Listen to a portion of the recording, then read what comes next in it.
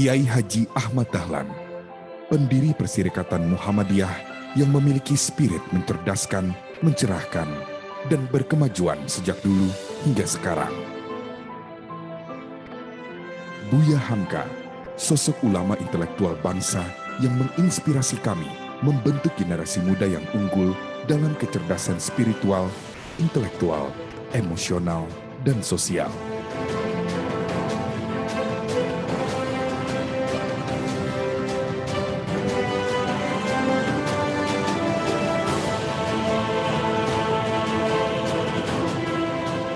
Universitas Muhammadiyah Profesor Dr. Hamka atau biasa disebut UHAMKA hadir di tengah-tengah kota metropolitan Jakarta dengan lokasi perkuliahan yang mudah dijangkau berbagai sarana transportasi ibu kota. Kemudahan aksesibilitas meningkatkan efektivitas agar generasi muda bisa lebih mudah mendapatkan pendidikan yang lebih berkualitas. UHAMKA, universitas yang mengedepankan nilai al-Islam dan kemuhammadiyahan dalam proses belajar mengajar dan di segala aspek kehidupan, untuk membentuk lulusan yang unggul secara intelektual maupun spiritual.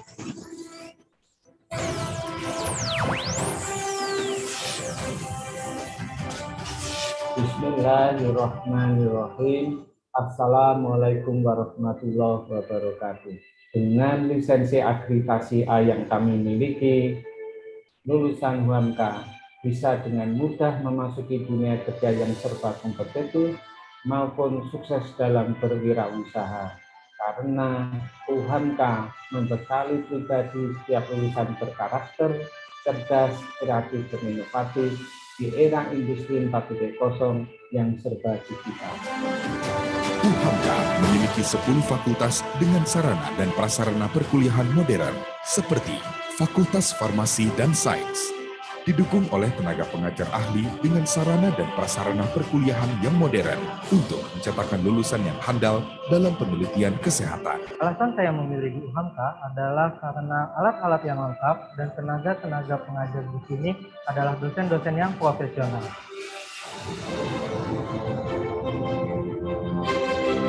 Salah satu studi unggulan adalah penelitian uji kehalalan bahan makanan. Bidang penelitian ini sering menjadi rujukan perusahaan besar dalam menentukan kehalalan suatu produk. Fakultas Ilmu Kedokteran dengan fasilitas laboratorium yang komprehensif menerapkan sistem belajar mengajar yang selalu bersinergi antara pengembangan teori dengan praktek perkuliahan. Fakultas Ekonomi dan Bisnis membentuk lulusan yang handal di bidang ekonomi dan bisnis keislaman dengan salah satu studi yang diterapkan adalah filantropi keislaman. Sarana perkuliahan juga dilengkapi dengan perpustakaan dengan bahan pembelajaran yang fokus pada studi ekonomi, akuntansi, manajemen, serta perbankan keislaman. Selain itu, terdapat juga laboratorium bank syariah. Fakultas Teknik menerapkan sistem pembelajaran yang mengasah kecerdasan dan kemahiran mahasiswa dalam menguasai bidang studi pilihannya. sehingga dapat berkontribusi langsung pada kemajuan teknologi serta mempersiapkan masuk dunia kerja. Selain itu juga agar mereka mampu mengukir prestasi pada berbagai kompetisi inovasi teknologi. Kami dari program studi teknik elektro, dan alhamdulillah inilah hasil karya kita, robot pemadam api. Fakultas Keguruan dan Ilmu Pendidikan. Fakultas Keguruan dan Ilmu Pendidikan memberikan pendidikan secara intensif kepada calon tenaga pengajar maupun pendidik sehingga setiap lulusan memiliki kecakapan sikap, pengetahuan, keterampilan umum, dan keterampilan khusus pada skala nasional maupun internasional, meneruskan reputasi UHAMKA sebagai penyedia profesi guru yang handal dan terpercaya.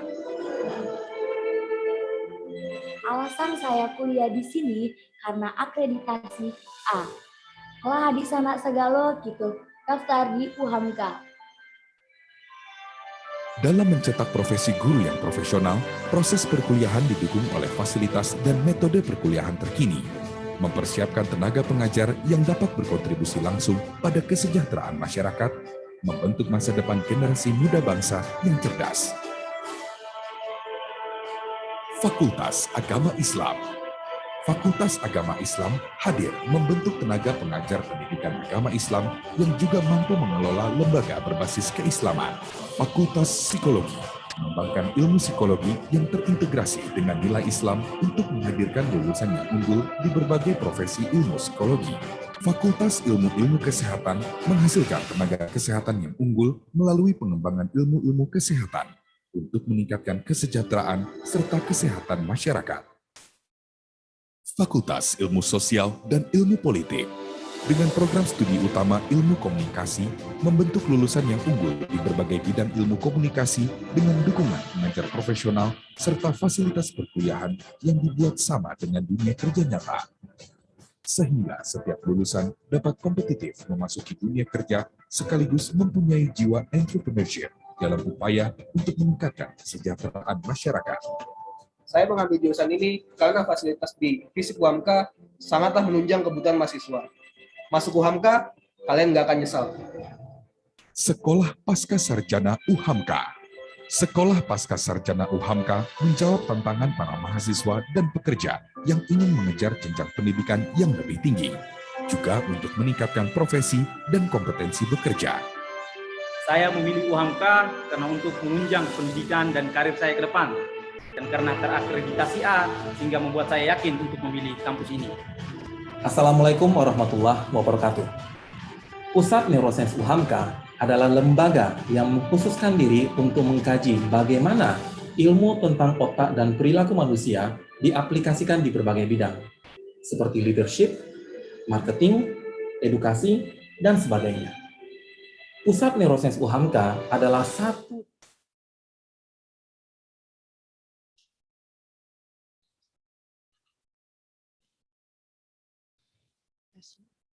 cek cek tes tes cek cek cek cek 1 2 cek 1 2 3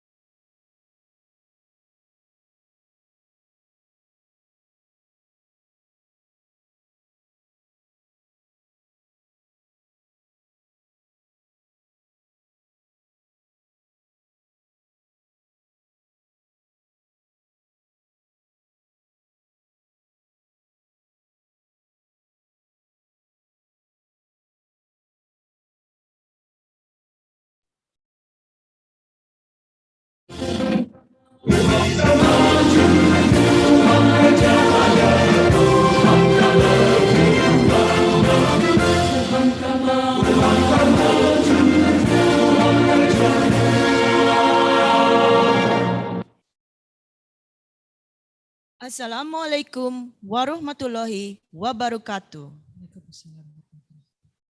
Good morning, dear researchers, lecturers, teachers, students, colleagues, and friends. We are very happy to see you all here and to welcome you to the second annual International Conference on Natural and Social Science Education, or ICNSSE 2021. We are the master of ceremony throughout the two-day session in this conference. My name is Yurita Ferini Yuswar, and my partner here is Nunung Widayati. Ladies and gentlemen, before we come to the main session, let us start our conference today by saying Basmalah. Bismillah. First, we want to welcome the Vice Rector 1 of University of Muhammadiyah, Professor Dr. Hamka, Professor Dr. Abdul Rahman Agani, SH, MPD, the Head of Institute of Research and Development UHAMKA, Professor Dr. Suswandari, MPD, and the Chairman of this conference, Dr. Supandi, MSc, APT. On behalf of the committee, we wish to thank the keynote and invited speakers for accepting our invitation to share their experiences. We recognize that they have taken time and made the extra effort to prepare the presentation. And for this, we wish to commend them.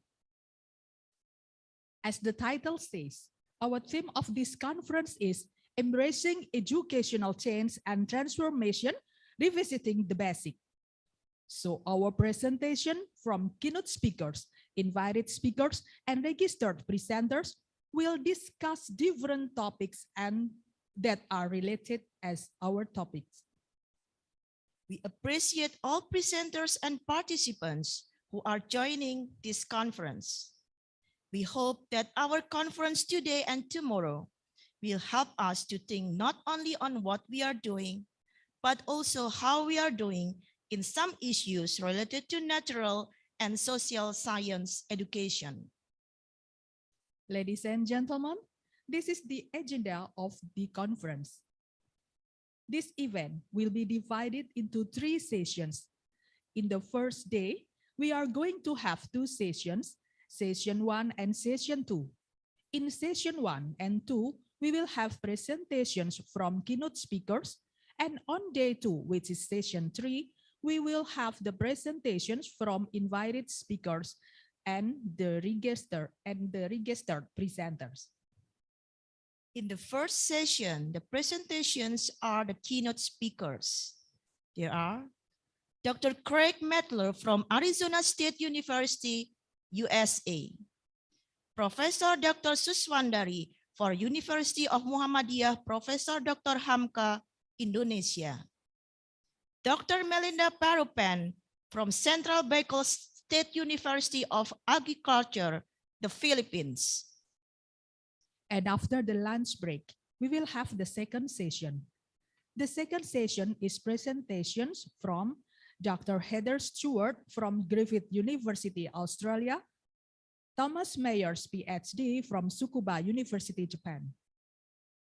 The speakers will have 1 hour presentation, which is followed by question and answer session. And all participants in this conference are welcome to discuss any issues related to the topics or with the keynote speakers. In the second day, we will have some invited speakers and registered presenters to present their researches that have been prepared for this conference. The presenters will be divided based on the different categories related to the topic. Presenters and participants, there will be attendance list for 2-day conference that should be fulfilled by all presenters and participants. We are sure that we will use this conference to share and exchange our experiences, but at the same time, learn the method of work and yardstick to measure the future research. We hope this conference will bring new insights to our work, and we look forward to strengthen our relationship in the future. Researchers, lecturers, teachers, students, colleagues, and friends, we are arriving at the beginning of this conference. The conference will start with the recitation of the Holy Quran by Bapak Ustadz Said Matondang MPD. Bapak Ustadz Said Matondang MPD, the floor is yours.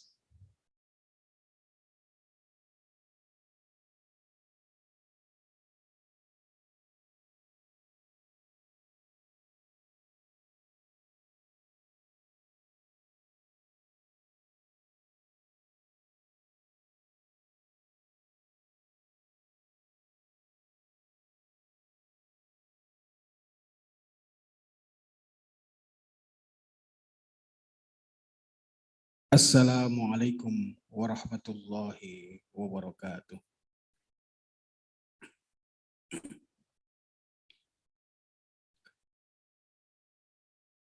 A'udzu billahi minasy syaithanir rajim.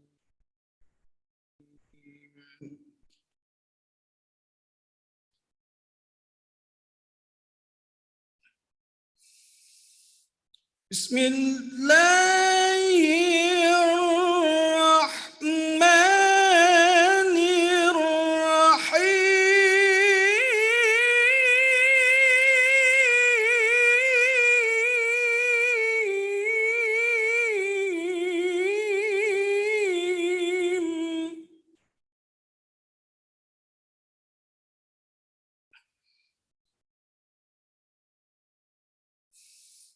Inna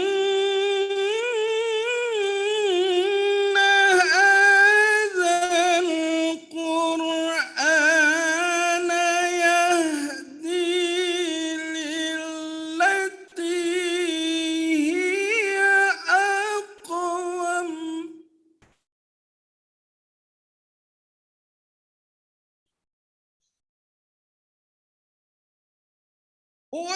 ويبشر المؤمنين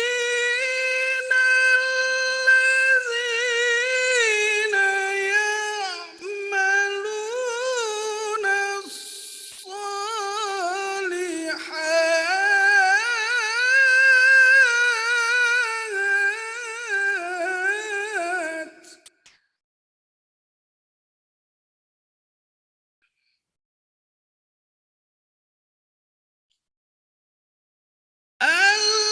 الذين يعملون الصالحات أن لهم أجرا كبيرا.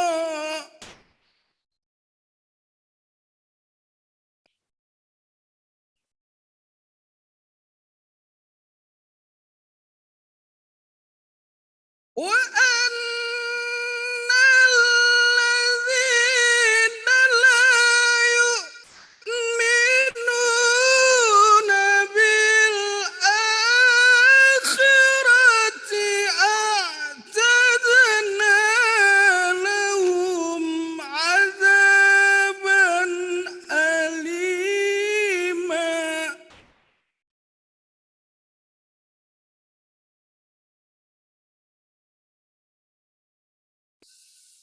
ويدعو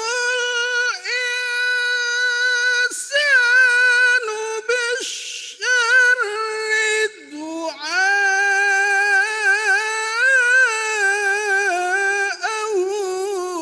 بالخير.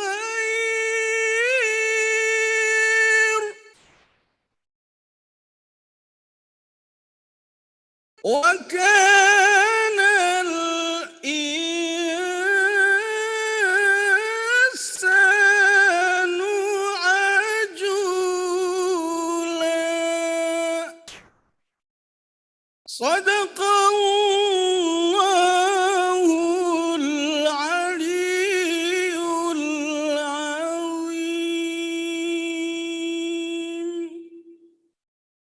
Akhirul kalam. Assalamualaikum warahmatullahi wabarakatuh.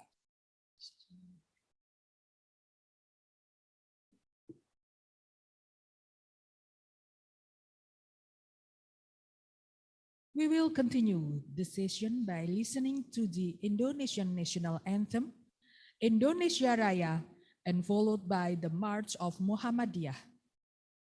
Ladies and gentlemen, we would like to ask all of you to stand up.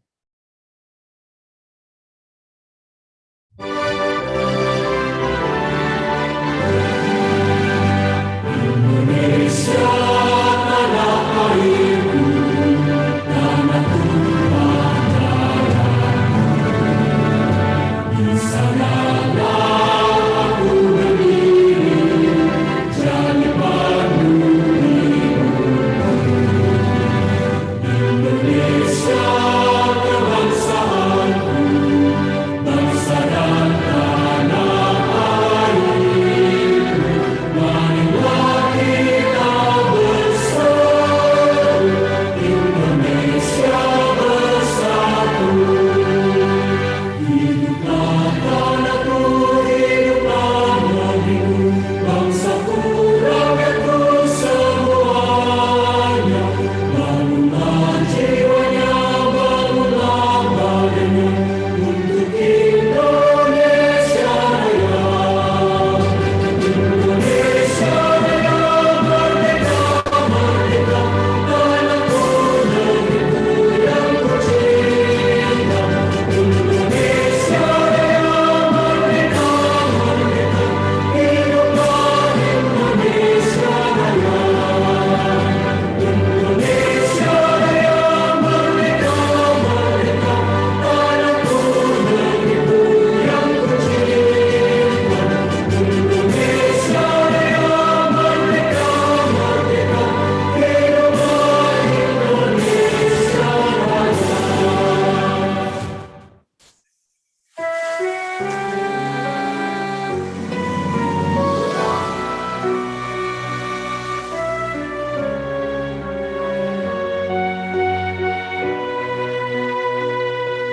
Sang surya tetap bersinar, syahadat dua meningkat, warnanya hijau berseri, membuatku rela hati.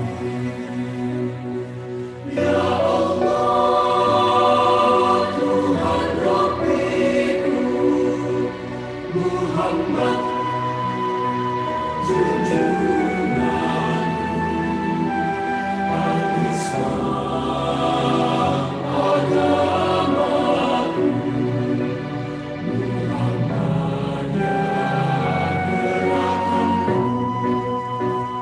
Ibu fajar cerah gelapkan, mengusir kabut hitam, menggugah kaum muslimin, hidupkan persatuan. Hiduplah matahari kami di ufuk timur sana, seruan ilahi Rabbi salina wa ata'na. Ya Allah, Tuhan Rabbiku, Muhammad junjunganku, Al-Islam agamaku,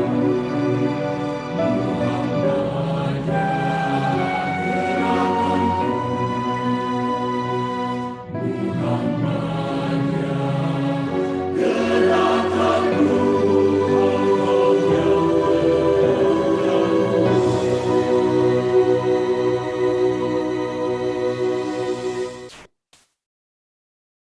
Ladies and gentlemen, you may sit down.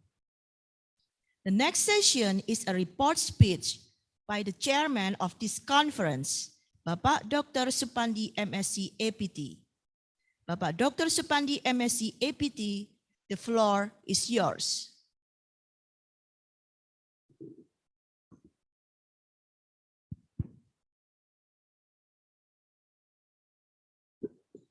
The Honorable, the first one, Rector UHAMKA, Head of UHAMKA Research and Development Institute, distinguished delegates and guests, respective keynote speakers, invited speaker, presenter, as well as participant. Assalamualaikum warahmatullahi wabarakatuh. Innal hamdalillah wa syukurillah, asyhadu an la ilaha illallah wa asyhadu anna Muhammadar Rasulullah. Allahumma sholli ala Muhammad wa ali Muhammad, amma ba'du. My peace and God's blessing be upon you all. On behalf of the organizing committee, I am delighted to welcome you all to the second International Conference on Natural and Social Science Education 2021. The theme of today's conference is Embracing Educational Change and Transformation, Revisiting the Basics. As we all know, research plays an important role in today's development of science and education. All difficulties or concerns that arise during the development process may be discovered and studied using various types of research. And the final result will be a solution. Thus, the current conference aims to create a fruitful discussion regarding to the issues in natural and social science and education. Ladies and gentlemen, this year we have 6 keynote speakers that will share their insightful knowledge. They all will present different lines of scholarship in innovative research. We also reviewed and selected 75 abstracts for realization of presentation. The first parallel session will showcase research finding and best practice. All paper will be included in conference proceeding index Web of Science. We welcome you all to attend keynote speeches and oral presentation. Finally, a round of thanks goes to everyone who has made this conference possible. I would particularly like to thank our keynote speaker for agreeing to take time out of their busy schedule to give us their perspective on teachers' professional development. Most of all, thank you to the participants for enriching this annual conference by present. I hope you will enjoy the conference, establish new networks, again, new insights, and above all, I have a great time. Thank you. Assalamualaikum warahmatullahi wabarakatuh. Thank you, Dr. Supandi. Researchers, lecturers, teachers, students, colleagues, and friends. Now we are going to listen to a welcoming speech by the Vice Rector 1 of University of Muhammadiyah, Professor Dr. Hamka, Professor Dr. Abdul Rahman Agani, SH, MPD. Profesor Abdul Rahman Gani, the floor is yours. Thank you. Baik, Bismillahirrahmanirrahim. Assalamualaikum warahmatullahi wabarakatuh. Hamdan salatan wassalaman syukranillah amma ba'd. Good morning, ladies and gentlemen, dear colleagues.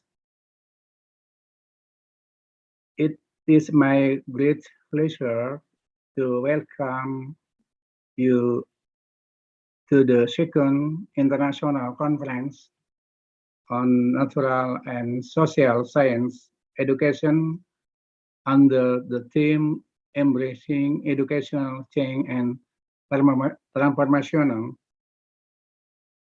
thus visiting the basics. It is timely This event takes place to highlight the remarkable shift, change, and transformation in education during the pandemic. It is also timely as today we celebrate Muhammadiyah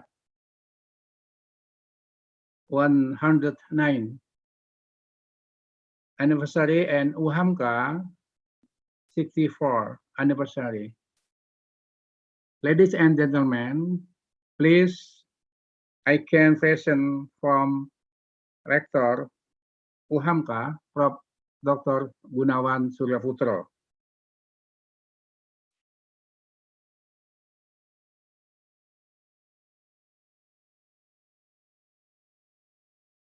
Terlihat Bapak sekalian, ladies and gentlemen.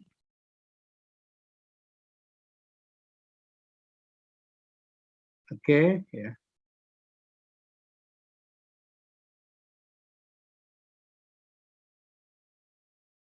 Teacher innovation to the digital and social transformation in education by Prof. Gunawan Suryaputro, Rector UHAMKA.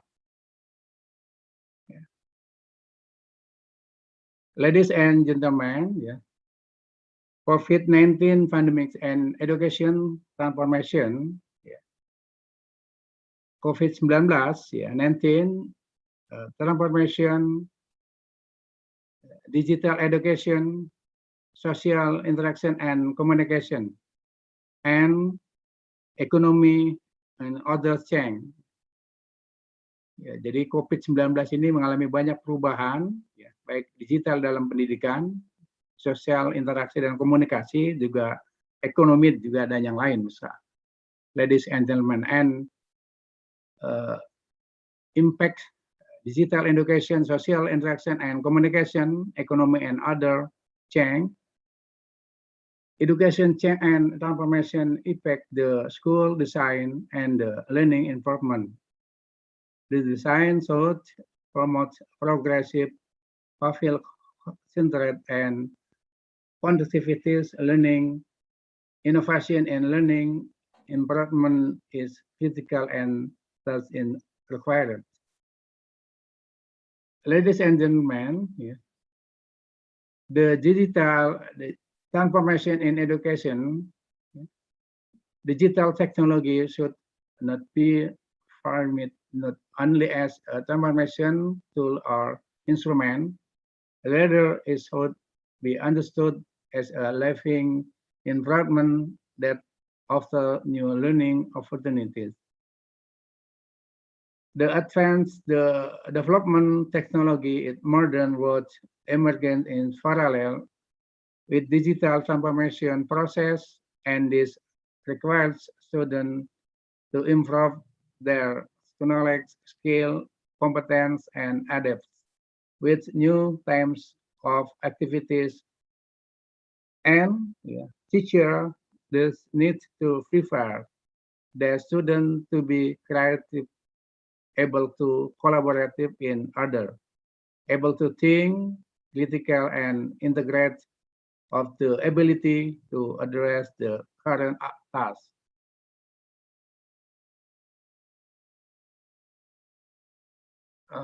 Ladies and gentlemen, yeah, social transformation and education. Yeah. Social transformation reflects the change process in institutionalized relationship, norm, and values that affect life, the individuals, local communities, and national societies. The delivery of education in any environment is errors, such as is social, cultural, social, political context, that this makes education process is particular place makes different from one another.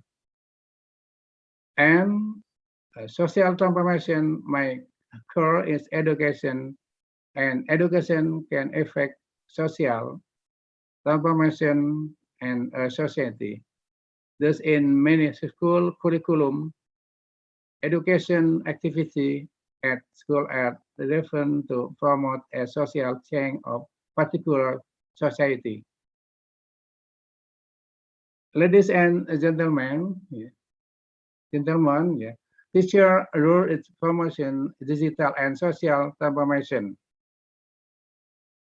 Digital transformation can affect social transformation in education. Teacher thus should be aware of this interaction and prefer their student base. You found this awareness. And then encourage student participant and raise awareness of the importance of being participate in social communities. Facilitate for them with opportunities to express their thoughts and ideas through education. Enable the students to think and make decisions, and broaden the student perspective on how they think to solve daily problem rather than what they need to think.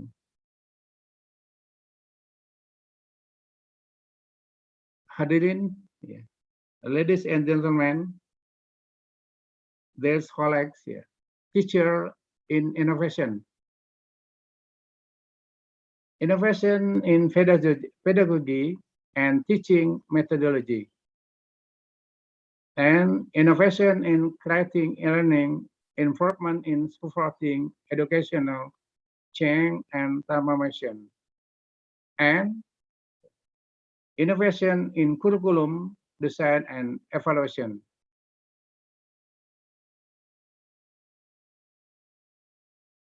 Ladies and gentlemen, thank you.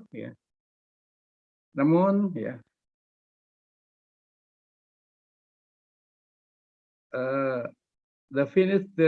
end of the fifth today conference, the second international conference on natural and social science education 2021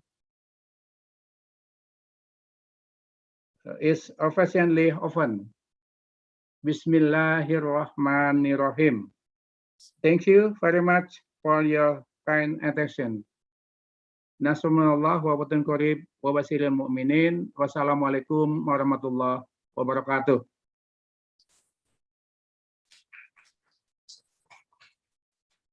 Thank you, Professor Dr. Abdurrahman Agani, SH, MPD, for a nice welcoming speech.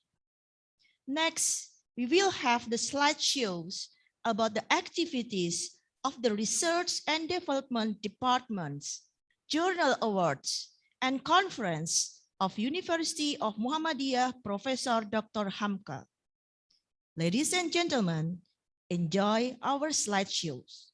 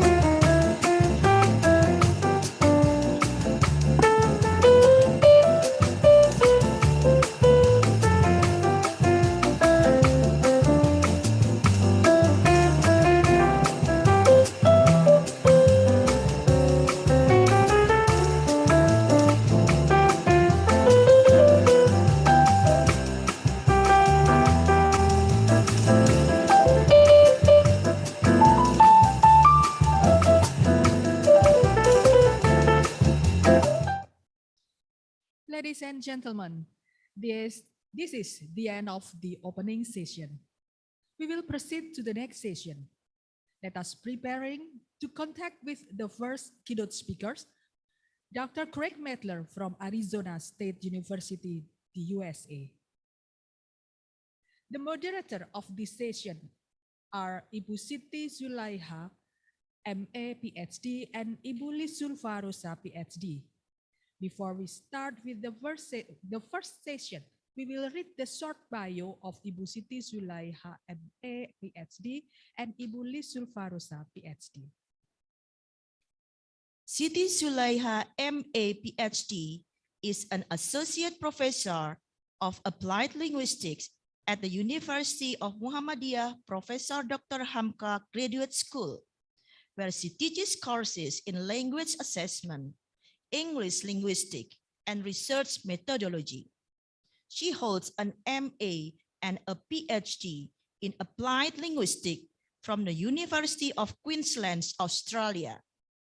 She has been involved as a resource person in assessment design, curriculum revision, EFL teachers' professional development, as well as research workshop and training. Her research and publication focus on how language assessment is designed and enacted, and the role of assessment literacy in teachers' professional development. She is also an international education consultant for several education projects, focusing on the whole school development program in Indonesia, Australia, and the Philippines. Ibu Lisulfa Rosa, PhD. Ibu Lisulfa Rosa, PhD got bachelor degree from Andalas University, Padang, Indonesia. She holds the master degree from University Tenaga Nasional Malaysia and a PhD from University Kebangsaan Malaysia. Her main research is in nanomaterials, solar cells, and photocatalysts. Right now, Ibu Lisulfa Rosa, PhD, teaches physics in Faculty of Teacher Training and Education at the University of Muhammadiyah Professor Dr. Hamka Undergraduate School. Researchers, lecturers, teachers, students, colleagues, and friends. Let's begin our conference with the plenary discussion of session 1. Ibu Siti Zulaiha, the floor is yours.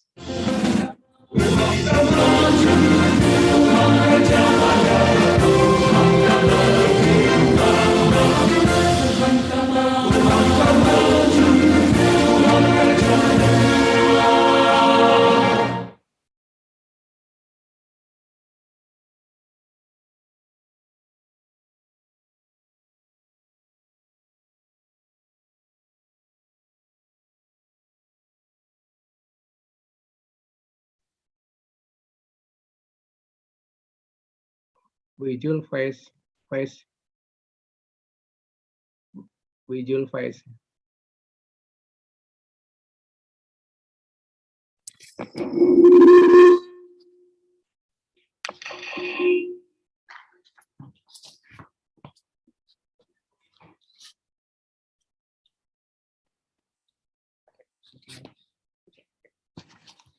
Assalamualaikum warahmatullahi wabarakatuh. Waalaikumsalam warahmatullahi wabarakatuh. Welcome everyone. Thank you for joining us today for today's conference. This morning session, we will have 3 keynote speakers. Just a little housekeeping before we get started. Each keynote will have about 50 minutes speech and 25 minutes for Q&A. If you have questions during the presentation, please type in your question in the chat box. We will be addressing them at the end of the presentation. Now, let's start our first session. I believe our first speaker, Dr. Craig Mettler, is already here with us today, this morning. Dr. Craig Mettler has joined us all the way from the United States, America. Good evening, Craig.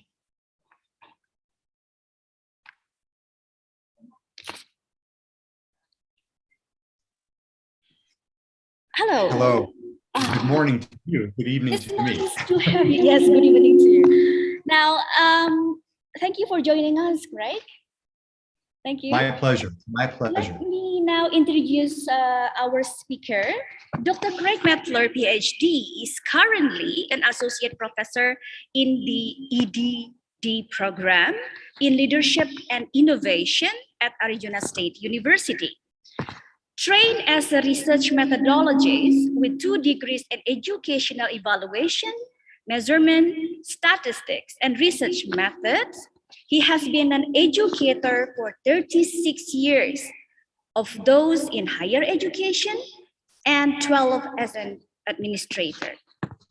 He teaches courses focused on the application of accent research to promote educator empowerment, school improvement, and job-embedded professional development, as well as teaching courses in research methods, statistical analysis, and educational assessment methods. He has served as the research methodology expert on more than 100 doctoral dissertations and master's theses. Dr. Mettler is the author of 28 books, including the 6th edition of Accent Research, Improving Schools and Empowering Educators, and the 3rd edition of Introduction to Educational Research, as well as 9 inviting book chapters, 24 favorite journal articles, and 3 novels. He has presented more than 40 research papers at professional meetings and has consulted with numerous schools, districts, and universities on site-based accent research and on the broad topic of classroom assessment. In short, he is one of the guru of accent research. So his speech today entitled Creating Change Through Accent Research. Without further ado, please welcome Dr. Craig Mettler. Thank you all very, very much for allowing me the opportunity to come and speak with you today about some things that I'm very, very passionate about. So let me see if I can get my slideshow. And there we go. So yes, what I want to talk with you about this morning is a lot about action research and how action research can be used to really create change in our educational institutions and for many of us in the way that we do the work that we do.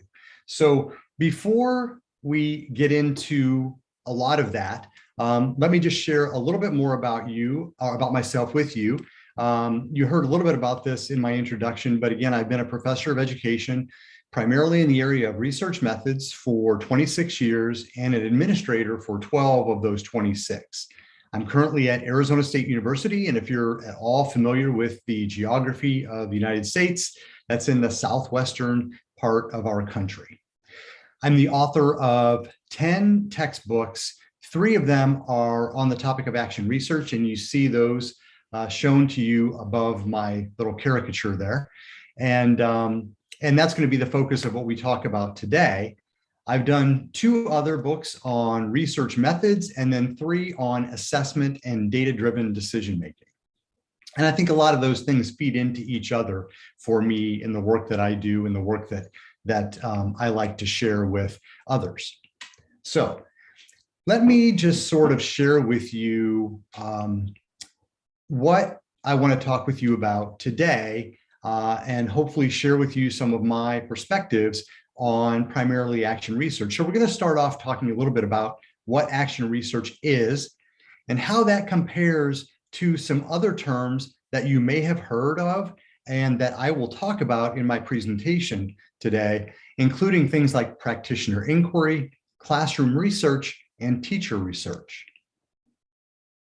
We'll then shift a little bit and talk about problems of practice and exactly what those mean, what a problem of practice is, and how problems of practice connect to action research. I want to talk with you a little bit about educator perspectives on this idea of practitioner inquiry. In other words, people who do this, what do they think of it? What's the impact that it's had on them? I also would be remiss if I didn't want to talk a little bit about practitioner inquiry during the pandemic. So we'll talk a little bit about that as well. We'll then talk a little bit, and I'll close my presentation with a discussion of practitioner inquiry as a means of customizing professional development and what that means and what that looks like, and also why then you and your colleagues should engage in the process of conducting action research. So without further ado, let's begin with a conversation about what action research is. So if you look up action research, it has a formal definition as studies that are carried out in the course of an activity or occupation, typically in the field of education, to improve the methods or the approaches of those involved. Now, there are a couple of very key things that I want to mention really quickly about that definition. And one of the most important aspects of that definition is the idea that these are research studies that are carried out in the course of an activity or occupation. So notice that there's a link between conducting research and the actual occupation or activities of the individual who's conducting the research. I have a formal definition that I offer in my action research book, and I define it as any systematic inquiry conducted by educators or others with a vested interest in the teaching and learning process or environment. So again, one of the key things there is this idea of having a vested interest in the research, in the setting, and in the outcomes of the research. This is a little bit different when we compare action research to more traditional forms of educational research, and we'll talk a little bit more about that in just a couple of minutes. Action research tends to be much more participatory because more people are able to be involved in action research due to the fact that there are a variety of people and a variety of roles that people play that offer them the opportunity to have a vested interest in that context and in the research being conducted. One of the other things that we'll talk a lot about in a few minutes is the integration of critical professional reflection as an integral part of action research and what that looks like and why it's so important. I like to think of action research as a process. It's a research process. It's a tool that educators can use to help them solve problems or answer questions that they face on a daily basis that might be embedded within the work that they do.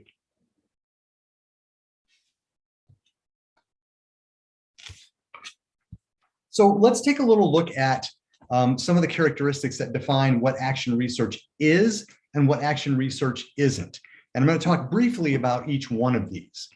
So first of all, most importantly, I think action research is a systematic process. It is a research methodology, a systematic process that improves education by incorporating change.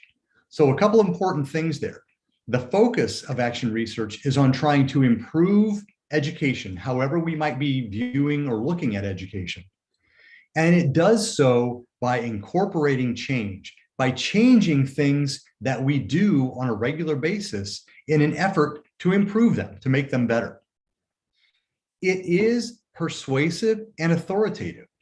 And the reason that I say that is because the people who conduct action research are those individuals who are involved most closely in the context and most closely with the problem being studied. Therefore, it can be very persuasive and very authoritative because the individuals directly involved are the ones who are conducting the research and the ones who are coming up with the potential answers to the problems or questions. It tends to be much more participative than more traditional forms of educational research, again, because there's an opportunity for more people to be able to be involved in the research process. It can also be collaborative, but it doesn't have to be. Oftentimes, action research is done in teams of educators and individuals working together to solve a problem, but it can also be done individually, as is the case much of the time. Action research is much more about transferability than it is generalizability. So for those of you who are familiar with more traditional forms of educational research, oftentimes we talk about generalizability. In other words, if we conduct a study in education, how likely is it that the results of our study would generalize to a larger population? Well, to be blunt, that's not a concern in action research, because we aren't concerned with generalizing to a larger population. We're really only trying to focus on solving a local level problem. And if the results of that research can transfer to another setting, that's wonderful, but that's not the goal. That's not the focus of what we're trying to accomplish. So I'll come back to that a little bit when we look at the other side of this table in just a minute. It is a process that is about being open-minded. If you think about this for a second, what we're really talking about is trying to change the way we do our work as practitioners in the field of education. So if you extrapolate that a little bit, what that really entails is, for many of us, sort of looking in the mirror and admitting to ourselves that there may be some aspect of the work that we do that we don't do as well as we want to. And we want to try to find ways to improve it. So of course, we have to be open-minded to alternatives, to different ways of doing what it is that we do, in hopes of finding a more effective way to do that. Action research is cyclical and it's iterative. It isn't about doing a one-time only study and then solving all of the problems in front of us. It is cyclical and it's iterative, which means that we might do several rounds or cycles of action research to try to solve the problem at hand. And we might be looking at it a little deeper each time, or we might be branching off in different directions to look at different aspects of the problem. Again, I mentioned this before, and this goes back to the idea of being open-minded. It is very much about critical professional reflection. We have to, as action researchers, be able to look inward and look critically at how we do the work that we do in order to be able to identify ways that we want to improve it. Lastly, but certainly not least, action research is educational research. The only real difference is that it's educational research that is conducted by practitioners, as opposed to being conducted by university researchers or people who work for research firms or things of that nature, okay?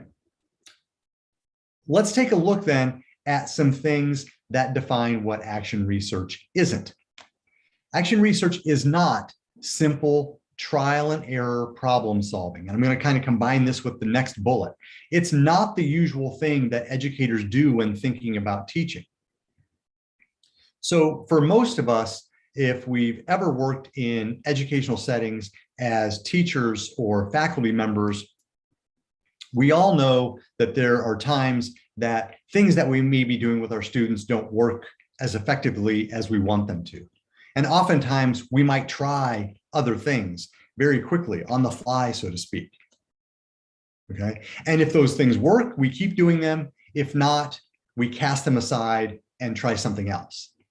That, in my mind, that is what I would refer to as simple trial and error problem solving. We just keep trying things till we find something that works. That's not what action research is about. It's much more systematic. Action research is also not done to others or by others. This is not about having research conducted on us or about our problems. It's about us doing the research ourselves to investigate our own problems. Again, I mentioned this earlier, it's not about generalizability, but much more about the concept of transferability. Also important, it is not the simple implementation of predetermined answers to questions. So again, oftentimes experienced and seasoned educators may think that if something doesn't work, they already know the answer to what will work. And so they'll go ahead and try that out. That's not action research. That's not what action research is about. It also is not conclusive. And this goes back to the idea of action research being iterative and a cyclical process. It's not conclusive, rather it's about finding tentative solutions and then continuing to investigate the effectiveness of those potential solutions. Finally, I would just say that action research is not a fad. For any of you who are even remotely familiar with action research, it's been around since the late 1940s and has been very popular in educational settings. Now, that being said, it's sort of had its peaks and valleys of popularity. And there are areas of the world where action research is much more popular and prevalent than it is in other parts of the world. But by no means is it a fad, and it certainly isn't going away anytime soon. So this is a depiction of a conceptual model, if you will, of the action research process that appears in my action research book. And I'm going to show you a couple of these. This first one and then the next one is a little bit more detailed, but this gives you an idea of what the action research process looks like. So in the first cycle, you can see that there are 4 stages: the planning stage, the acting stage, the developing stage, and the reflecting stage. Now, the other thing that you'll notice from this diagram is that with the dashed arrow, the outcome of the first cycle, and specifically the reflecting stage at the end, provides the impetus for the next cycle, right? So these cycles feed on one another and build on one another. And this is how we continue to investigate those tentative solutions that we come up with in each cycle by continuing to look at the problem in maybe a different way or at a deeper level or from a different perspective. This diagram shows the same process, but I wanted to show this to you because there's a little bit more detail here in terms of what happens during each of the stages. And again, if you're familiar with more traditional forms of educational research, a lot of what you see here is going to look familiar to you. So during the planning stage, this is where we would identify and limit the topic. So this is where we would come up with the problem that we wanted to investigate. One of the things that we have to do, as we do with any sort of research, is make sure that that problem is not way too broad or way too narrow. It needs to be a nice balance somewhere in the middle. We are going to then begin this process by gathering informal information. Now, you'll notice the next bullet is reviewing related literature. So this is what most of us are used to in more traditional forms of educational research. We review published literature related to the topic in order to inform what we do in our research. That's an important part of action research, but there's another important part, and that is gathering informal information. And that might be information that hasn't been published, but it could still help guide us. So for example, we might talk to colleagues, people who work in our own organization, or maybe people who do similar work, but in different organizations, maybe in different parts of the world, to find out if they've encountered similar problems and what they might have done to try to solve those problems. In action research, those sources of information can sometimes be just as important as reviewing published literature. We then develop a research plan. Developing the research plan is really twofold. The first thing that we have to do is come up with the innovation that we're going to implement. We're going to come up with what it is we're going to try differently in our setting.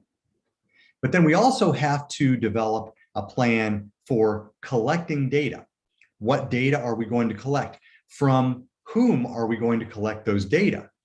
Because we want to make sure that the data that we collect allow us to really address the problem that we stated earlier on in this stage. We then move to the second stage, which is the acting stage. During the acting stage, this is where we're actually conducting the research. So we're collecting data and we're analyzing those data. And then we move on to the developing stage, where we develop an action plan.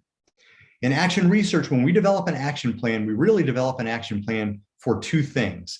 One, what will the next cycle of our action research entail? Where do we want to take this research next? Where do we want to look at next? But the other thing that we have to consider in terms of future action is, how does that impact our professional practice? So it's not just about research plans, but also about how we intend to change our practice as a result of what we've learned in this first cycle of action research. Then during the reflecting stage, we're going to share and communicate the results to other people who might be interested, who share that vested interest that we have in that problem, and then reflect on the process. Now, this is a little bit misleading, and I want to clarify this because even though we talk about reflecting on the process as sort of the last step of action research, professional reflection is really built into the entire process. Because if you remember, we started off by trying to identify a problem that we had with our own practice that we wanted to solve. So even at the very early stages of action research, we are already beginning this process of reflecting on our own professional practice. So again, I think that you can see some stark similarities between the action research process and more traditional forms of educational research. But I want to highlight three differences, and I've circled those in yellow. The first one is gathering informal information. Like I mentioned, we typically don't do that in traditional forms of educational research, but it's a very important source of information in action research. Developing an action plan is also a unique part of action research. Now, in traditional forms of research, we usually make recommendations for further research and for future research, but very seldom do we actually make some sort of plans and recommendation for how the results of that study should impact the practice, the professional practice of individuals. And then finally, I think the professional reflection piece that is built in across the entire process also is a very important distinguishing feature of action research when we compare it to more traditional forms of educational research. Next, I'd like to share with you a quote. I came across this quote probably 10 years ago, and it has stuck with me for a decade because I think it is so telling about what action research can do for us. This is the quote. One thing that is maddening about research and policy is that they rarely tell you how to do something, particularly in your own context. And that's partly because it's hard to be general and context specific at the same time, and partly because research and policy don't know how to make it work in your context. So two things that I want to point out about this quote. The first is that Elizabeth City says that it's for people who work in research and policy, it's very difficult for those individuals to be general. In other words, they're making very broad conclusions that they want to try to apply to everyone, literally everyone. And then also trying to be context specific, which is what an individual practitioner needs in order to apply the results of the research to her or his setting. And it's very difficult to do that. One of the reasons that it's difficult to do that is because those individuals who tend to work in research and policy don't know how to make it work in your context. They can't possibly know how to make it work in your context because they don't know your context. They don't know the specifics of the people with whom you work. They don't know the specific characteristics, demographic variables of your students or your students' families. So it's very difficult, if not virtually impossible, for those kinds of recommendations to have a meaningful impact on practitioners at their individual level. This is a quote of mine that I've written about in a couple of articles that I've published, and this relates very closely to what Elizabeth City just said. Practitioner inquiry, in my opinion, could be considered the epitome of applied educational research. The epitome of applied educational research. So I want to stop here for a second because I'm also beginning to throw out a couple of different terms that we haven't really talked about yet. And so we've been talking about action research, but now I've used the term practitioner inquiry. And some of you may have seen or heard of other terms like teacher inquiry or classroom research. And oftentimes I'm asked by people, what's the difference between all of those things? Well, in my personal opinion, I don't think that there's any difference between them. I think that they're synonymous terms for essentially the same type of research process. Educational research that is context specific and that is conducted by practitioners in that setting where they are investigating their own problems. So whether you call it action research or practitioner inquiry, classroom research, teacher research, in my opinion, we're talking about the same thing. Okay, and I think that's very important because I think you'll see these terms in the literature, and I think it's important for people to know that we're basically using synonyms for the same research practice.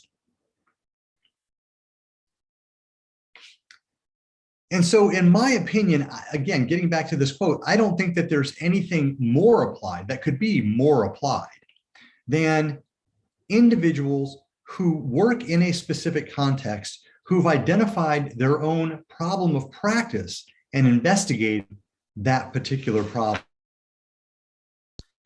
And so now I've just introduced another term, and that is a problem of practice. So let's talk a little bit about what a problem of practice is, and then also look at how problems of practice can connect to action research.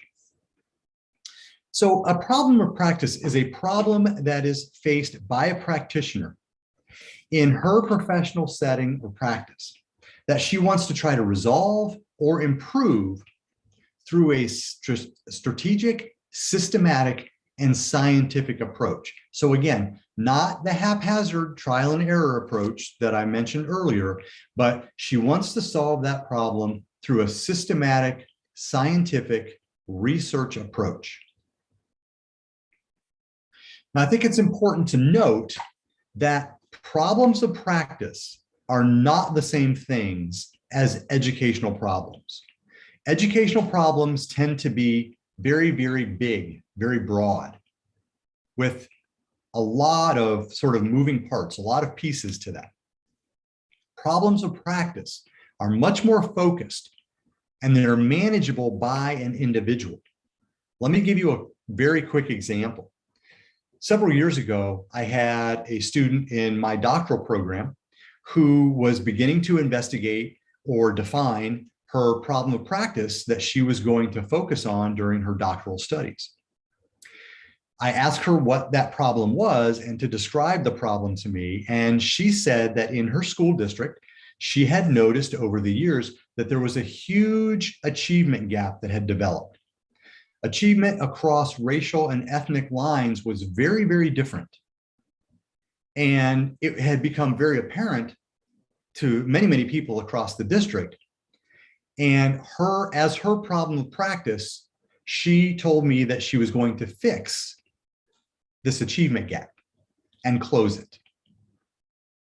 So I sat back and I thought for a couple of minutes, and then I said, as much as I had admired her initiative and goal of wanting to be able to solve and fix a huge achievement gap, that was just simply something that one person couldn't do.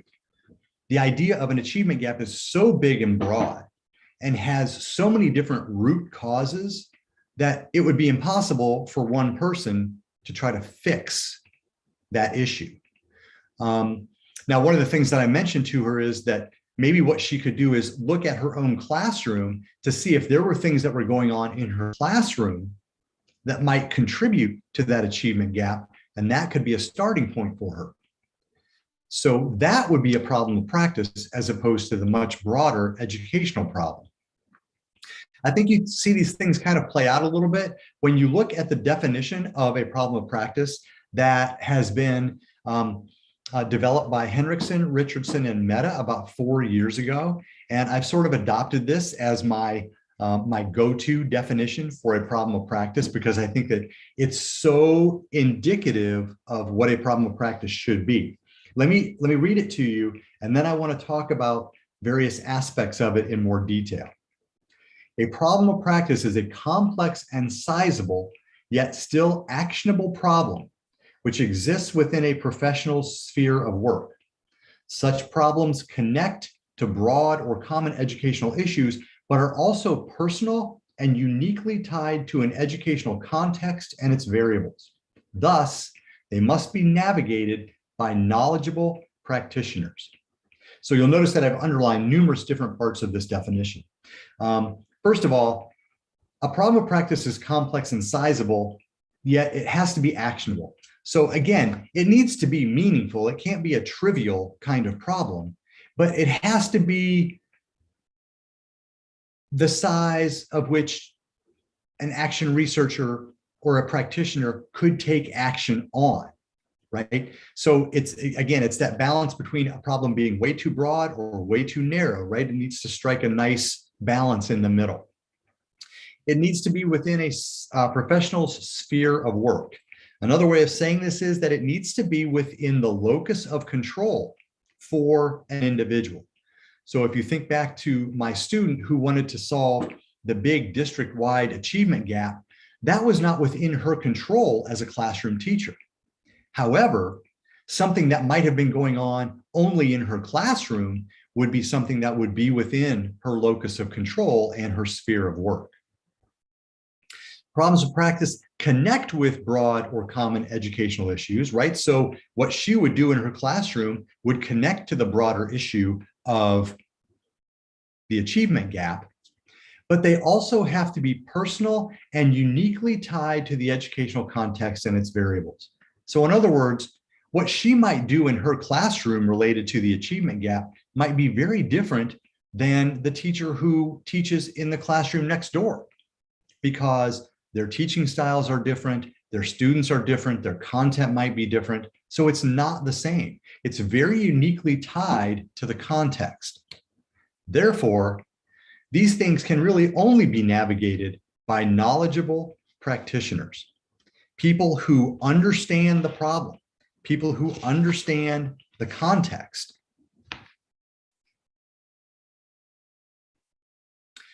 The application of action research by practitioners in their own settings, investigating their own problems, is, in my opinion, the most appropriate way to address those problems. And I'm going to tell you why I say that. When we consider, if we define problems of practice or identify problems of practice, who can solve a problem of practice? Well, in my opinion, I don't believe that there's anyone other than the practitioner involved in that setting who deals with that problem on a daily basis. I believe that that is the person who is most appropriate to be able to solve that problem of practice. And the reason that I say that is because I believe that problems of practice are so inextricably context specific. They're so closely linked to the context that outsiders coming in and doing research on that setting, like we've all seen, and many of us have done that. I've done that kind of research in my career as well. Outsiders coming into that setting, I think, oftentimes have difficulty fully understanding and grasping the impact of not only the problem, but also potential solutions. I think that the person who deals with that problem every single day is going to be a more qualified person to address that problem of practice. So we're making this connection, right, between practitioners conducting research and the larger field of educational research. And for decades, there's been an argument that action research and practitioner inquiry are not really important to the larger field of educational research.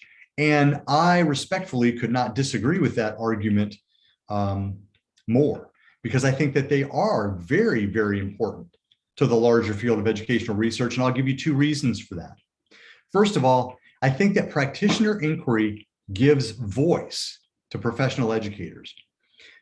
A qualified, informed, data-driven, systematic, and strategic voice that professional educators oftentimes are not granted or not afforded that opportunity. I also believe that educators have the capacity to become what Dana and Yendel Hoppe refer to as knowledge generators. For the most part, educational practitioners, teachers, faculty, even staff and administrators are largely seen as dispensers of knowledge. But by integrating a research process into their daily regular practice, educators have the capacity to generate their own new knowledge about that practice. And that's very, very empowering. That can be very powerful for professional educators. So if we're talking about professional educators and action research, let's consider for a minute what kinds of perspectives professional educators have on this process. So a couple of years ago, I did some work with a colleague, and we conducted interviews with professional educators who had begun conducting their own practitioner inquiry, their own action research in their own classrooms and their own settings. And after they had done 1 or 2 cycles of action research, we asked them what they thought of that process. What kind of an impact did it have on them? And I'm going to share a couple of quotes with you. One person said, "I learned necessary language needed to share my research and to become an integral decision maker." Another said, "I could name my practice as research because I gained an understanding of the research process. I gained self-confidence both as an educator and as a researcher. I felt a sense of professionalism that I might not have otherwise realized. And finally, I gained a fresh perspective on what it means to teach." So if you think about just these 5 quotes, to me, there's so much power in what these educators were sharing as a result of having engaged in practitioner inquiry. They felt that they gained skills to become an integral decision maker in their schools. They felt increased professionalism that they didn't think that they could get by doing any other thing as part of their jobs. They gained self-confidence, not just as a teacher, but also as a researcher. They understood the research process, and that allowed them to look at the job of teaching from a fresh perspective. When I first looked at these, my first thought was, these were people who had some familiarity with the research process prior to this data that we collected, and that they probably were teaching more advanced students. All of the teachers that provided these quotes that I've shared with you were teachers of students that were in grades 1 to 6. So these were elementary school teachers in the US who had this kind of impact realized as a result of engaging in this kind of process.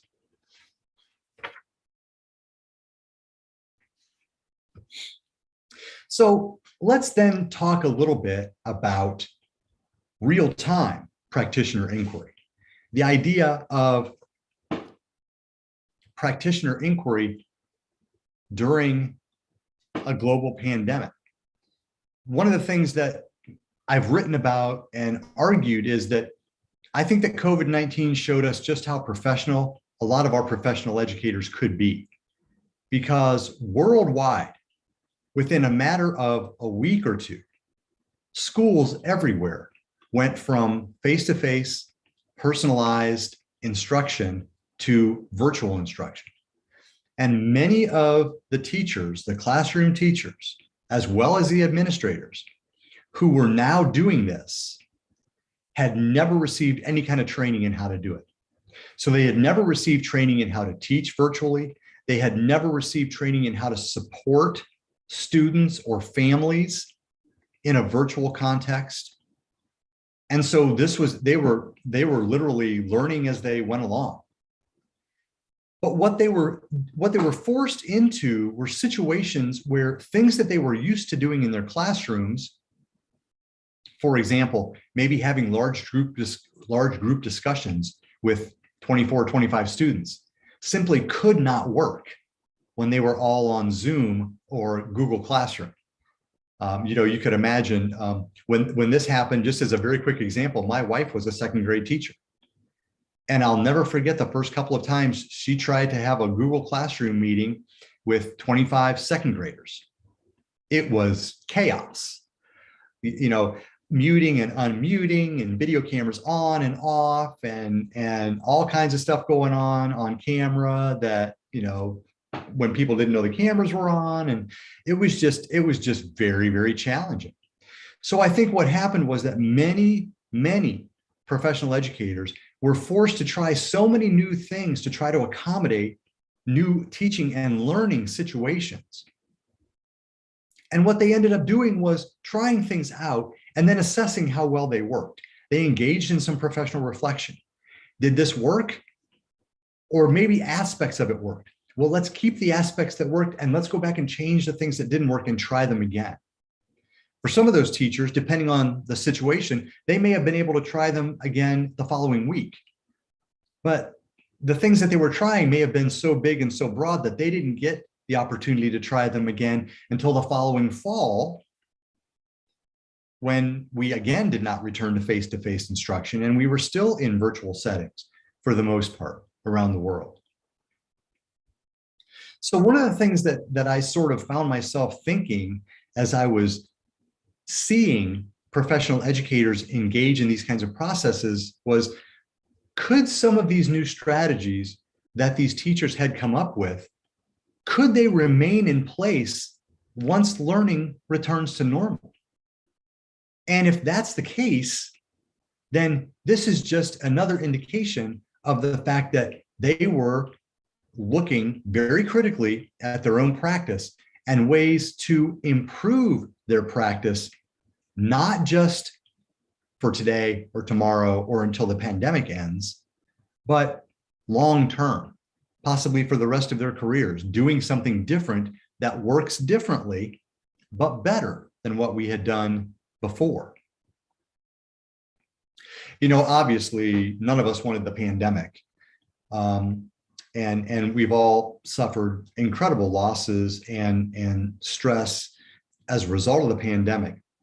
But I do think that there were some things that happened from an educational perspective that could be positive in terms of the way that professional educators re-examined.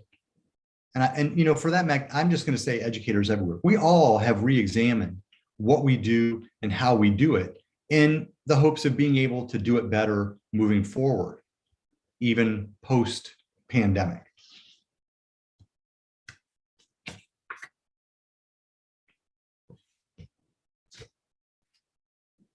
So this idea of action research and practitioner inquiry as customizable professional development, I think that this concept or these concepts of action research and practitioner inquiry can be used as an extremely viable approach to customizing professional growth and development. And one of the reasons that I say that is because I always try to compare this type of professional development to more standard, typical types of professional development sessions. And I know that for myself, over my career as an educator, there have been numerous times when I have gone to an all-day professional development learning session with a couple of hundred other people, all in the same room, all on the same topic. And I would argue that that sort of one-size-fits-all professional development just doesn't work. It doesn't meet individual needs for professional growth. It doesn't meet or capitalize on individual strengths or their areas in need of improvement. I mean, it's not uncommon for me to go to a professional development session like that, sit right next to somebody who can get all kinds of valuable information from that professional development learning session because of what she does in her job. But maybe there's nothing there for me. Maybe I'm already an expert in that area. or maybe the nature of the work that I do would not even afford me the opportunity to use any of these skills that I'm trying to be taught. That's traditional one-size-fits-all professional development. And that's not what we're talking about here. Because I think that action research or practitioner inquiry can really accomplish meeting individual needs for professional growth and capitalizing on strengths and areas in need of improvement. But how could that happen? How can we do that? Well, I can provide lots of arguments about that. I think that what we're really talking about is that we're applying the action research process to your problems, to your areas that you want to improve. So the focus of what we do is on your problem of practice. No one else is in that room, just yours. Action research can result in the improvement of larger scale educational practice. If we have lots of individuals engaging in action research or practitioner inquiry in the same organization, could you imagine how much positive change we could realize in that setting? Also realize that with action research, the improvements that we're realizing or that we're achieving can be realized immediately. We don't have to wait for someone else's research to be published. We don't have to wait for 2 or 3 years for a research article to come out, or we don't have to wait for 2 or 3 years to see someone present their research at a conference. We're doing the research about our problems. We're collecting and analyzing the data. We're finding the results. So literally, we have immediate access to the improvements that we're trying to seek. It is cyclical and iterative, like we've talked about before. So the idea that it isn't just one and done, it isn't just we're trying to do this one time and fix everything. We know that what we need to really focus on in education is continuous and continual improvement. And action research is built that way by design through following subsequent cycles of action research so that we can continue to look at a problem and continue to find ways to improve it over time. Remember also that it's about ongoing critical reflection into one's own professional practice.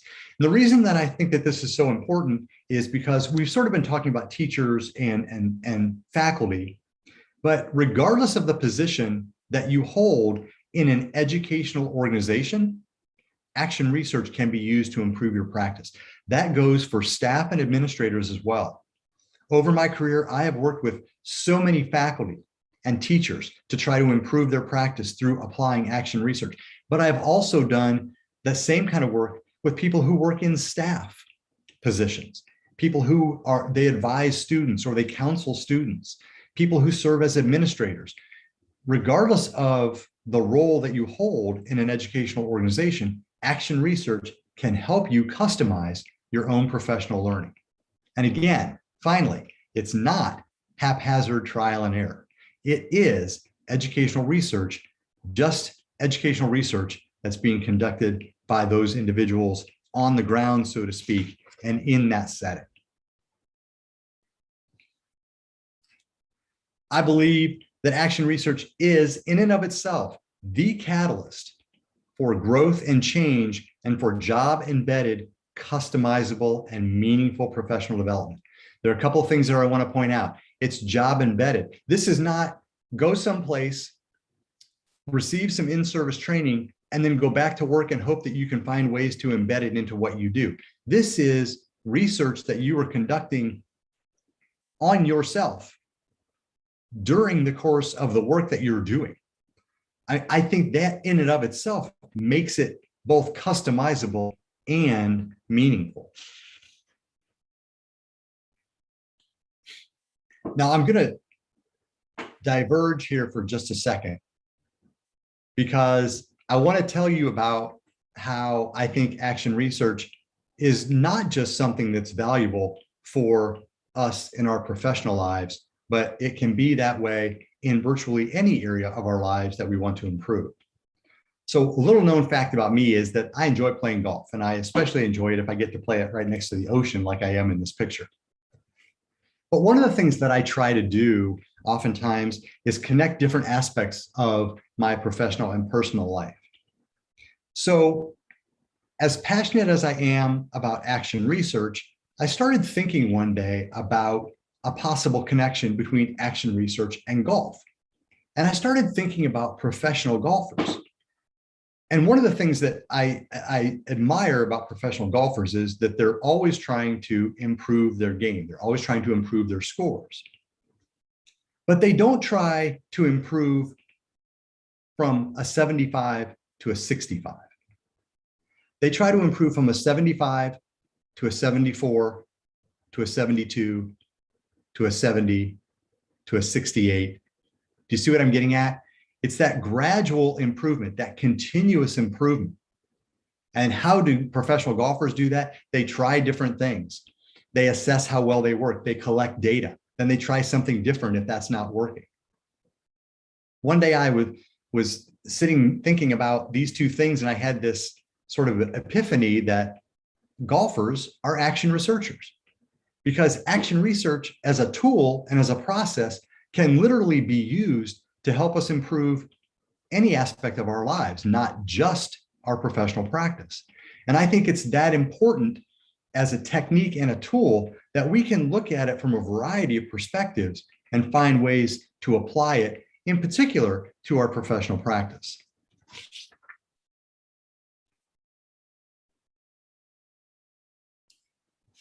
So one of the things that I do think is important about action research is that when we try to get people to engage in action research, because of the nature of action research being cyclical and iterative, we don't want them to try it one time and then stop. We want them to engage in ongoing action research. And one of the things that is key about being able to do that in a professional work setting is influencing colleagues to join you in that process. I think that if, as an organization, as educational institutions and organizations, if we want to try to make a complete shift in mindset to an action research or practitioner inquiry approach to problem solving and improving the work that we do, I think that we have to influence colleagues to join us. I love this cartoon because it's very indicative of what we see a lot. You know, if the gentleman on the right says, I used to lead by example, but it was just too much work, right? It's very true. Leading by example is a lot of work.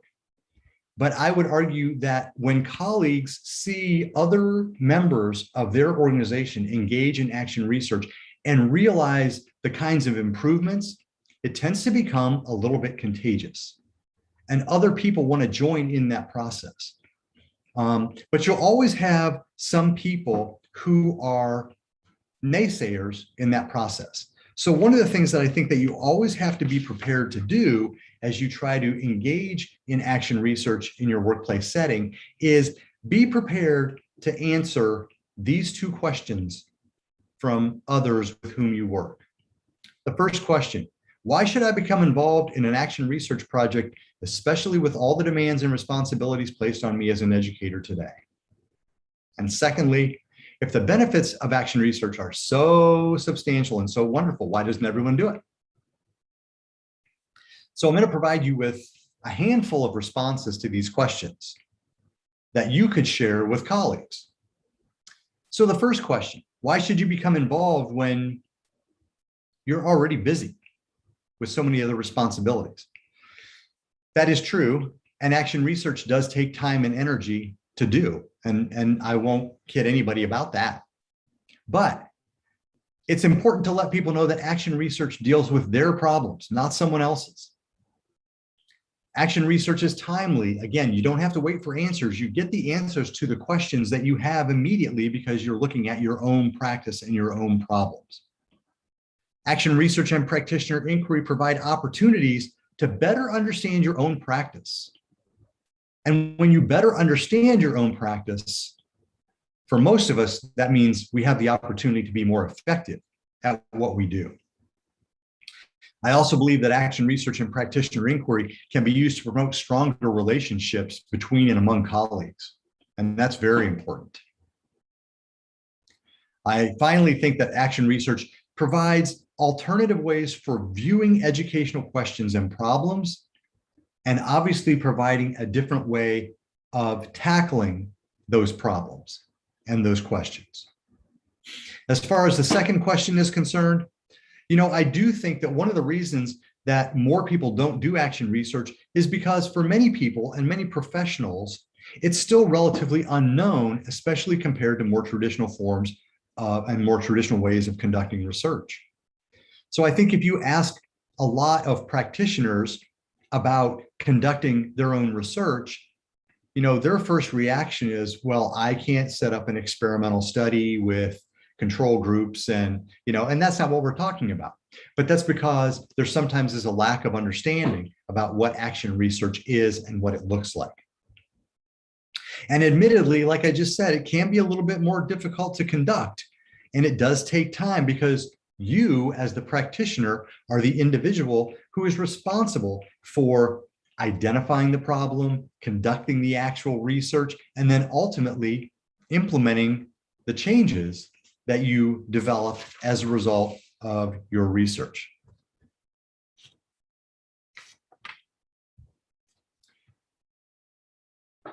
I want to close today with one final quote, and that is that action research in the form of practitioner inquiry is a process that can facilitate the realization of professional goals by giving practitioners voice and by helping to create knowledge generators. If you engage in the process of action research, you can develop your own professional goals and meet those goals by addressing the things that you want to improve in your practice. That provides for you an important and empowering voice, and you are creating new knowledge about your practice that will help you be a better professional educator and might even help others along the way as well. That's very, very empowering. And with that, I would like to wrap up my portion of the presentation and my talk and just thank you so much for inviting me to join you today and giving me the opportunity to share with you some things that I'm obviously very passionate about. So thank you very much. Thank you, Craig, for giving us a very comprehensive overview of action research in only 50 minutes. Now we will go ahead and take some time for questions now. We indeed have 10 questions in the chat box. 10 questions. I think should we just go one by one? I'll read it to you one by one. Yes. The first question is from Miss Penny, a high school teacher in Bekasi. Why in action research we must have cycles? Why is it cyclical? Is it possible to do only one cycle when the learning problem has been solved? That's a very good point. And actually, if you feel that you have solved the problem after one cycle, then there really isn't a need to go any further. Other than potentially, you might want to do a second cycle where you implement the same innovation, maybe with a different group of students to see if it works the same way, right? So it just gives you an opportunity to sort of reinforce the learning that you gained as a result of the first cycle. But yeah, it's certainly not a requirement. I think for most people in the first cycle, they may not get all of the answers that they hope to get. And so that's why they go on to a next cycle. So I think that's probably more typical, but that certainly doesn't mean that you have to do it if there's really no need for that to be done. Okay. Thank you, Craig. Thank you, Bu Penny, for your questions. And then the second question is from Bu Emma Rahmawati. What is the difference between doing action research in higher education and lower level of education? I would say that there really is no difference at all. I think the process is identical. So if you think about the couple of diagrams that I showed you and the process that we go through, the only thing that's different is the setting, right? And you're doing the research in your setting. So if you're doing research in higher education, then you're doing research in that setting with higher, with university students. If you're doing it in lower level education, you're doing it with younger children or adolescents. And so, yeah, but the process itself is identical. There's no difference at all. Thank you. It's the context, yes. Now, yeah. Third question from Hasanah Khalid. During the first cycle, is it possible the data gathering to reflect upon only from the participants' interview? Could you repeat that? You cut out a little bit in the middle, so could you just repeat the question again, please? During the first cycle, is it possible the data gathering to reflect upon only from the participants' interview? Oh, absolutely. Yes. Yeah, that may be sufficient. Yeah, depending on what the problem is that you're investigating, that may be all of the data that you really need is interviews from participants. Absolutely. Thank you. Let's go to the fourth question. From Ibu Somaria Fitriani, there are 3 kinds of accent research that I know so far, including technical accent research, practical accent research, and critical accent research. Do you think we can employ all of them in education context? And what are the significant differences of those kinds of accent research? Mm-hmm. Yeah, I think that we can. Admittedly, what I was really focusing on today is much more along the lines of practical action research, right? Solving practical problems. But yes, there are other forms of action research that have slightly different purposes and goals than what we were talking about here. But I think that any of them could be applied in educational settings.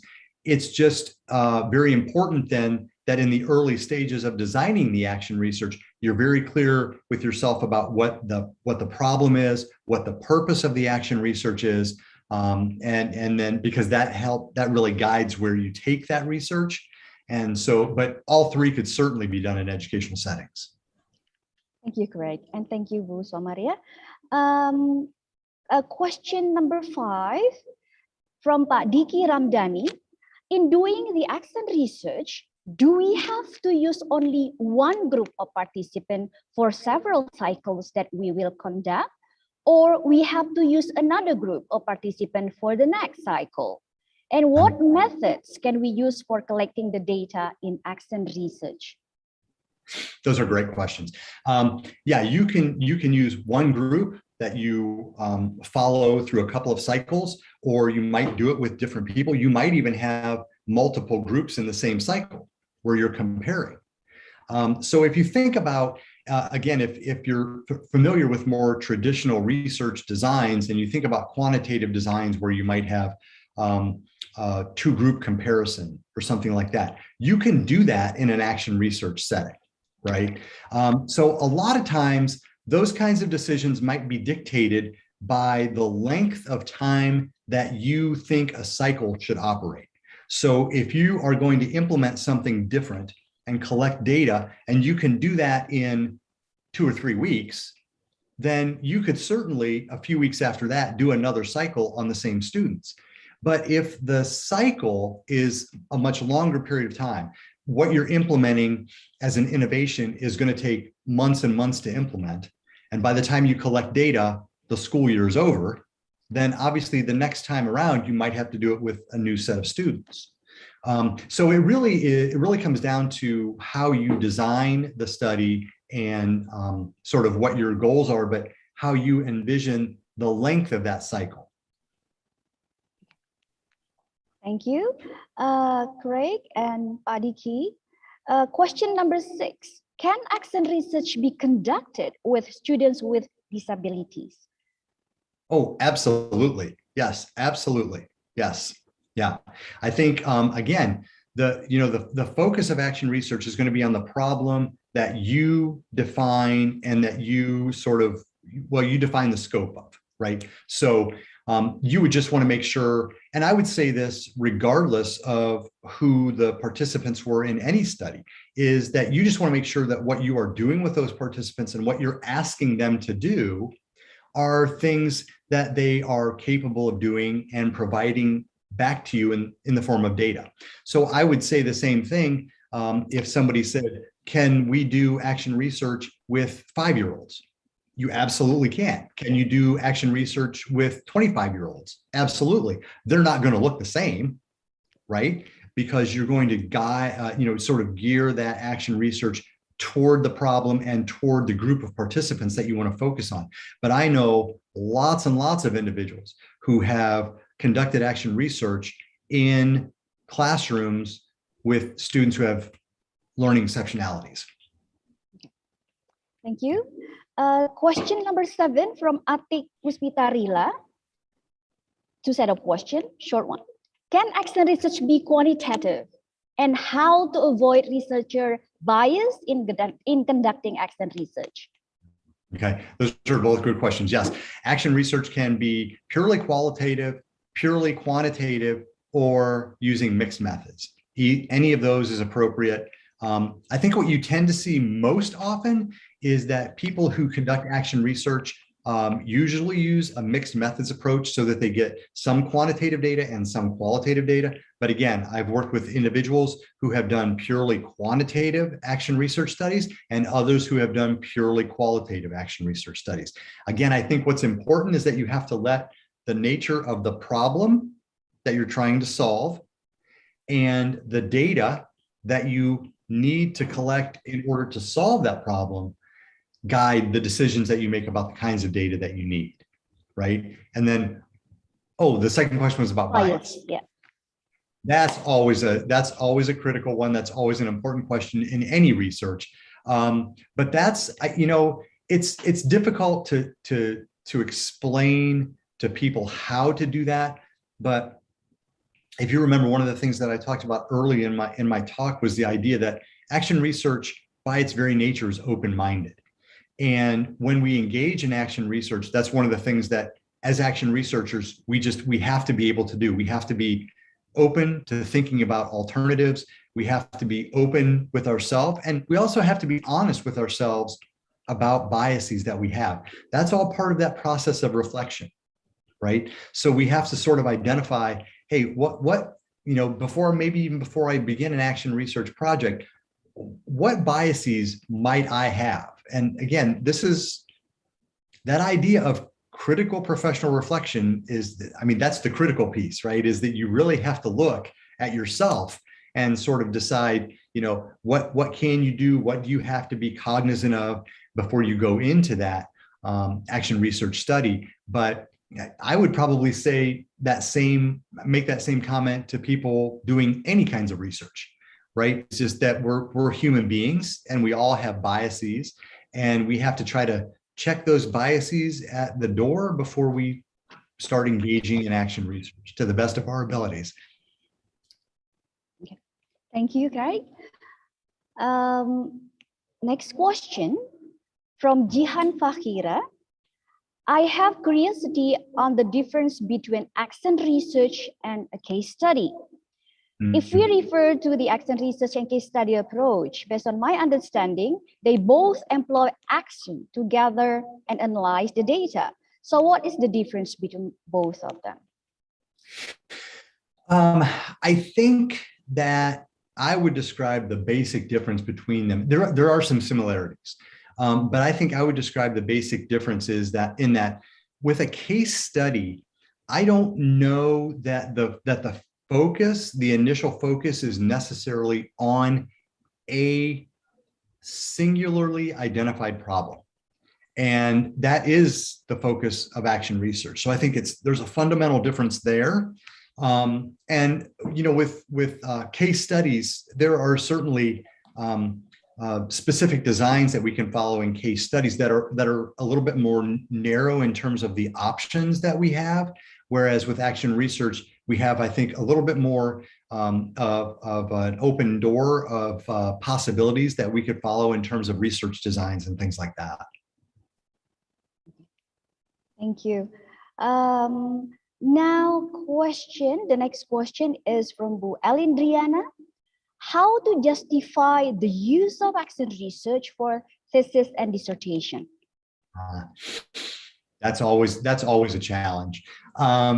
Yeah, it's, I think that one of the things that is important to note about action research, and this was not something that I really had time to go into today, but as most people know, with more traditional forms of educational research, there are strategies and techniques that we use to determine the quality of our research and the data that we collect and so forth.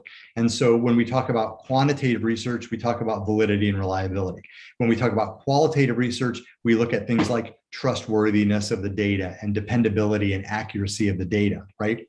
Well, again, I just didn't have time to get into this in today's talk, but in action research, the quality of action research is determined through a process known as rigor.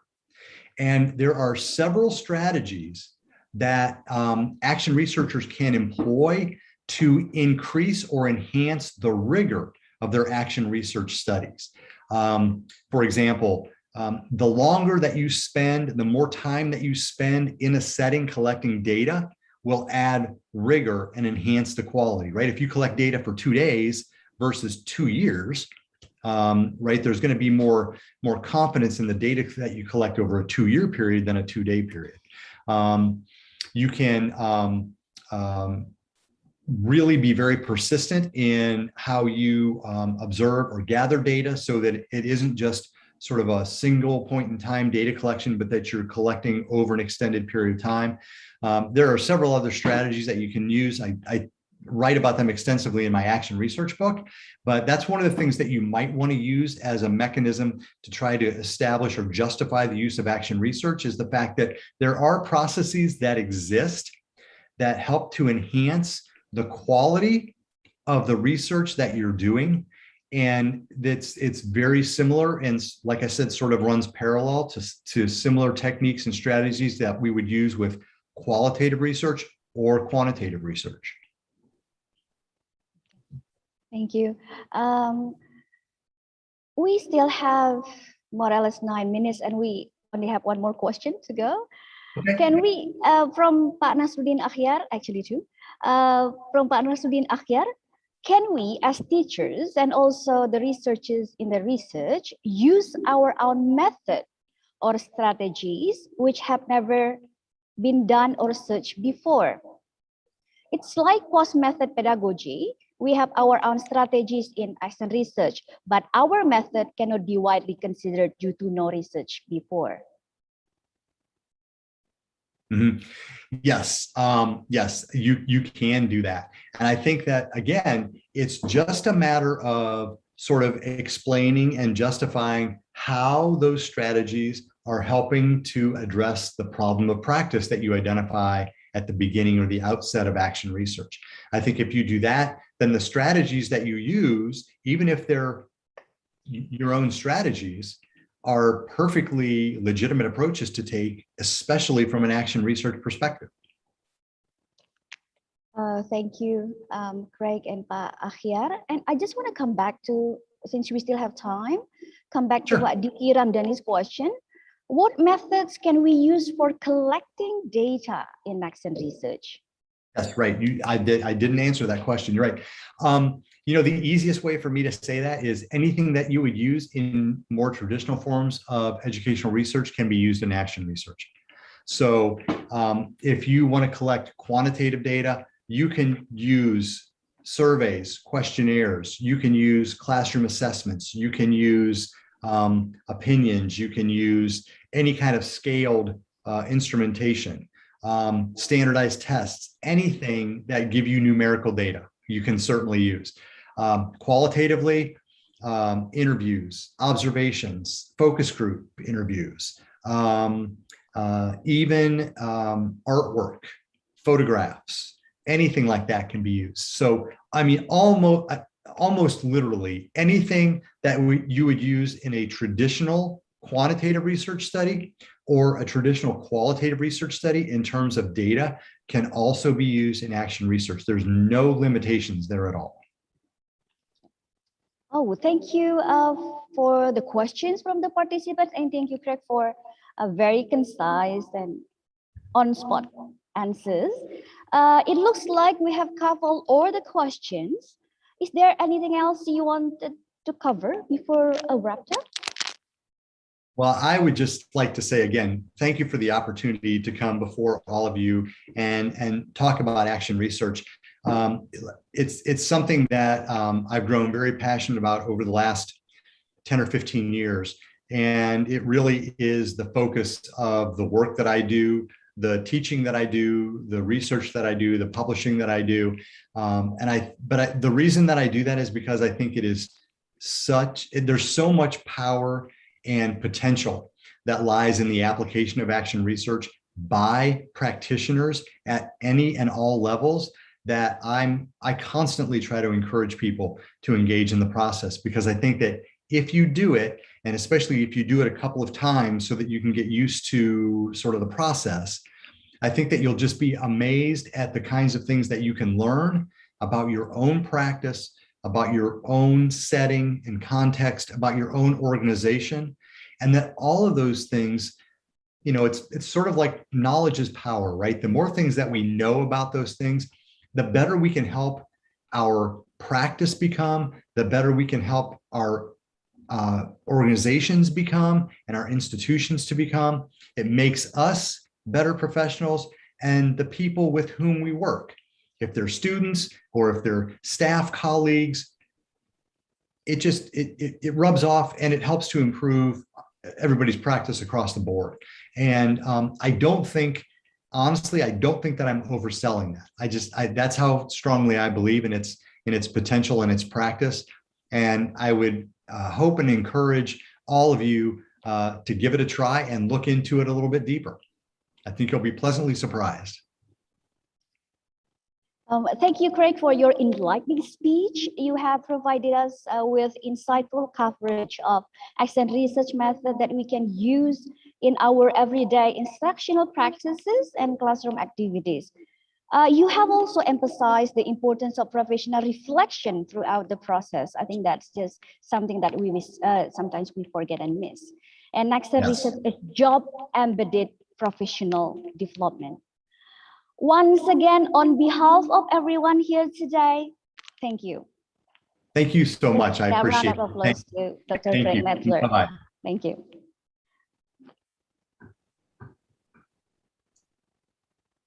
So speakers and participants, that's the end of our first keynote speech. Now we will move to our next keynote speaker, Professor Suswandari.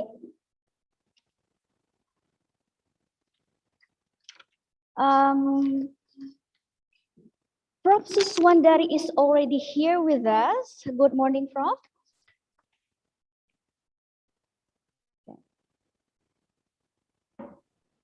Good morning, who is your? Right. I just would like to read a short bio of Prof. Suswandari. Professor Dr. Suswandari, MPD, is a professor in social studies. She is currently the head of UHAMKA's Research and Development Institute. She has extensive experience in social research and working with vulnerable populations in Jakarta and several regions in Indonesia, and has written several books on these issues. She has worked in partnership with the DKI Jakarta government and UN bodies in various projects.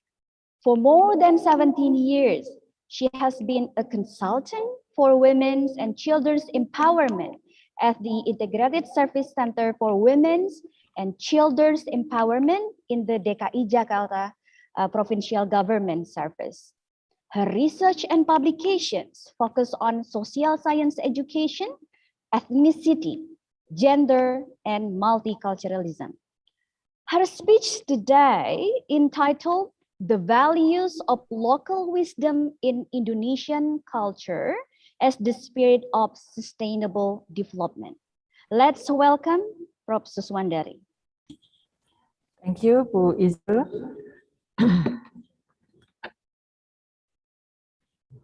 Thank you, moderator, for the warm introduction for me. Good morning, ladies and gentlemen, fellow presenter and audience of the second International Conference on Natural and Social Science Education 2021. Today, I would like to share my research and finding on the values of local wisdom in Indonesia cultures as the spirit of sustainable development. Yeah, I'm permit to share my material.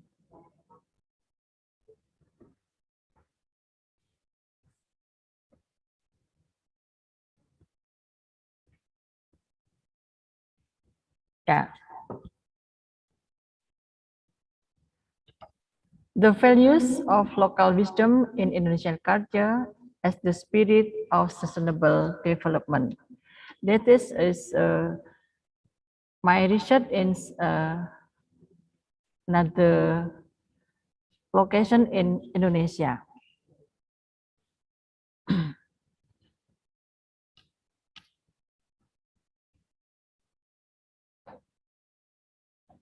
Yeah, the beautiful of Indonesia.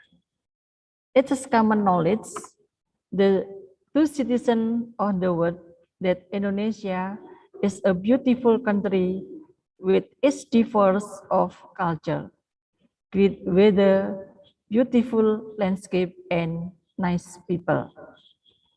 Underneath of its beauty, Indonesia possesses a wealth of local wisdom that is extremely beneficial to people, particularly in terms of sustainable development. Local wisdom that is conserved will be available in meeting today's globalization issues as well as the demand of the future. In this presentation, I will discuss how local wisdom is fostered in order to maintain the spirit of sustainable development.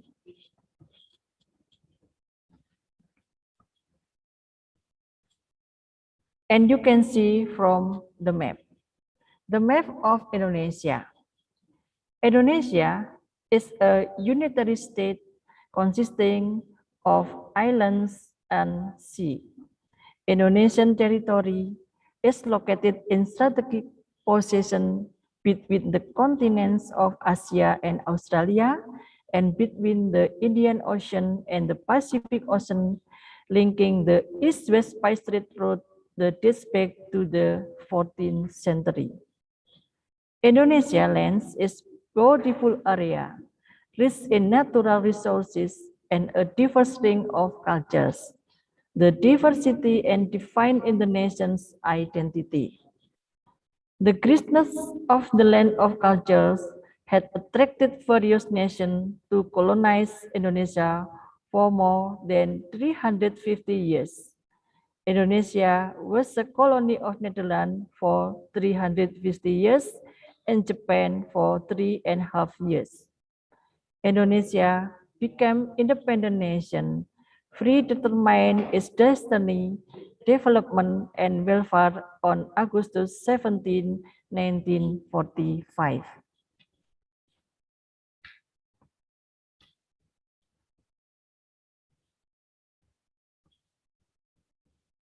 Indonesian territory, Sumatera, Jawa, Kalimantan, Maluku Island, Papua, Sumbawa Islands, Bali Island, Lombok Island, Timor Island, and Flores Island are the major inhabited islands of Indonesia.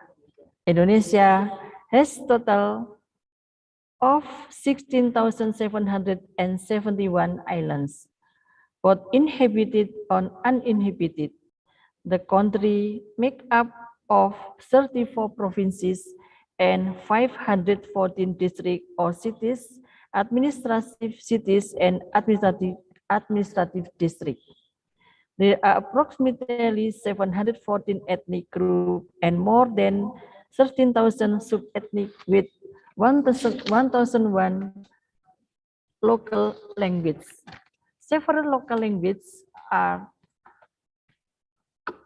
the first of extinction. Indonesia was target for imperialism and colonialism due to its geographic location natural resources, and good weather. The history of Indonesia, the timeline of Indonesian history. In this slide is a simplified timeline to show you that historical journey of Indonesia. In prehistory era, the inhabitant adhered to animism and dynamism and adhered to nomadic lifestyle. Then in the historical era, the inhabitant began to understand the reading and writing system to communicate evident by the Yupa inscription at 400 AD. After that, the Vedic spirit of Hindu and Buddha had reached the Indonesian territory, gave a great influence to the society and the time. The next era in the Vedic spirit of Islamic teaching and Indonesian territory will also give impact even to this day. And then in the 16th century, colonialism started to emerge in Indonesia territory. Other nations such as the Portuguese, the Dutch, England, Japan tried to colonialize in Indonesia. After great struggle on our nationalist heroes, our nation reached their independence on August 17, 1945. Ethnicity and cultural diversity in Indonesia. Indonesia has ethnic, cultural diversity and various local wisdom as the advantage of cultural harmony and national identity. Indonesia is known as a multicultural country since it is made up of numerous ethnic groups that have united one of country due to their shared history and destiny. Local wisdom Indonesia culture as advantages of cultural harmony and national identity. Indonesia has ethnic and cultural variety and distinct local wisdom. Indonesia is a multicultural country since it was formed by numerous ethnic groups that declared themselves to be one country due to their shared destiny and history. Local wisdom may be defined as wise, full of insight and valuable local concepts that are implanted and followed by community members. Local wisdom is a local idea that contains values for goodness. Local policies, local knowledge, and local intelligence are the three essential components of local wisdom. Local wisdom can take the shape of conventions, institution, wise words, and proverbs, and it can also take the form of parian, paribasan, bebasan, and saloka in Japanese culture. From the phenomenological standpoint, local wisdom must be viewed as the type of orientation, perception, pattern, and framework of existence and lifestyle.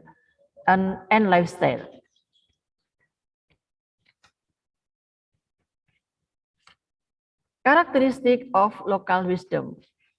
One, able to survive in the face of outside culture.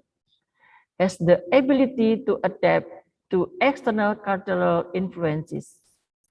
3, ability to integrate external culture element into indigenous culture, as well as the ability to govern human behavior.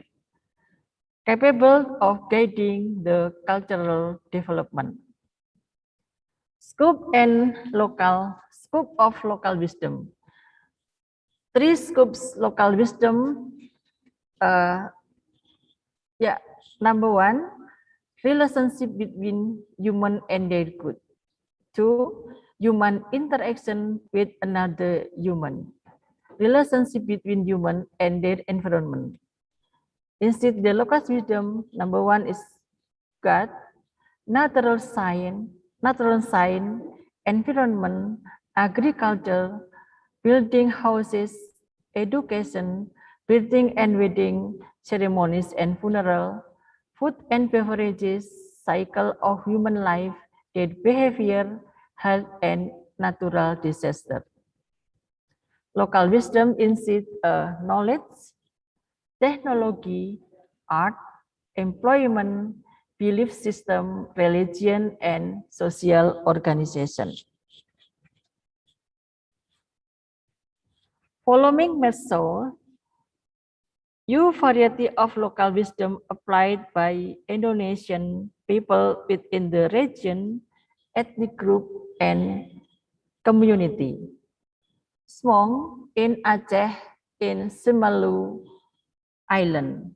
Ancestral advice to avoid the beach at low tide and as an effort to mitigate the tsunami disaster. Baby in Muara Enim, Sumatra, the wisdom is designed to speed up the rice and harvesting process. Following the harvest, a party will be thrown to express gratitude for the successful crop. Cincowong in West Java. The traditional custom of asking for the rain has been carried out for generations by the Luragung people to preserve culture and show how the power of God as the Almighty. Subak in Bali. UNESCO has identified Subak as a World Cultural Heritage Site. Subak is a method of irrigating rice field that govern the irrigation system and management of rice field. Kenegerian Rumbio in Rio Province. In Rio Province, a forest called Kenegerian Rumbio is protected from being chopped down. It is an effort to preserve in the forest. Ulapdoyo in Kalimantan. The Dayak Benuak tribe of Kalimantan has a rich cultural legacy. This type of traditional textile are unique in their raw materials, manufacturing processes, and motif. Awik-awik in Bali and Lombok. This customary value serve as guide for acting and behaving, particularly while aging and processing natural resources. Mapaleta bola in Sulawesi. Ancestral advice to avoid the beach at low tide as an effort to mitigate the tsunami disaster. Parapen in Papua Pegunungan. Ancestral advice to avoid the beach at low tide is an effort to mitigate the tsunami disaster.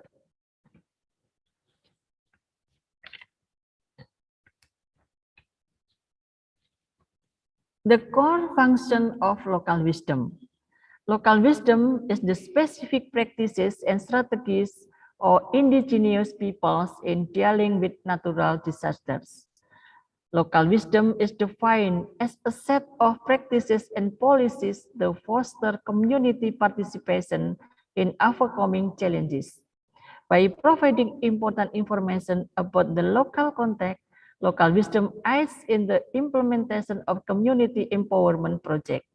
Local wisdom is an excellent model for public education activities aimed at solving problems.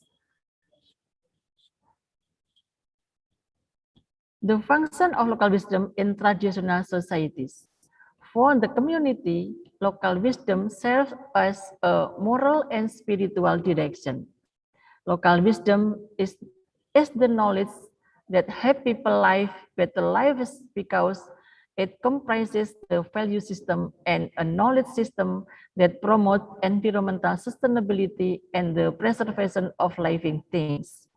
Local wisdom acts and guarantor an integrated life as shown by a healthy and equal interaction between humans and the not exploitative environment. From the local wisdom, 5 form the local wisdom, verbal, musical expression, motion expression, and real object expression.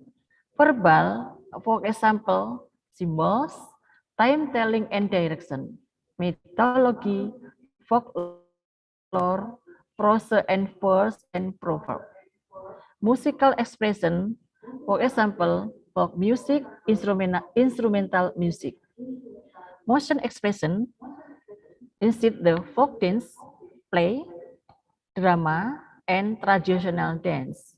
Real object expression, instead the drawing, painting, and sculptures, ceramic, pottery, mosaic, wood carving, metal, jewelry, fabric, embroidery, tapestry, clothing, folk craft, architecture, musical instrument.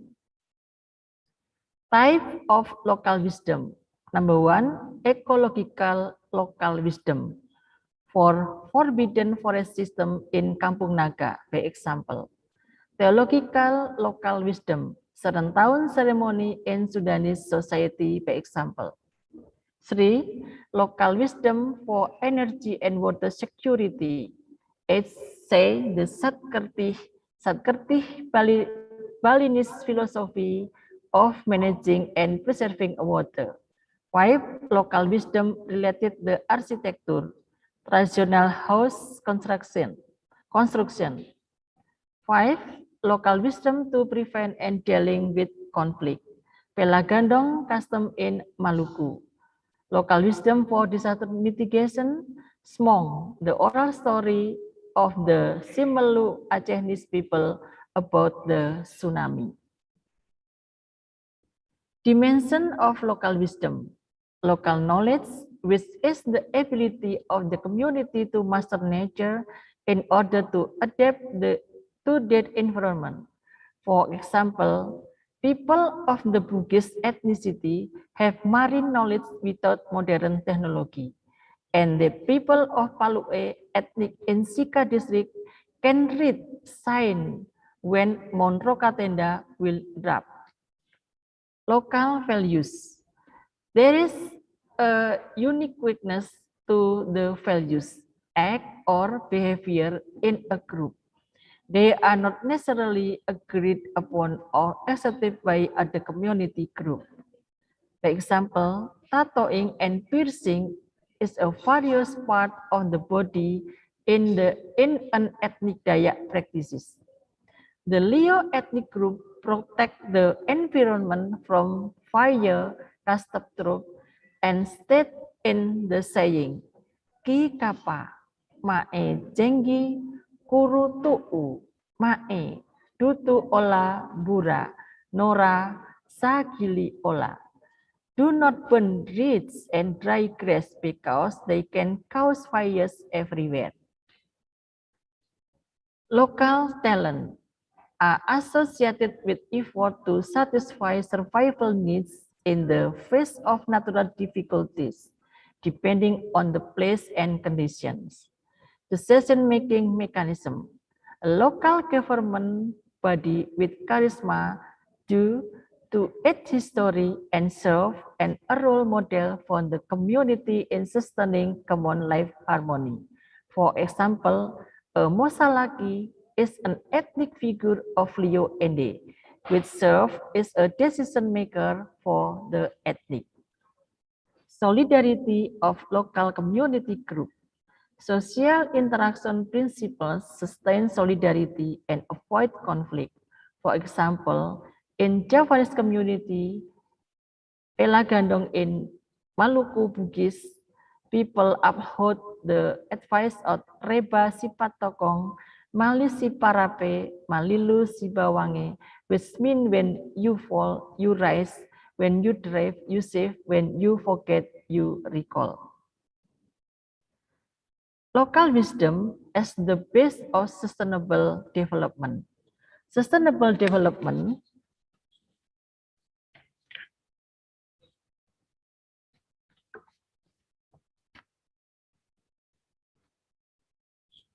Sustainable development is a change process based on exploitation of natural resources, investment direction, technical development orientation, and institutional change constructed to meet future and current demands. Although the Nation Secretary General established the World Commission Environment and Development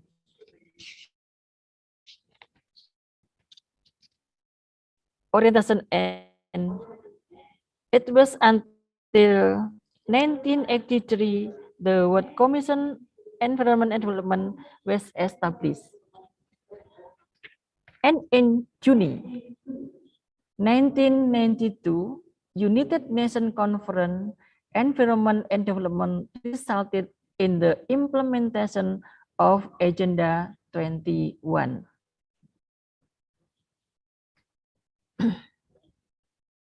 The third summit in Rio de Janeiro resulted in the manifesto The Future We Want and Achieve Sustainable Development. 193 nations have signed the declaration on 25 September 2015. The Millennium Development Goals MDGs are a set of goals aimed at alleviating poverty globally in 2030. Sustainable development is focused on addressing children demand without jeopardizing future generation needs. The SDGs commitment to development includes not just human growth, but also ecologically responsible economic and environment development. The development that is carried out is intended to be carried toward human well-being, rather than just exploiting another without regard for future generations. These 17 aspects of SDGs goals are an interlinked global goals designed to be blueprint to achieve a better and more sustainable future for all. No poverty, zero hunger, good health and well-being, quality education, gender equality, clean water and sanitation, affordable and clean energy, decent work and economic growth, industry, innovation and infrastructure, reducing inequality, sustainable cities and communities, responsible consumption and production, climate action, life below water, life on land, peace, justice, and strong institution, and the partnership for goals.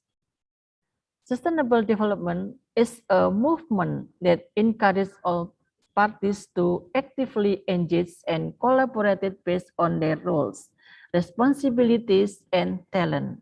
Local wisdom can be integrated with the sustainable development movement because there are similarities in goals and values to be achieved. Local wisdom principles and concepts in Indonesia can be utilized as a reference source for achieving long-term development. As a result, indigenous people commitment and synergy with their local wisdom is a vital asset that is required to help the sustainable development process. Local wisdom has the significant influence of accomplishing sustainable development goals because it contains components of harmony and balance in sustaining the natural and social environment. One of the initiatives to prevent residents from lack of food is the installation of a lumbung desa, or community barn with its excellent local wisdom in favor of achieving development goals without starvation. Another example may be seen in the lives in the resident of Tasikmalaya's Kampung Naga. Local wisdom as a capital for sustainable development. Social capital is human development, social development, financial development, and political development based on local wisdom. The form of social capital in historical context. Social capital is togetherness and cooperation, goodwill, friendship, and mutual sympathy. The form of social capital is belief and ideas and norm. The form of social capital is willingness to trust each other, norm, network that can be used to solve common problems. The form of social capital is relationships between individual, social network, norm, reciprocal relationship, belief that arise from social relationship that occur. Local wisdom as a capital, social capital. Local wisdom builds human character through cultivating a humble attitude in the midst of the ability to see the breadth of ring of human civilization. Local knowledge that brings people together is motivated by a desire to live in peace and harmony with environment, their fellow humans, and God. Local wisdom teaches how to make decisions based on goodness, taking into account my point of view. Local wisdom provides wisdom for those who apply it.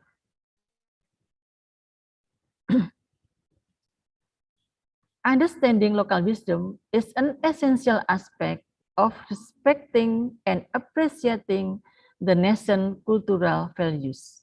Local wisdom fully contains good values for virtue. Local wisdom becomes the guideline for human life with both fellow humans and the environment. Social capital synergies with the capital in general in development and sustainable development.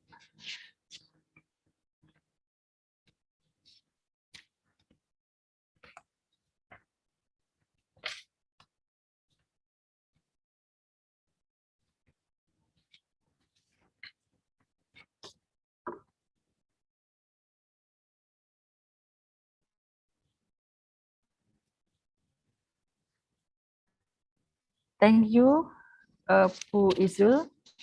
I finished to presentation my material, and that's all my presentation today. I hope this information can give you more insight, sustainable development with the spirit of local wisdom. I'm open for more discussion and looking for your feedback. Thank you. Thank you. I give the floor back to Miss Siti Zulaika. Terima kasih. Thank you, Prof. Suswandari, for insightful presentation, insightful speech. Now we will go ahead and take some time for questions now. Bapak and Ibu participants, if you have a questions, please type in the chat box. Since nobody is ready to ask a question, I'll take this opportunity to ask you a question, Prof. Sus. My question is, how should teachers use the findings from ethnicity or multiculturalism research? Bagaimana guru-guru bisa memanfaatkan hasil penelitian dari penelitian berbasis kesukuan or ethnicity atau multikulturalisme?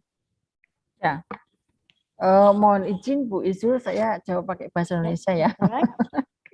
Ya, Bapak dan Ibu, terima kasih atas atensinya bahwa sebagaimana yang sudah saya sampaikan tentang kekayaan Indonesia yang sangat luar biasa. Di samping kekayaan alamnya, Indonesia juga kaya akan sumber daya yang lain. Dalam hal ini adalah konteks kebudayaan. Di dalam kebudayaan itu ada nilai-nilai kearifan lokal, disebut dengan nilai kearifan lokal karena memang itu adalah hasil pemikiran dari masyarakat lokal yang intinya pada 3 prinsip. Local wisdom terkait dengan ketuhanan, local wisdom terkait dengan lingkungan, dan local wisdom terkait dengan interaksi sesama manusia. Nah, banyak sekali nilai-nilai dari local wisdom, karena local wisdom ini pada umumnya adalah nilai-nilai tentang baik yang mengajarkan tentang kebaikan. Bisa dalam bentuk puisi, bisa dalam bentuk pepatah, bisa dalam bentuk kalimat-kalimat atau kata-kata yang memiliki filosofi tinggi. Di samping itu juga bisa dalam bentuk upacara-upacara adat, benda-benda adat, dan sebagainya. Nah, dalam hal ini banyak sekali nilai-nilai yang bisa diambil, yang bisa dikaitkan terkait dengan upaya untuk penguatan karakter paling tidak melalui aktivitas belajar mengajar. Salah satu hasil temuan riset saya untuk masyarakat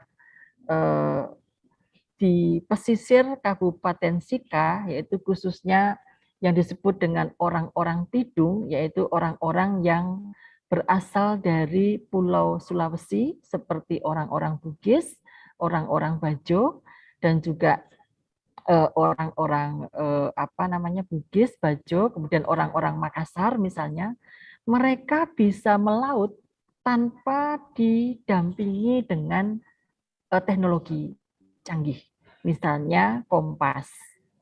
Mereka melaut berangkat saja, dan pengetahuan yang mereka miliki adalah pengetahuan-pengetahuan yang memang berdasarkan pada alam. Misalnya, mereka melaut berdasarkan rasi bintang, dan mereka dengan ilmu yang diturunkan secara turun-temurun itu bisa baca pasang surut dan bisa membaca kapan akan ada badai dan kapan situasi melaut itu bisa dilakukan dengan baik tanpa adanya dukungan teknologi. Nah, pengetahuan lokal seperti ini sangat sayang ketika tidak bisa dialih generasikan. Karena pada umumnya pengetahuan lokal itu sifatnya adalah dalam budaya oral. Nah, ketika tokohnya itu sudah tidak ada, maka pengetahuan-pengetahuan itu akan hilang begitu saja. Oleh karena itu, saat sekarang saya contohkan tadi, etnik Palue yang ada di salah satu pulau di Kabupaten Sika, dan pulau itu berupa gunung yang disebut Gunung Rokatenda, itu salah satu gunung berapi yang masih aktif di sana. Mereka bisa mengetahui tanda-tanda alam kalau gunung itu akan meletus. Sehingga mereka bisa melakukan upaya mitigasi secara alamiah yang mereka miliki sesuai dengan pengetahuan lokal mereka sendiri. Jadi ada bahasa-bahasa tertentu yang ini memang perlu kita pelajari, dan alhamdulillah Bu Isul pada siang hari ini hadir kawan-kawan kita dari Kabupaten Sika, mahasiswa IKIP Muhammadiyah Maumere. Barangkali nanti Bapak dosen dan Ibu dosen dan IKIP Muhammadiyah Maumere bisa melanjutkan riset kami terkait dengan upaya untuk mencatatkan oral culture itu yang bisa dibukukan sehingga nanti bisa dibaca oleh orang banyak, khususnya yang berkaitan dengan persoalan local wisdom. Karena di saat gempuran teknologi yang semakin menguat pada saat ini, maka disinyalir nilai-nilai kearifan lokal itu bisa tergerus tanpa kita sadari. Jadi sangat baik sekali ketika Bapak dan Ibu guru itu, terutama Bapak dan Ibu guru yang mengajar social studies, bisa mengintegrasikan nilai-nilai kearifan lokal yang ada di lingkungan sekitarnya untuk menjadi sumber belajar. Hanya persoalannya memang ketika guru itu tidak berasal dari lokal daerah itu, maka harus ada upaya tersendiri untuk menggali sehingga proses pengajaran IPS itu bisa berjalan dengan baik. Di samping IPS juga ada matematika, itu juga bisa menggunakan local wisdom. Kemudian juga materi-materi yang lain bisa menggunakan local wisdom agar diambil nilai-nilai baiknya dan bisa terus kita pelajari, yang saya yakin ini akan menguatkan karakter kita sehingga Indonesian identity itu tidak akan hilang karena pengaruh era global pada saat ini. Saya kira itu Bu, terima kasih. Thank you, Propsus. So basically, as teachers, we can use the research findings to strengthen character education and also to enrich teaching materials in order to sustain local wisdoms to the next generation. Now, Prof, we have 4 more questions. The next question is from Bu Emma Rahmawati. Prof, can you give further explanation how local wisdom affects the community health, especially during the COVID-19 pandemic in Indonesia? The local wisdom will be a challenge or constraints? Jadi apakah, mohon penjelasan lebih lanjut dari Prof. Suswandari, apakah local wisdom mempengaruhi kesehatan masyarakat, terutama pada saat pandemi, apakah justru menjadi sebuah tantangan? Ya, terima kasih Bu Emma. Satu asumsi yang kami rasakan pada saat kami kemarin pas di saat bulan Juni, Juni atau apa ya, Juni, Maret ya, kami melakukan riset ke lokasi di Kabupaten Sika. Kami masuk ke beberapa daerah yang di sana boleh dikatakan tidak ada COVID-19. Jadi orang-orang etnik-etnik yang ada di daerah-daerah di gunung-gunung itu tidak ada yang menggunakan masker. Dan bahkan ketika kami menggunakan masker, mereka yakin, Ibu datang saja ke rumah kami, ayo masuk, di sini tidak ada corona. Kemudian ketika kami melakukan wawancara, ternyata memang secara kultural mereka masih memiliki aktivitas-aktivitas yang berkaitan dengan kebijakan lokal, misalnya mengambil air itu ada di bawah, kemudian rumahnya ada di gunung. Mereka butuh jalan kaki sekitar 30 atau 40 menit. Bagi kami itu sudah bagian dari upaya untuk menjaga imunitas. Kemudian terkait dengan makanan. Yang mereka makan itu justru makanan-makanan yang memang masih bersih dari pengaruh-pengaruh pengaruh-pengaruh makanan modern. Nah, sehingga nilai-nilai local wisdom terkait dengan saling menjaga dan ada tanda-tanda khusus yang dimiliki dalam kelompok-kelompok etnik Bu Etma. Saya ingat sekali ketika masih kecil itu pohon nangka, itu buahnya lebat sekali. Pohonnya itu lebat sekali. Maka nenek saya akan bilang, hati-hati ya, gitu. Kalau buah nangka buahnya lebat, biasanya akan ada pagebluk. Pagebluk itu mungkin sekarang sama dengan pandemi barangkali ya. Maka selalu udah jangan main jauh-jauh, selalu membersihkan kaki, tangan sebelum tidur barangkali nilai. Nah, kemudian yang sangat menarik sekali ketika kami kunjung ke salah satu perpustakaan daerah di Denpasar, itu ternyata ada salah satu kitab yang khusus membahas tentang masalah penyakit. Dan gejala COVID itu sudah disinggung di dalam kitab tersebut, hanya memang kitab tersebut itu berbahasa hurufnya itu kayak huruf Palawa itu yang memang memerlukan keahlian khusus. Artinya sudah banyak pengetahuan lokal kita untuk memprediksi kejadian-kejadian yang ada saat sekarang.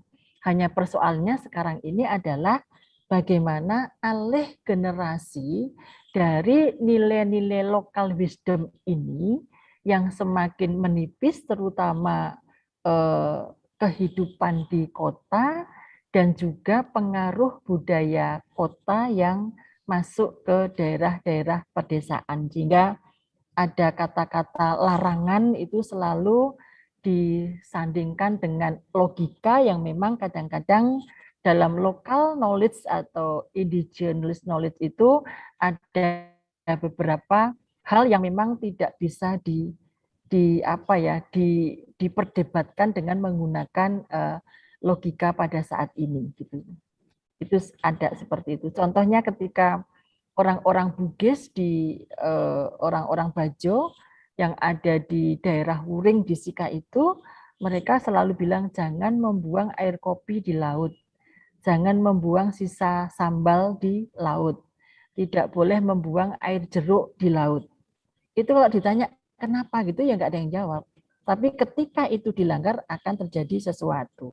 Nah ini yang kami berharap guru-guru SMP yang ada di daerah-daerah atau guru-guru IPS dimanapun selalu bisa memahami nilai-nilai lokal ini. Hanya saja memang tidak tersedia banyak informasi tentang kearifan lokal ini sebagai sumber belajar dan kita harus mencari sendiri. Nah, mungkin ini menjadi salah satu ide dari kawan-kawan Soshum untuk melakukan riset lebih lanjut. Terima kasih. Thank you, Professor Swandari. So basically, local wisdom plays important roles in promoting public health during the pandemic.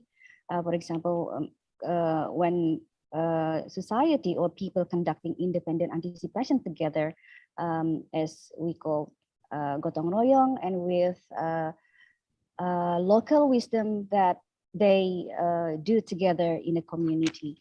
And our next question is from Ibu Sri Mustika. Professor Swandari, how each community maintain their local wisdom, especially in digital era? Bagaimanakah masyarakat bisa mempertahankan local wisdom, terutama di era digital ini?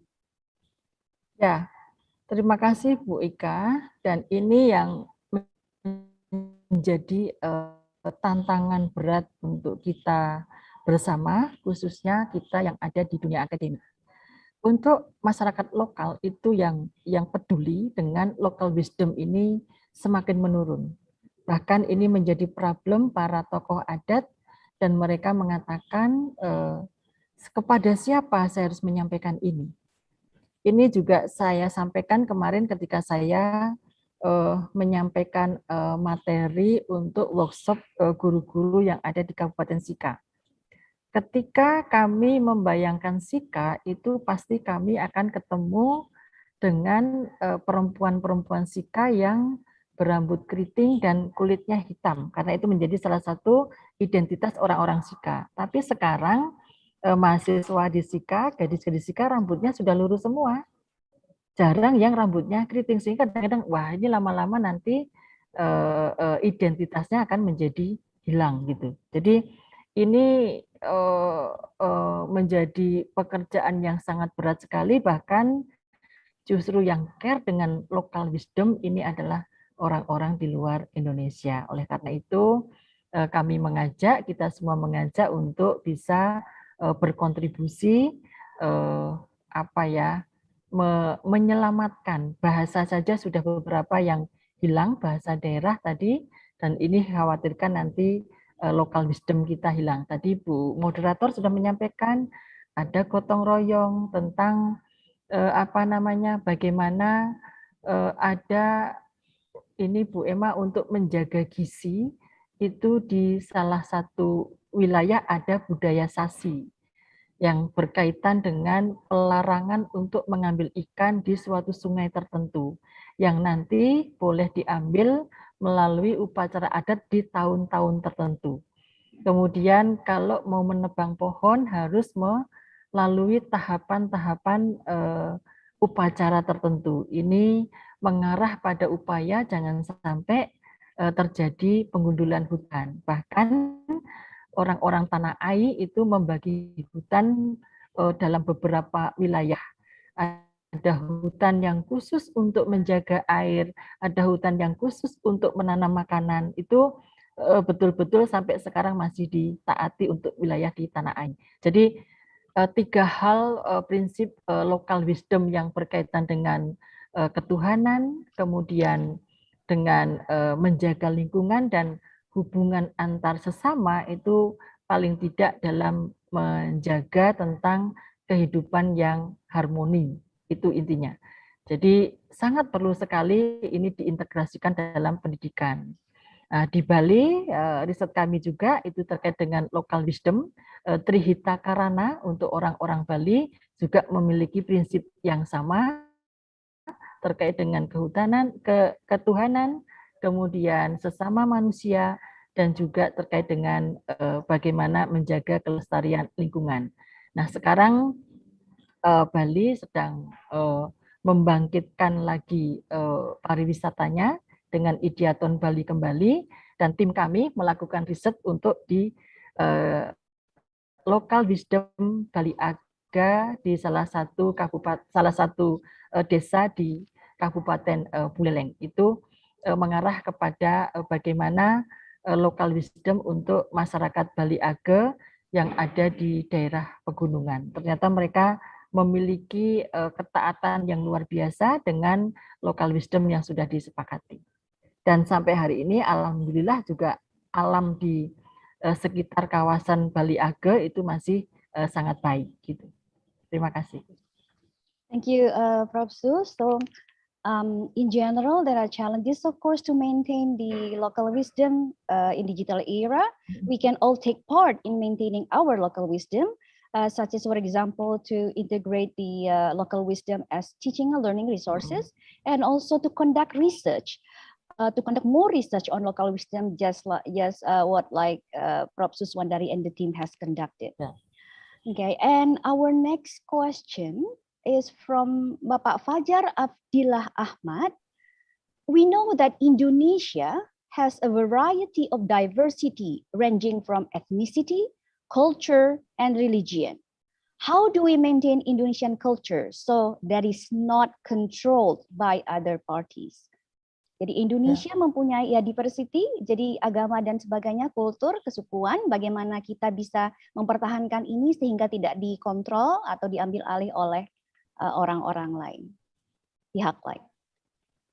Ya, diversity Indonesia adalah sebuah kekayaan, Bu Ijul. Pak, yang bertanya tadi Pak siapa? Pak Fajar, Pak Fajar Abdillah. Pak Fajar, ya. Ya, jadi ini adalah sesuatu yang sangat luar biasa. Kita terdiri dari beragam ras, jelas ada, kemudian ethnicity menyangkut persoalan perilaku budayanya, dan juga termasuk di dalamnya adalah agama dan budaya-budaya yang biasa kita lihat, dan akhirnya itu menjadi identitas yang akan membedakan saya itu siapa dari mana, dan kamu juga siapa dari mana, tetapi itu tidak menimbulkan konflik.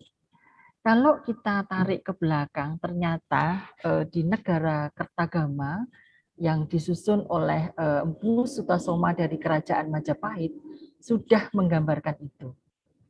Kerajaan Majapahit pada zamannya itu juga sudah menggambarkan adanya sebuah negara yang terbuka, dan pada saat itu sudah masuk beragam ras dan etnik yang ikut meramaikan dan membesarkan kerajaan Majapahit. Oleh karena itu, dalam kitab itu ada yang disebut dengan Bhinneka Tunggal Ika. Meskipun berbeda, tetapi kita tetap satu, yaitu satu Indonesia. Nah, pada saat itu adalah yang disebut satu adalah kerajaan Majapahit. Jadi rangkaian itulah, Bhinneka Tunggal itulah yang sebenarnya menjaga Indonesia dari beberapa perbedaan, karena dalam konteks ini unity and diversity adalah satu kesatuan, bahwa kita Indonesia yang terdiri dari pulau dan kemudian terdiri dari laut dan darat itu tidak memisahkan, tetapi itu adalah menyatukan. Maka konteks unity and diversity itu harusnya terus menguat bagi kita semua, dan agar kita juga memahami budaya orang lain itu dalam upaya untuk kita bisa beradaptasi. Barangkali ini berbeda pada zaman kolonial yang saya lihat dari beberapa studi sejarah, misalnya Snuk Horgronye itu masuk dalam lingkup budaya Aceh, itu kan dalam rangka untuk mencari kelemahan. Kenapa Aceh itu ditaklukkan sulit sekali? Maka dia masuk melalui budaya itulah akhirnya bisa ditemukan, oh kekuatannya ada di sini. Jadi dalam satu hal, budaya dan kebudayaan itu menjadi aspek yang tidak bisa ditinggalkan dalam rangka pengambilan kebijakan politik. Hanya dalam beberapa dekade karena kerangka pembangunan nasional kita itu dalam beberapa tahun itu kan yang dilihat adalah physically ya, artinya jalan, kereta api, lapangan terbang. Nah, di sini perlu ada pembangunan yang berkaitan dengan persoalan-persoalan kebudayaan. Karena sering sekali local wisdom ini menjadi hilang karena tergerus oleh kebijakan pembangunan nasional.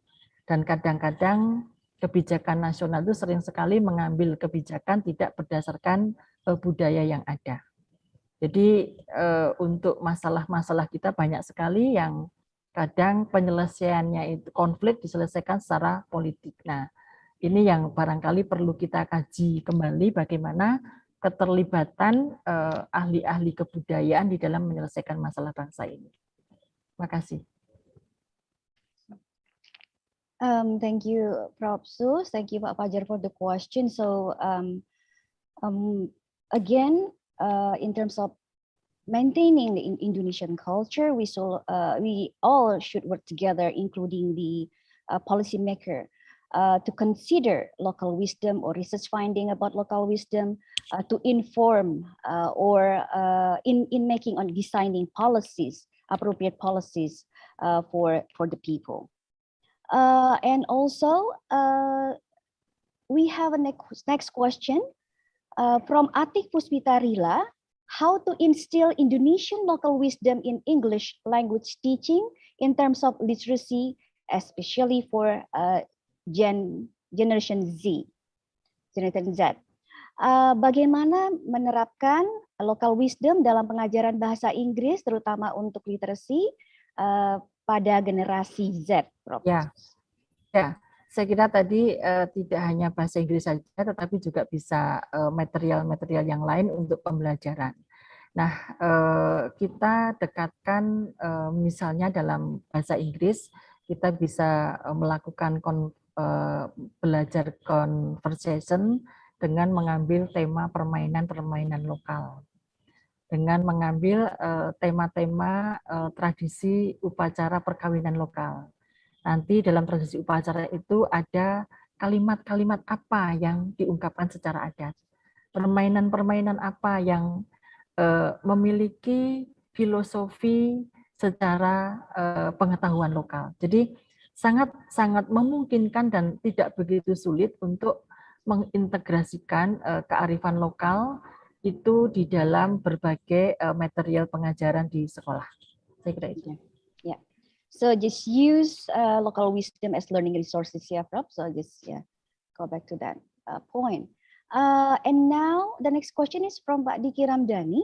In Indonesia, there's a tribe with its local wisdom. For example, Baduy. What I know about this tribe is the leader of this tribe forbids their people to get education from formal school. The question is, how do we as teachers respond to this? Refer to our country policy, all people have the equal rights to get basic education.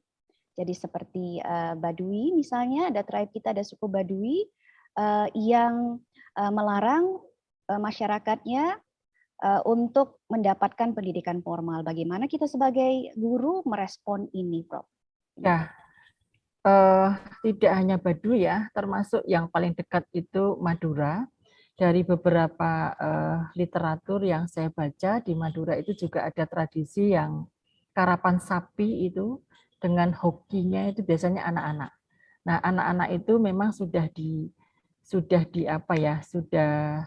diberikan wawasan udah jadi joki karapan sapi karena nanti kamu akan terkenal dan uangnya banyak. Sehingga tidak sedikit ada satu penelitian dari Kemendikbud, saya lupa namanya itu, mereka lebih baik tidak sekolah tetapi menjadi joki. Nah, sementara di Baduy juga ada seperti itu. Nah, sebagai sebuah hak tentu saja kita nggak bisa diam, Bu Izul. Nggak bisa diam, karena pendidikan adalah hak warga negara. Artinya kita sebagai guru tidak mungkin untuk kemudian kita datang melahirkan konflik, nggak mungkin. Nah, disinilah kita diperlukan adanya strategi adaptasi. Strategi adaptasi dari apa yang menjadi tugas dan tujuan kita bisa masuk tanpa menimbulkan konflik.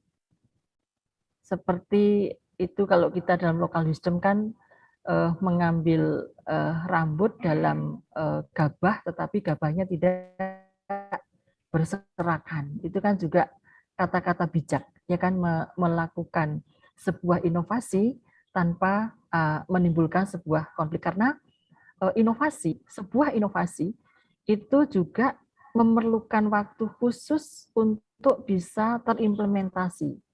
Karena biasanya inovasi itu kan menjadi hal baru dan ditantang oleh kelompok-kelompok tertentu. Nah, oleh karena itu terkait dengan pertanyaan Bapak tadi, ini adalah tantangan bagi kita semua untuk kemudian bisa menginformasikan pentingnya pendidikan dan akhirnya masyarakat bisa menerima. Contoh kasus di apa itu, meletusnya Gunung Sinabung itu. Masyarakat itu kalau diberikan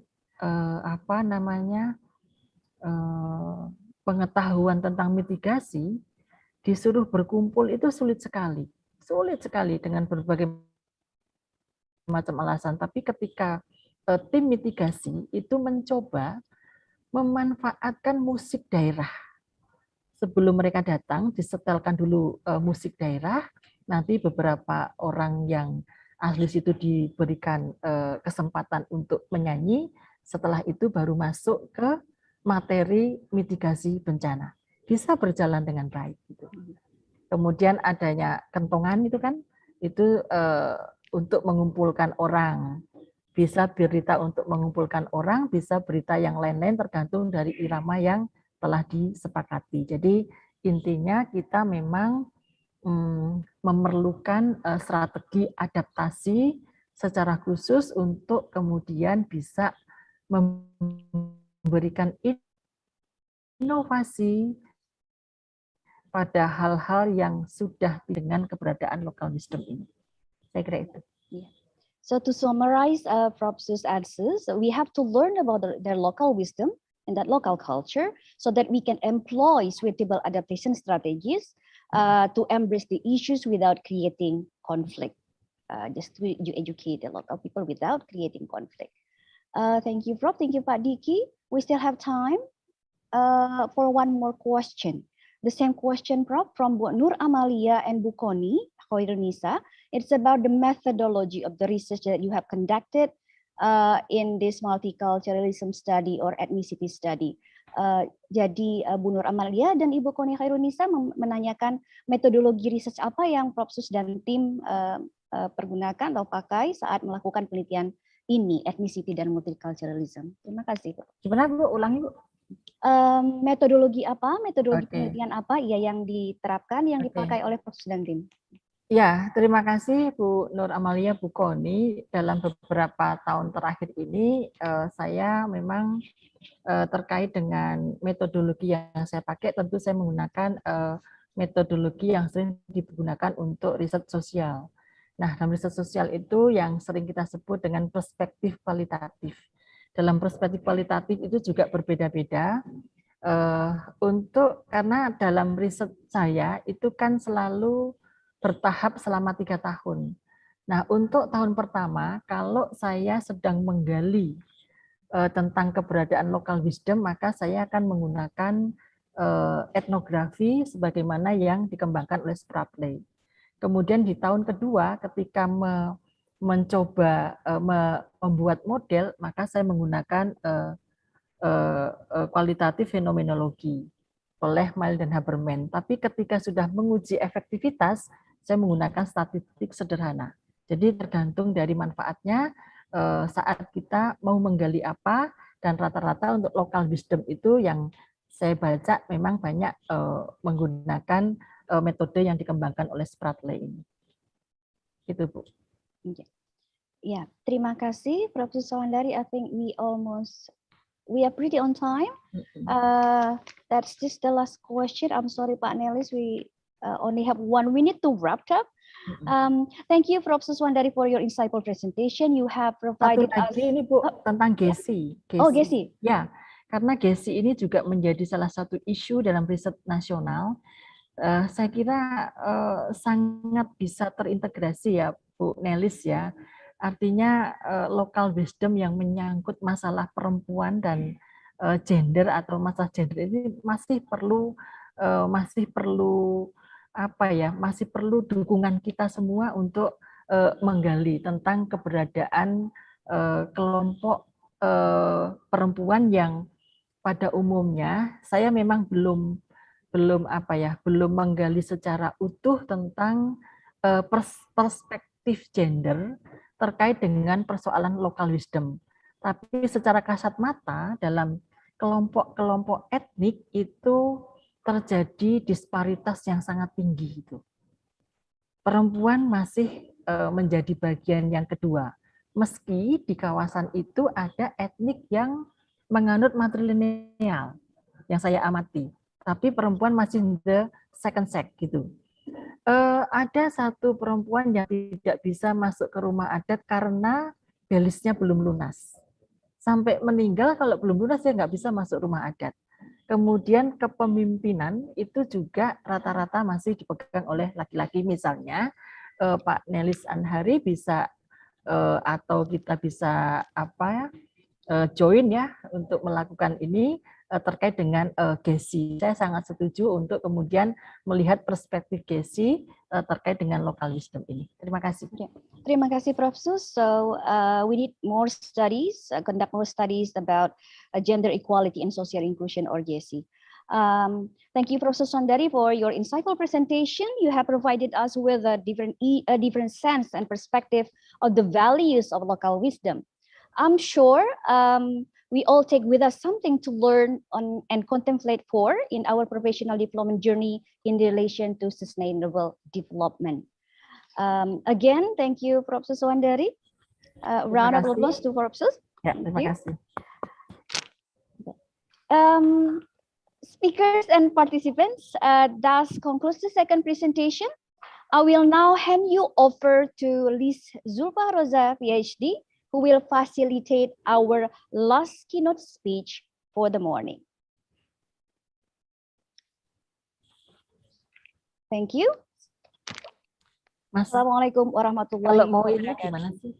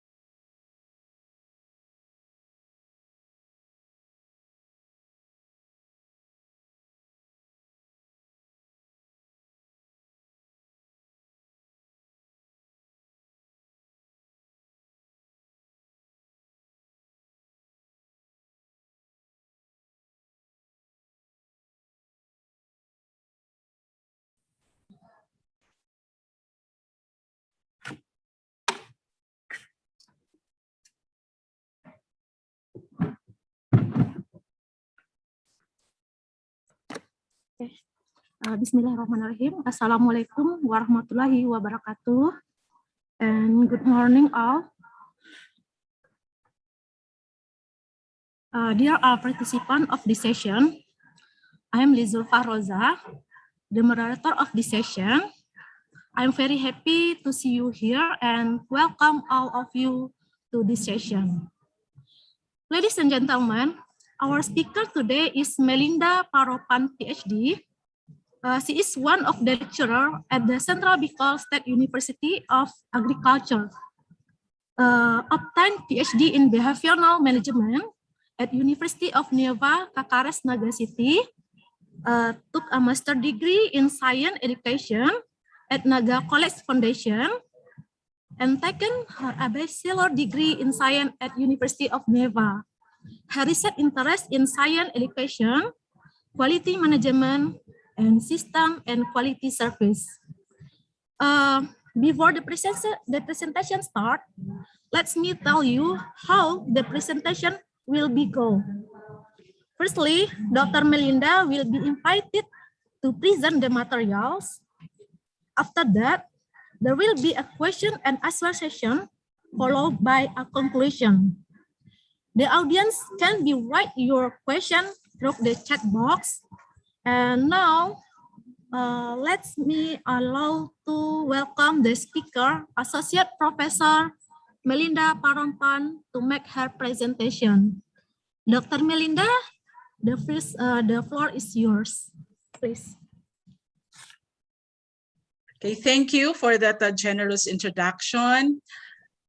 Good morning, everyone, to all the participants and keynote speakers. Good morning. Selamat pagi.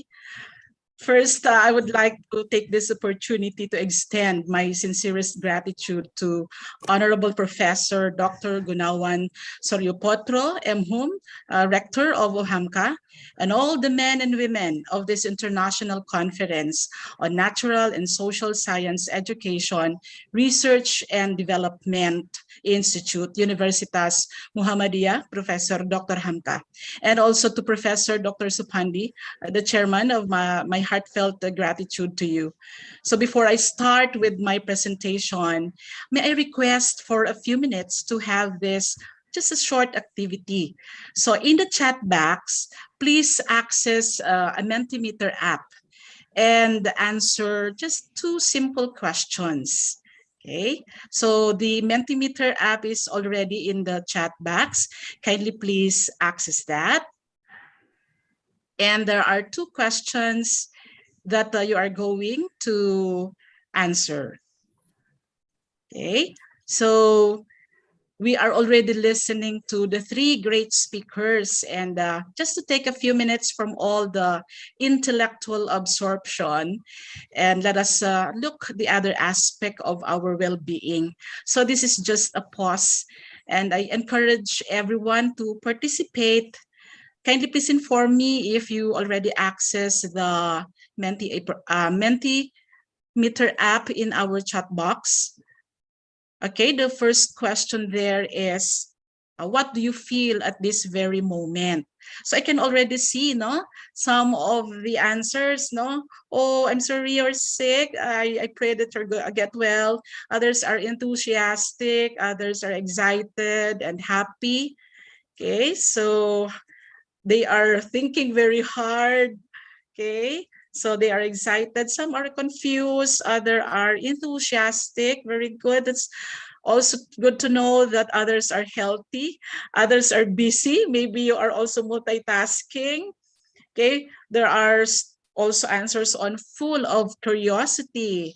Yes, it's very good. No, it's very scientific when we become curious. Others are enthusiasts. Others are also hard thinking. Okay, thank you very much for that answers. Now for the second question. Okay, how are you going to describe your working space right now?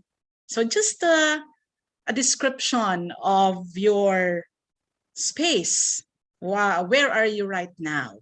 So I would like to know, I know some of you are working from home, others are also in their own workplace, but what is your description of your space? So that would be the second question. Oh, very good. No, your space is very clean. You feel safe. That's a very good feeling that you are very safe in your own space. You have lots of book, very, very nice to have lots of books in your space. You have a very nice view. I can imagine maybe you're in front of a beach, no? It's comfy, okay? Others answer comfortable, okay? Or others are in a crowd place. So take good care, okay? Take a precautionary measure if you are in a crowded place. You know, the virus is still around, okay? So the place is happy, the place is calm. That's a very good thing. That's a very nice to know that you have that kind of space. Okay, since our working space right now is really different from what we had before COVID-19. Okay, thank you very much for your participation in that short activity. And now may I share my presentation. I truly appreciate your participation in that activity. You may also take a deep breath. Say, at least we have to release all the toxins in our body. So for now, let me share my presentation. Okay.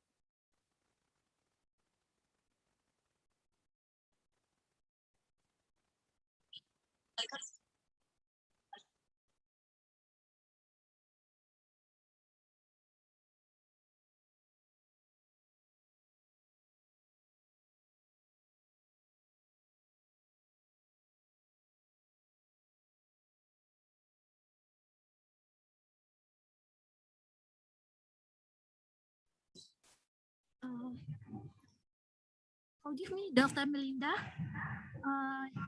Please unmute your microphone.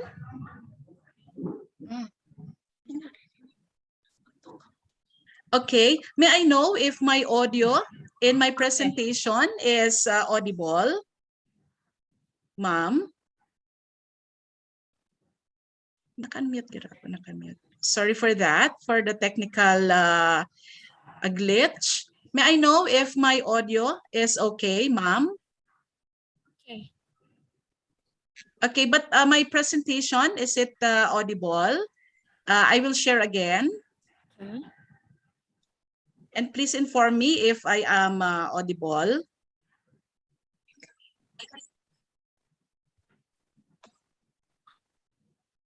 I pre-recorded this because there is an intermittent internet connectivity here in our place.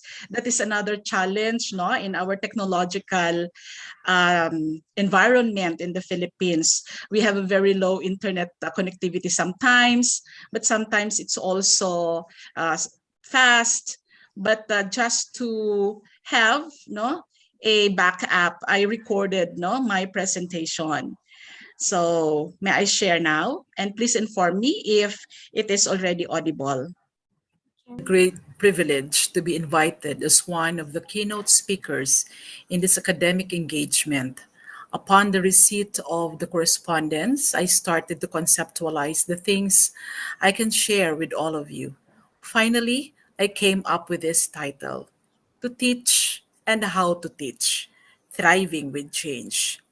I am Dr. Melinda Paropan, an associate professor of CBSUA Philippines and the president of Biology Teachers Association of the Philippines Bicol chapter.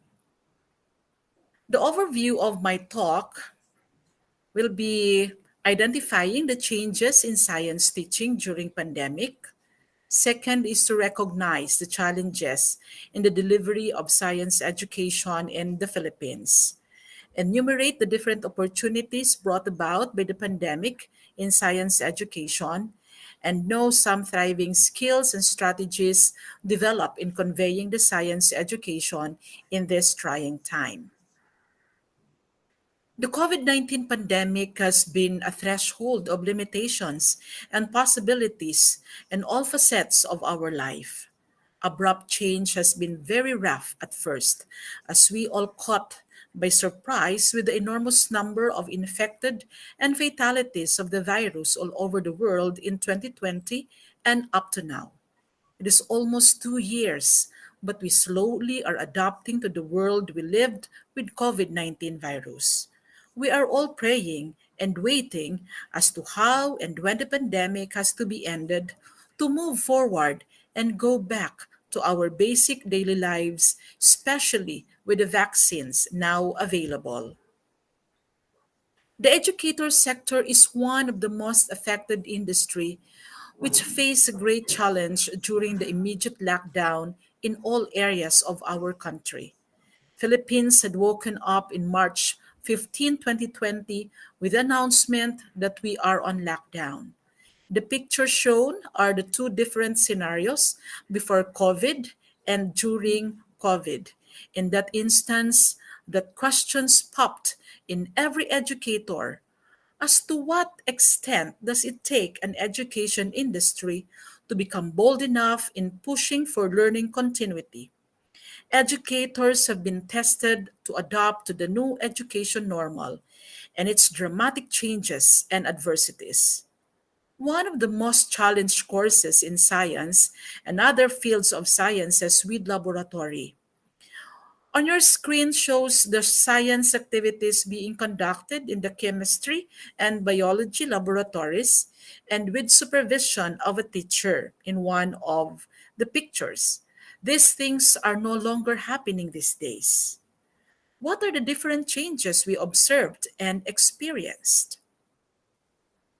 Filipino learners in school year 2020 to 2022 will forever be etched in the minds and hearts of every Filipino learner as a time when education took a drastic change from face-to-face instruction to distant learning modality. The classroom suddenly was no longer the physical structure in the school, but a virtual platform on the internet or a learning space at home. However, Department of Education here in the Philippines is currently undergoing pilot testing for a limited face-to-face class in areas with low or no COVID cases. The most evident changes by this shift to online distance learning in science courses is the absence of actual laboratory activities being conducted in the laboratory rooms using laboratory instruments. This was stipulated in the DepEd memo and CHED memorandum on the suspension of laboratory experiments in the laboratory facilities of schools. In compliance with the directive, science laboratory activities have been changed to a modular or printed science activity and online simulation. Gone are the days when learners have to conduct science experiment in the laboratory using laboratory instrument and equipment, but shifted to online simulation. Likewise, the strategy of teaching science concepts using concrete objects are changed to digital objects or pictures in the modules. These are some of the many changes brought about by the drastic shift to online modality and modular learning in the Philippines. With a change in education environment, the roles of educators, learners, and parents also change.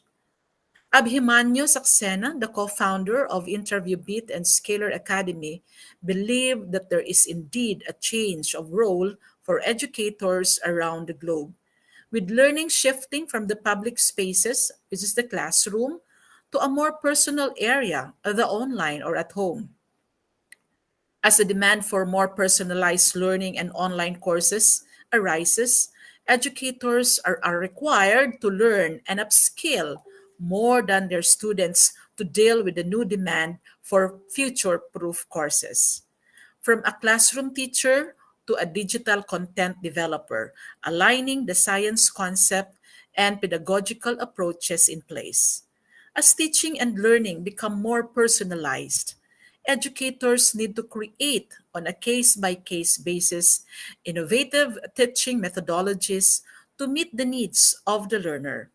Further, according to Saxena, today's educators have a lot to say, from planning a personalized curriculum for classes to becoming a content developer in mentoring students on real-world projects to ensure that they are job-proof and capable of keeping abreast of new technologies and skills. Thus, from being facilitators of learning, educators have also been innovators. Learners are physically active in all school activities. Classroom become their second home where they play, make friends, learn, and develop their social skills. Now learners are confined inside their home where they study with their own gadgets and learn digitally or in modular form with limited physical activities. Parents were also convinced to be para-teachers for the learners, not just providing the basic needs of their children, such as providing food, clothing, house, and expenses for education. They now become the personal tutor of their children. Parents who are knowledgeable of the subject can effectively and efficiently mentor their children's learning. On the other hand, other parents who are illiterate find difficulty in performing the task as para-teacher for their children. With all these different changes, we face challenges. Teachers and education specialists in the Philippines have been acknowledging the challenges brought about by the drastic changes from module development in science, distribution of modules, suspension of face-to-face laboratory experiment activities, no actual manipulation of laboratory instrument and equipment, no experience of practical examination or the MOVE system, no field trips in science museums and research laboratories, and availability and accessibility of science digital tools. We will take this one by one. In module development, this pandemic has paved the way to the implementation of modular distance learning as an urgent response to ensure continuity of education. The Philippines is adapting to the new normal form of education through the implementation of the modular distance learning. There were challenges and issues faced by the implementers in the initial stage of the distance learning. One of the issues is about some erroneous content in the modules distributed for elementary learners. A national news featured this challenge last October 2020. Let us watch this 2 minutes video clip. Kumakalat po ngayon sa social media ang mga mali-maling module na ginagamit ng mga estudyante sa blended learning. Ang sabi ng Department of Education, hindi pa makumpirma kung sa kanilang galing ang mga ito, pero humingi na rin ng paumanhin ng DepEd kaugnay ng mga mali sa modules. Nakatutok si Marie Zumali. Mapapakamot ka na lang ng ulo sa ilang ehemplo ng module na kumakalat sa social media. Paano itatapat ang bawat Crayola sa wastong kulay kung ang module ay black and white?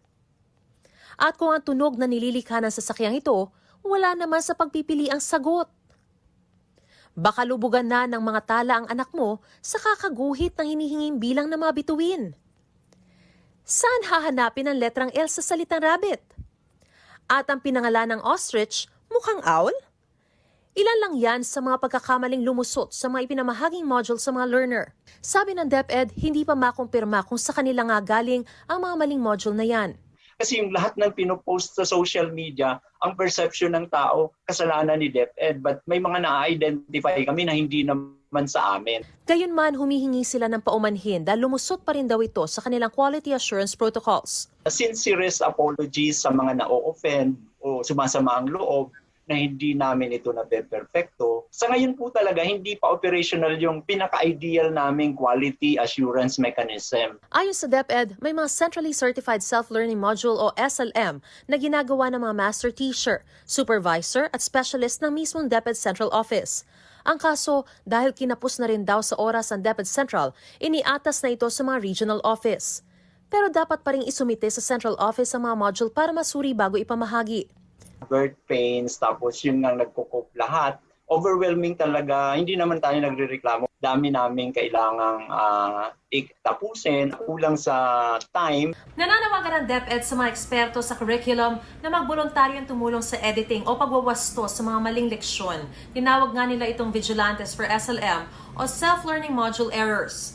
Dahil sa huli, hindi naman katatawanan kundi tamang kaalaman ang layuning maibahagi sa mga estudyante sa blended learning system na ito. Pakiusap din ng DepEd sa mga nagpo-post ng mga mali sa module, alamin kung saan galing ito para matrace at agad na maitama. Mariz Umali, Nakatutok, 24 Oras. Currently, the Department of Education Quality Assurance Mechanism in every regional office is now meticulously working on the correctness and finalization of modules for distribution. At present, continuous innovation of educators and active involvement of other stakeholders are the driving force for the success of the modular distant learning.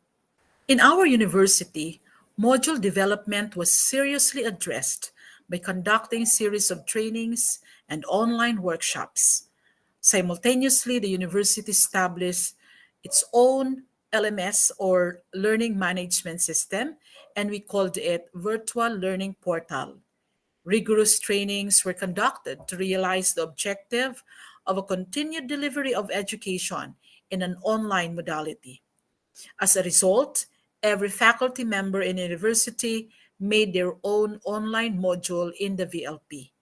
I personally made 2 virtual biology modules uploaded in our LMS, one for genetics and one for anatomy and physiology. The second challenge is the delivery of modules. The different regions in the country had their own initiatives on the way they distribute the learning modules to the learners. Since children are not allowed to go out, parents or guardians are the one claiming for the modules from the teachers. I will share a short video that shows an ideal scenario on the implementation in the distribution of modules in one of the cities in the Philippines. And this will include modules in science subjects. Today is the deadline for parents of students enrolled at Commonwealth Elementary School in Quezon City to claim their learning materials. These are modules, worksheets, and books that will be used beginning October 5, the official start of classes. To avoid overcrowding in the campus, the school made sure to schedule the pickup of the materials 1 grade level per day. For kinder to elementary students, the school has decided to provide self-learning modules. Teachers, however, will still be available for queries through text, call, or online chat. They will also be required to check and grade the worksheets of the students weekly. Once in a while, magkakaroon sila ng schedule na pumunta dito para kunin yung mga i-check. Mag-check din kasi sila, magre-record din sila. Pero dapat naka-schedule yun. Meanwhile, Batasan National High School has adopted 3 modalities of learning. Students have an option to get a copy of self-learning modules, download the digital versions, or take virtual classes. Today, the school started distributing the tablets provided by the local government of Quezon City. But the condition is, students have to take care of the gadgets because they will have to return them at the end of the academic year. On the other hand, remote areas had a different story to tell. Pictures show how some of our teachers in the Philippines faced difficulty in distributing the modules, from climbing the mountain, crossing the sea, walking in muddy roads, crossing a river, and other challenges they have to face just to perform the task with all commitment in their heart. In the end, fulfillment was felt once the modules had reached the students they missed and loved. Instructional dilemmas of public school science teachers, however, maintain the sense of being hardworking and dedicated in the practice of the profession. He partnered with optimism by making the most of what they can, the true essence of a noble profession. Another challenge is the suspension of face-to-face laboratory activities.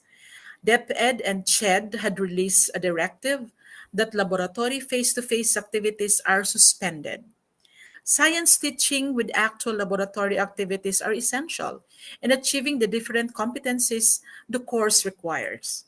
With this suspension, teachers and students faced great challenge on how to cope with the requirement of the course. Actual manipulation and usage of laboratory instruments and equipment, such as microscope, the weighing scale, centrifuge, Bunsen burners, beakers, Erlenmeyer flasks, test tubes, Tungsten racks, and others are not experienced by the learners and also some of the teachers in academic years 2020-2022. The adrenaline rush in the classic MOVE system for practical tests in science was not felt by this group of learners. Field trips in science museum and research laboratories were also not allowed until these days to comply with the protocols still in place. Our learners in this pandemic missed this kind of educational experiences which augment the learning acquired in the classroom. Availability and accessibility of science digital tools using the internet is another challenge. In the study of teaching and learning continuity amid and beyond the pandemic by the Yagbil et al. In 2021, it stated that this sudden shift has resulted in problems, especially for learners without access to technology. When online learning modality is used as a result of the pandemic, the gap between those who have connectivity and those without widened. The continuing academic engagement has been a challenge for teachers and students due to access of internet connectivity. With all these changes, challenges, there are also opportunities. So teachers are finding ways to address the changes attendant to the current situation. Old practices have to be revisited and recalibrated to fit the demands of a global community. In a pandemic time, changes in plans due to suspension of laboratory activities and postponement of off-campus activities necessitate the search for equally effective alternative through online teaching. Amidst the COVID-19 pandemic, teachers, students, parents, and all stakeholders are expected to respond proactively to the needs of the time. Changes and challenges can be turned into opportunities that will provide quality education during this uncertain period. For Erica Cristina Mortola, a grade 6 teacher at Vicente and Chavez Memorial Central School in Villanueva Town, Misamis Oriental, here in the Philippines, he is an educator and he said that educator must know how to adjust to the changes and that despite the many uncertainties, a teacher must turn them into opportunities that will help in continue achieving the United Nations Sustainable Development Goal number 4, which is quality education, stated by Lacson 2020. The following opportunities are creativity, flexibility, resourcefulness, maximizing internet sources, and collaboration initiative. Creativity.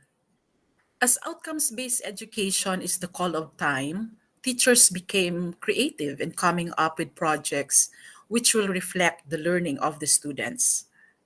Example of which is the video of a science project in grade 1. So please watch this 30-second video clip. I choose Rosalind Franklin to be my lookalike scientist. I am a Nobel Prize winner and I captured the image of the DNA. The DNA carries our genes and makes all of us unique.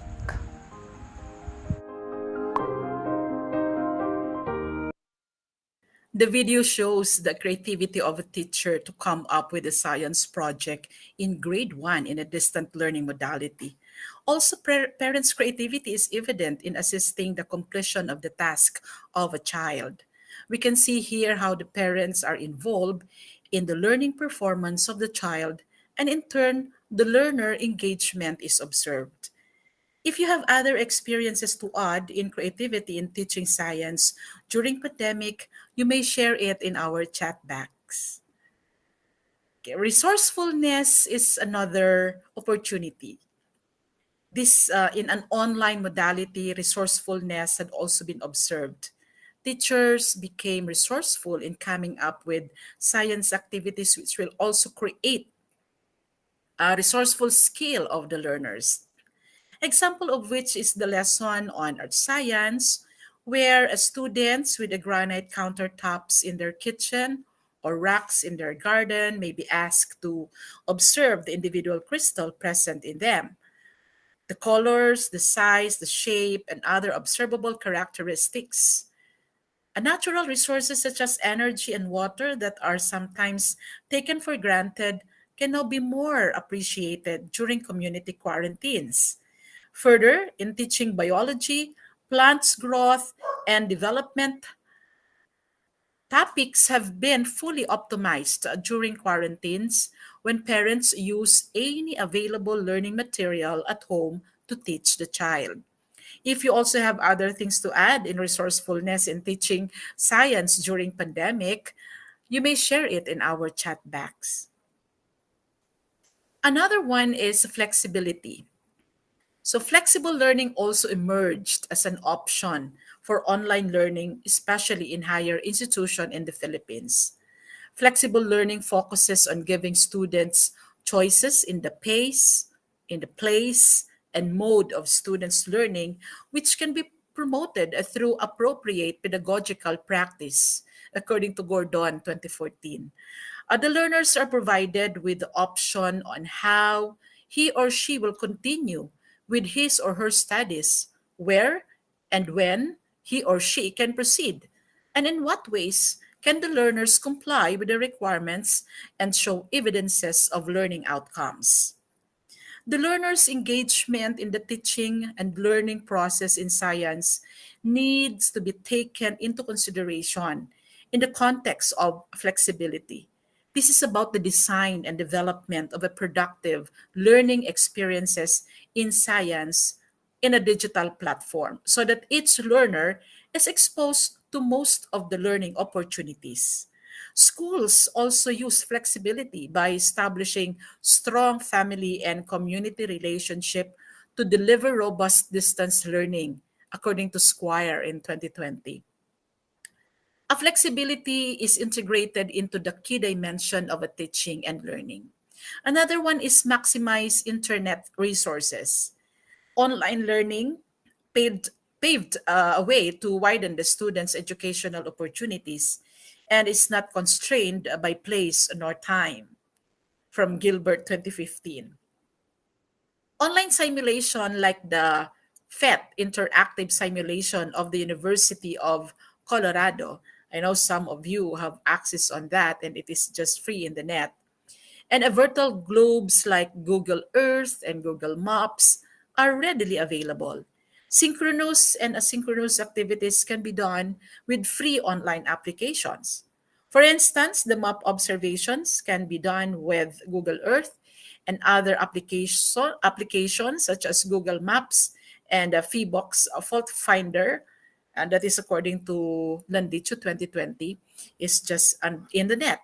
So materials provided by academic organizations such as International Geoscience Education Organization.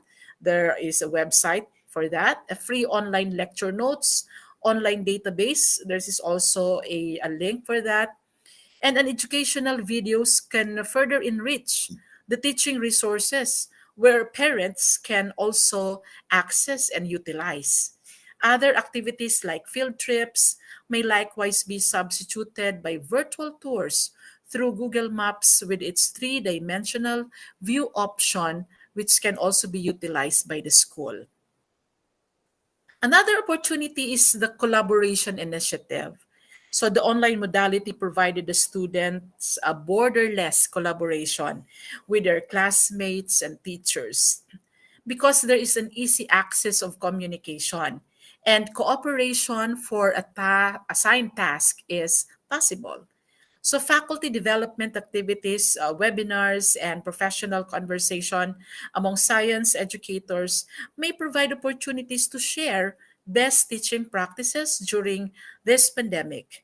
In a paper by Lansangan 2020, detailing his own experiences of teaching junior high school chemistry online, also noted the value of collaborative actions among teachers, such as sharing of practices and gaining insights from colleagues' experiences, which can motivate to deliver quality education by maximizing the available resources in times of emergency remote teaching.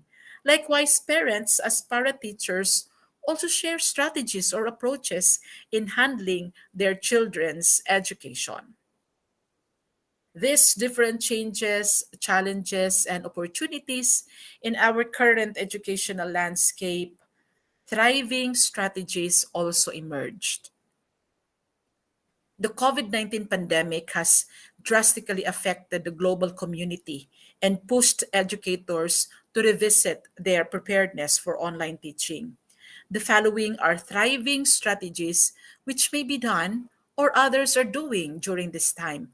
I call it 3 Rs and the SPI or SPI.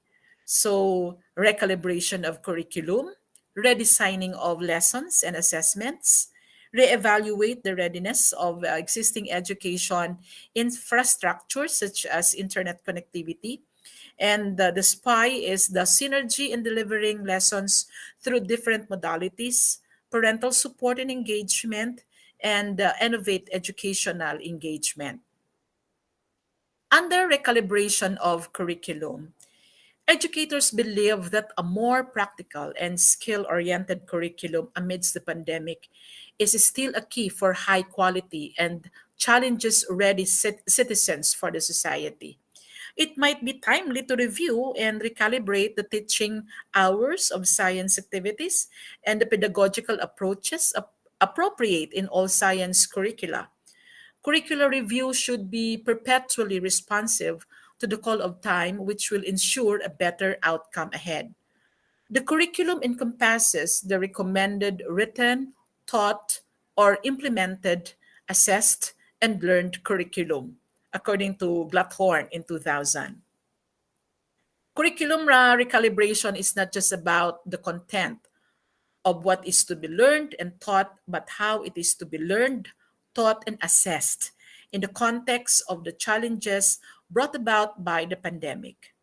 A flexible curriculum design should be learner-centered, take into account the demographic profile and circumstances of learners, such as access to technology, technological literacies, different learning styles and capabilities, different knowledge backgrounds and experiences, and of course, ensure varied and flexible forms of assessment. That is according to Ryan and Tilbury in 2013 and Gachago et al. In 2018. So the challenge during the pandemic is how to create a balance between relevant basic competencies for the students to acquire and the teacher's desire to achieve the intended outcomes of the curriculum. A need of unification of syllabus with integration of the outcomes-based teaching and learning strategies using flexible learning platforms such as distance and online learning options, and the learning assessment strategies suitable for individual student needs. Repurposing and revisiting the syllabi in science courses focus on the essential outcomes. Further, flexible learning and teaching span a multitude of approaches that can meet the varied needs of diverse learners.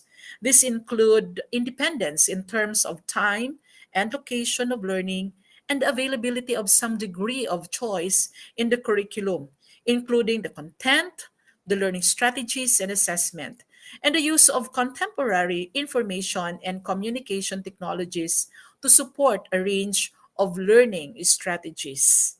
So that is according to Alexander in 2010. The second one is redesigning of lessons and assessments. Adjustment of the type of assessment measures is a major factor amid the pandemic. There is a need to limit requirements and focus on the major essential projects that measure the enduring learning outcomes, like case scenarios, problem based activities, and maybe capstone projects. Authentic assessments have to be intensified to ensure that competencies are acquired by the learners. In the process of modifying the curriculum amid the pandemic, it must be remembered that initiatives and evaluation tasks must be anchored on what the learners need, including their safety and well being. This strategy will enable the faculty to revise the activities, coursework, tasks, experiences that can be delivered throughout this blended learning. This also enabled them in designing the instructional strategies, activities, and assessment that will achieve the learning objectives. The modification of the syllabi incorporated the development of modules, assessment tasks that can be delivered using differentiated instruction. It may be in class or off class. The third one is reevaluate the readiness of existing education infrastructure, which is the internet connectivity. Technological challenges like internet connectivity, especially for places without signal, can be the greatest obstacle in teaching and learning continuity, especially for academic institutions who have opted for online learning as a teaching modality. Thus, the alternative models of learning during the pandemic should be supported by a well designed technical and logistical implementation plan. The strategic action include short-term plans and possible limited physical classes and the long-term plans of pure online classes. Embedded in the plans are the in-class and off-class mode, restructuring and retrofitting requirement for limited face-to-face classes, and upgrading of internet-based facilities for pure online classes. On top of this, the need to cater to learners who have no access to the internet can include the translation of online learning modules to printed modules or sourcing of FAND to create an internet hub in localities where it needed the most. Next is synergy in delivering lessons through different modalities. Since that face to face modality is not feasible during this pandemic, teachers consider flexible distant learning options like correspondence, teaching module based learning, project based, and television broadcast. For learners with internet connectivity, computer assisted instruction, synchronous online learning, asynchronous online learning, and collaborative e learning may be considered. Other teachers like Leonardo Lumot from Villaverde, Nueva Vizcaya, do home visits or read stories to their students online or through phone calls. Miriam Puegan, a 25-year-old teacher from San Gabriel, a COVID-free municipality in La Union, believed that in-person tutorial brought education back to the community. This was stipulated in the study of Serapio and Aguilar in 2020. Senior high school teacher like Leo Improgo, Tan, the third of the Manolo Fort Ridge National High School, also says that humanizing experiences of the new normal mode of learning is observed. The fifth one is the parental support and engagement. So some parents are also eager to help teachers continue education and now understand how demanding and stressful a teacher's job can be, especially that some parents find it difficult to control or assist their children in learning the modules. It was reflected in the study of Locson 2020. Also, Sarkar in 2020 mentioned that parental support is crucial in the academic success of children and the present overall online learning process. Therefore, capacitating parents through short-term training on basic teaching strategies may be considered by the school.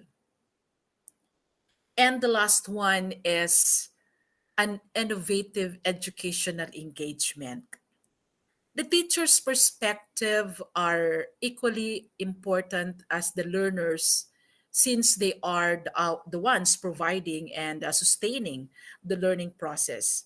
Teachers should effectively approach these current challenges to facilitate learning among learners and learner differentiation and learner centeredness and be ready to assume the role of facilitators on the remote learning platforms. This was reflected on the mission of school principal Lucia Mananero as she launched a teacher volunteer program in Concepcion, Iloilo, Philippines. After a survey showed that some children were left with their grandparents at home as their parents headed off to work. Another innovation to share is the active involvement of different scientific organizations here in the Philippines in response to issues and concern on remote learning modality. As president of Biology Teachers Association of the Philippines, Bicol chapter, which is a scientific organization, I spearheaded the capability building series for Bicolano biology teachers. We came up with this engagement as a result of the needs assessment conducted with our members. This activity is our way to partake in the innovation initiatives of the different scientific groups in the Philippines. We already conducted the first series, no, in this one, the capability building series for Bicolano biology educators. And this coming November 27, we will be conducting the second series entitled Digital Tools for Science Teaching. This is very timely, no? And this is the clamor of our members to give some talks and trainings on digital tools for science teaching. So by reflecting on the recent teaching experiences, still educators are exerting too much effort to compensate for the pressure of the production of practical learning experiences for students and universal access to quality education.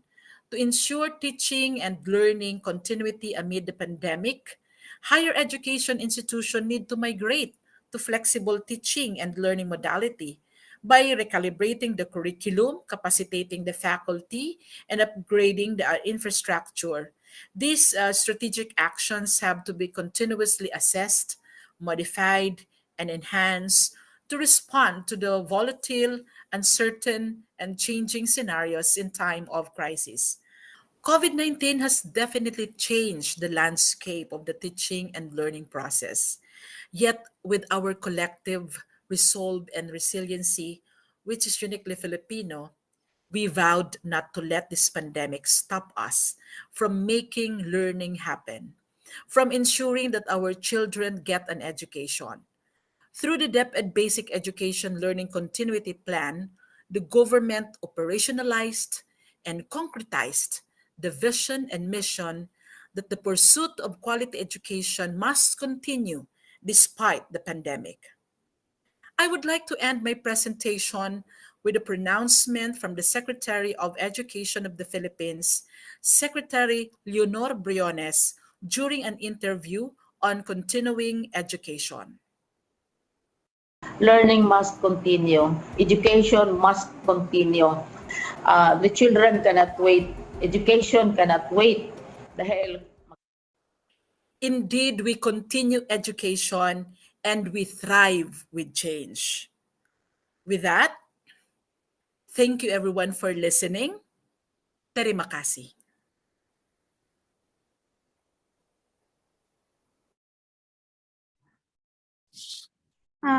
Thank you very much, Dr. Melinda, for giving such an informative and interesting presentation. Well, ladies and gentlemen, now we are going to the time for the question and answer session. I would like to have 3 questions from the participant, please.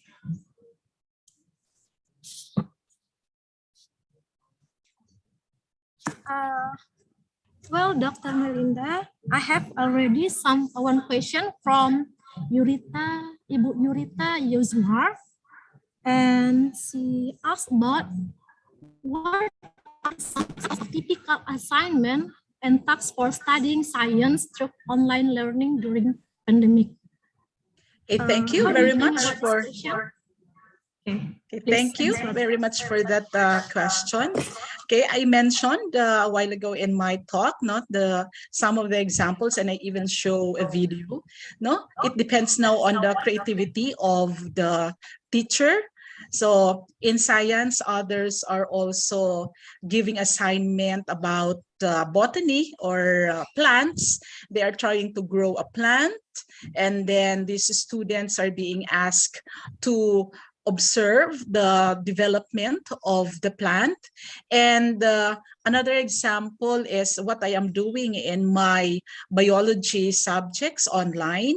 I have laboratory exercises in my online class, but I am using mga example of a internet application on science. There are a lot of that. I even showed a while ago the PET, chemistry, physics, biology. You can just click there. So assignments can be done through simulation activity. So that is for an online. But for an actual assignment, just giving the student an assignment on how to create something out of the materials available in the environment. For example, the rocks inside their house, they can collect, they can name it, they can give the size. Those are sample examples of assignment that can be done. But of course, this assignment must be coupled with rubrics on how they will be graded so that the students will also be guided. An assessment tool, a rubrics, for example, is a way on how we can really assess the student, as what I mentioned in the revisiting of our syllabi. So that's it. Thank you. Okay, thank you for the answer, Dr. Melinda. There is question from the participant.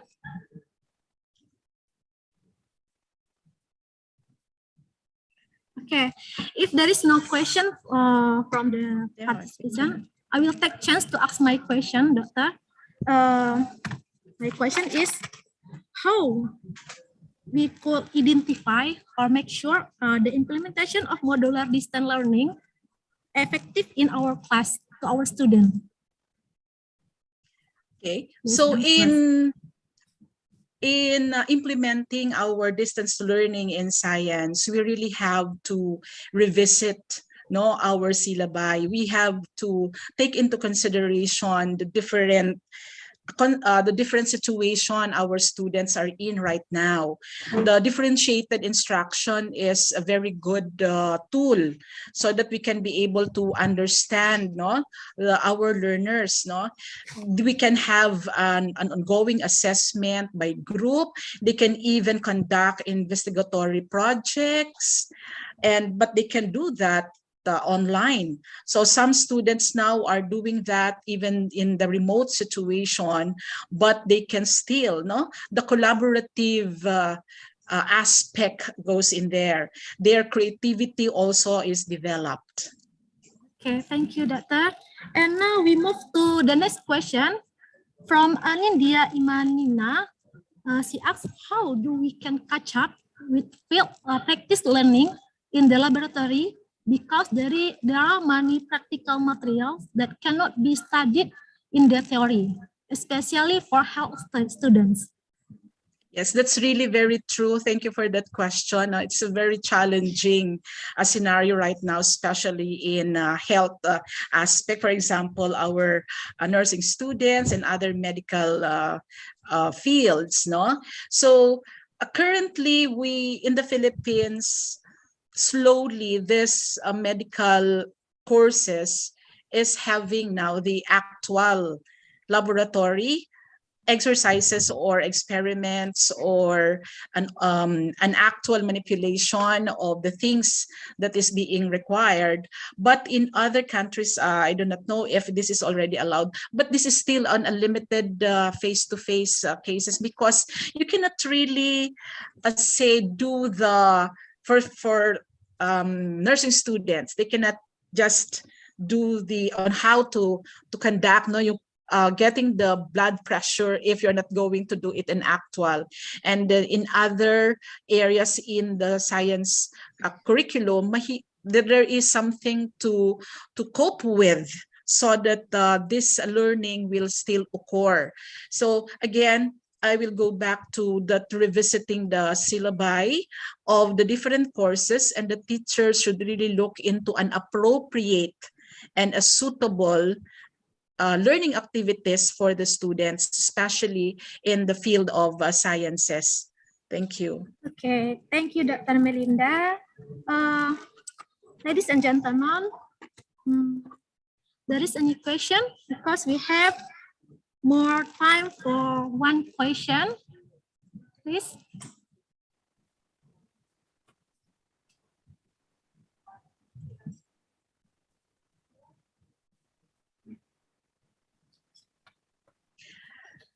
Maybe I can add on that question by Ma'am on laboratory, because there are many practical materials that cannot be studied in theory, especially for health. So again, there are many online applications right now. So I was also able to come across with a simulation, actual simulation in dissecting an animal.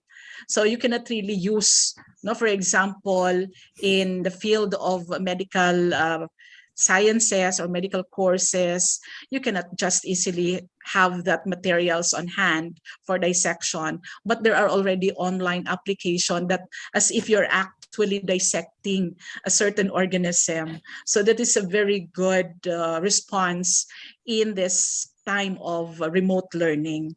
Thank you. Thank you, Doctor. Okay, Miss Anindia Imanita, have you satisfied with the answers from Dr. Melinda? Yes, fine. Okay. The next question, we have more time for one question again.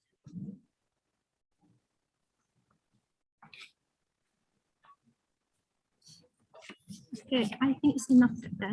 Ladies and gentlemen, finally, we are come to the end of the session. Before closing the session, I want to draw the conclusion from what the speaker said. COVID-19 have changed the way we teach our students, from face-to-face interaction to distant learning modules, public space in classroom to personal space at home, public and science laboratory activity to modular science activity, actual science experiment to online simulation activity. Guys, I would like to thank the speaker for their informative and interesting presentation, and all participants for their very active participation.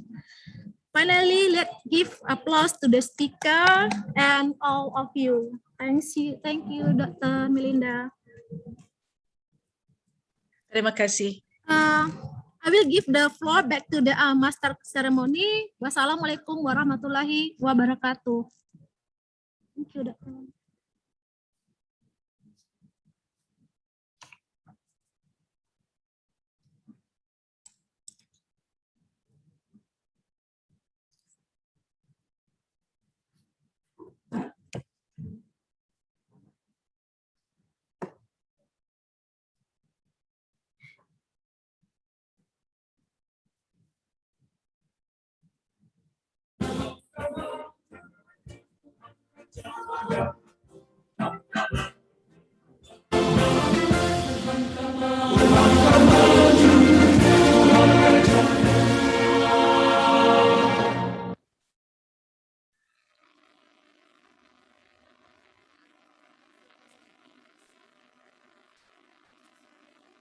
Dr. Melinda Peropen for sharing your experiences in these presentations.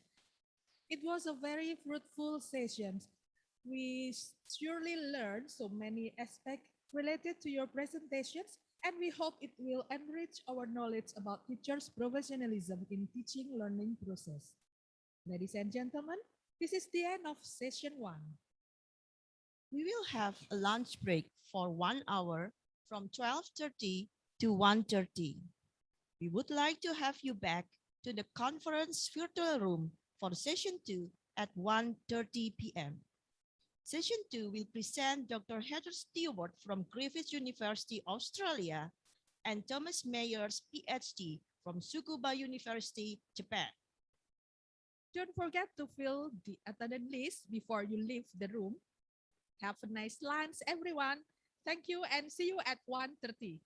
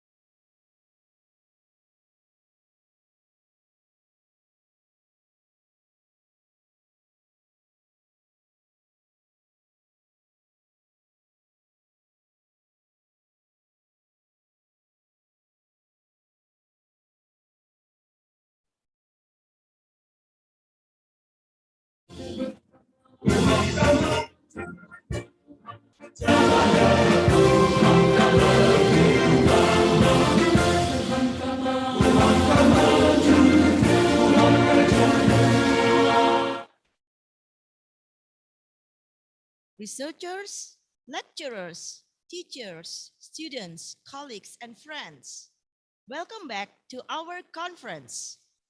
We will continue this conference with session 2. The moderators for session 2 are still Ibu Siti Zulaiha, MA PhD, and Ibu Lisul Fahrosa, PhD.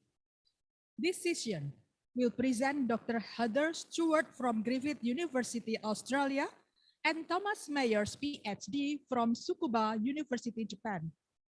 And Ibu Siti Zulaiha will lead the plenary discussion first.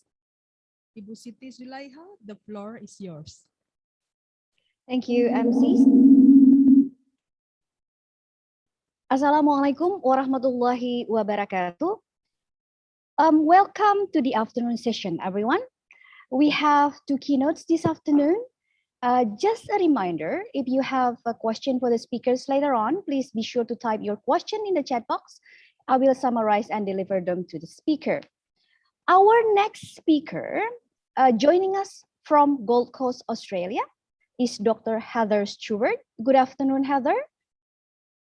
I'm sure she's here with us already.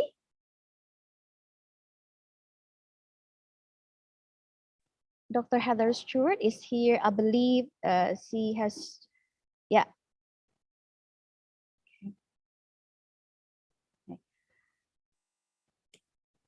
Hi, Azul. How are you? Oh, good. Thank you. Yourself? Good. It is late afternoon there in Australia, yes? Yes, it is. It's 4:30 in the afternoon. It looks like it's still bright and sunny out there from the window. It is. We're heading into summer. Okay. Before we start, let me just introduce you to our speaker. Dr. Heather Stewart is a senior lecturer in management with the Department of Business Strategy and Innovation, Griffith Business School, Griffith University, Australia. After more than 20 years of management experience in both corporate and small business, Heather has transitioned her passion for research and teaching in academia. The focus of Heather's work is on qualitative management research with the underpinning of sustainable management practices and organizational development through the perspective of continual and collaborative learning. Heather has been recognized for her research interests of sustainability and ethics into online learning and teaching. Current publications are dominated by her passion for qualitative methodology, specifically in terms of accent research, case study, and feminist ethics in the context of leaderships in higher education, sustainability, and small business. Heather has developed a strong presence in the online learning and teaching environment that reflects in her research profile and has been successful with several learning and teaching awards, including a Griffith Excellent in Teaching Online Award and Excellent in Teaching 2018. Congratulations. Recent publication include several book chapters, plus publication in the Qualitative Report, Journal of Business Ethics Education, Systematic Practices, and Action Research, and Australian Journal of Career Development. Her presentation this afternoon entitled Female Leaderships in Higher Education, Trials and Tribulation. What a topic. Let's welcome Dr. Heather Stewart.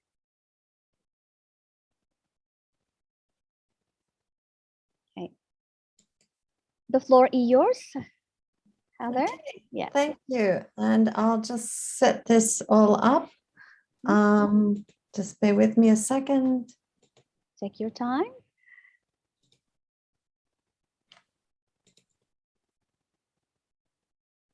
And I believe we have it working. Yes. Lovely. Okay, I'm just setting up my screen so I can see it all properly. Thank you so much, Azul, and thank you so much for having me at the International Conference of Natural and Social Science Education. It's really exciting for me to be part of this and to also to present some of my work. And I'm probably going to be approaching this a little bit differently to most plenary presentations. So bear with me. When I do teach, I teach very interactively, and so I like to get my audience involved. So the title of this workshop presentation, this plenary, is Female Leadership in Higher Education, Trials and Tribulations. And as Azul has mentioned, I'm Dr. Heather Stewart, and I'm from the Department of Business Strategy and Innovation in the Griffith Business School, Griffith University, Gold Coast, Australia. Sounds like an address. I just want to check with everyone to make sure, is the technology working okay, Azul? Yes, it is. Okay, Good, lovely. yep. I just want to check in with that because there's nothing like talking and carrying on and things aren't working. Okay. So for an introduction, just some really basic things. Azul has introduced me in terms of what I do, and this sort of links very much to what I'm going to be doing today. And I will apologize if you do actually hear some noise in the background because my dog does occasionally bark. I am working from home. So nothing like our COVID days where we're used to working from home. Okay, I'm a senior lecturer. I am actually very well ensconced, very embedded in management. My PhD was in management and sustainable business. So I've ended up being the discipline leader, discipline advisor for the Bachelor of Business. And so I not only teach it, I also research this area, specifically business ethics. That's my area of teaching at the moment. And in saying that, on that second last point, I'm currently the chair of the Australasian Business Ethics Network, which we're about to have a conference in about 2 weeks. So I'm busy preparing that too. I'm very passionate about qualitative methodology, which links to what I'm going to be talking about today, because we're going to be talking about action research and specifically looking at some action learning. And I'm going to try and get our audience involved in that action learning as well, a bit of a flavor of it. I might just actually right there, I might just test our system. How many in the audience, if you want to use I think you can use the reactions in letting me know if you, just a thumbs up, maybe, if you know of action research and action learning, if you've got any experience or any knowledge of it. Any reactions there? Anyone? Anybody heard of action learning or done any action learning? And action learning fits into action research. So just wondering if anybody's had any experience with that or knows of it. We can have a thumb up. Yeah, a thumbs up or anything. Okay, we're not too sure. Okay, well, I'll assume with that reaction, I'll assume that it's possibly something that you're not quite familiar with. So we'll have a look at that, and that feeds into my qualitative methodology. In this presentation, I'm going to be referring to a lot of my work in female leadership in higher education. And I also have another project at the moment with academic integrity. So you can see the common thread is my methodology and basically social justice with the sustainability, etc. Okay. So what I'm going to be doing in this next hour is looking at my research, and I actually refer that to our research. I co-lead this project, and we have 3 people on this project At the moment, I am leading it. In the past, my colleague, Associate Professor Deborah Delaney, was leading some of the initial studies in this. And at the moment, I'm taking this on in terms of female leadership in higher education. So we'll be looking at the action research process, and we'll be doing that through an action learning set. And then I'm going to try and get everyone in this group to actually have a go at some action learning. So I'll be asking you to look for something that you can draw on, a whiteboard, a tablet, or a piece of paper a little bit later. And then we'll be rounding off with hopefully something that you can take away from this. So I'm hoping that this is not just me talking to you, that you're going to interact, and you're also going to be able to leave this session with something that's of value to you. And of course, any questions, please let me know. Use the chat. I know this is in that asynchronous mode of Zoom, so which makes it a little bit hard to interact, but we do have the chat. So I encourage you to chat, and I also encourage you to ask questions, and I also encourage you to interact through this next hour. Okay. In my country, in Australia, we are very conscious of our Indigenous people. So I'd just like to do an acknowledgement of country, because this is where I'm presenting from. So Griffith University acknowledges the traditional custodians of the land, and it's the Yungabar people where I'm actually coming from, are the people of where I'm actually presenting from on the Gold Coast, and on the land of which we are meeting, and pays respect to the elders past and present, and extends that respect to all Aboriginal and Torres Strait Islander people.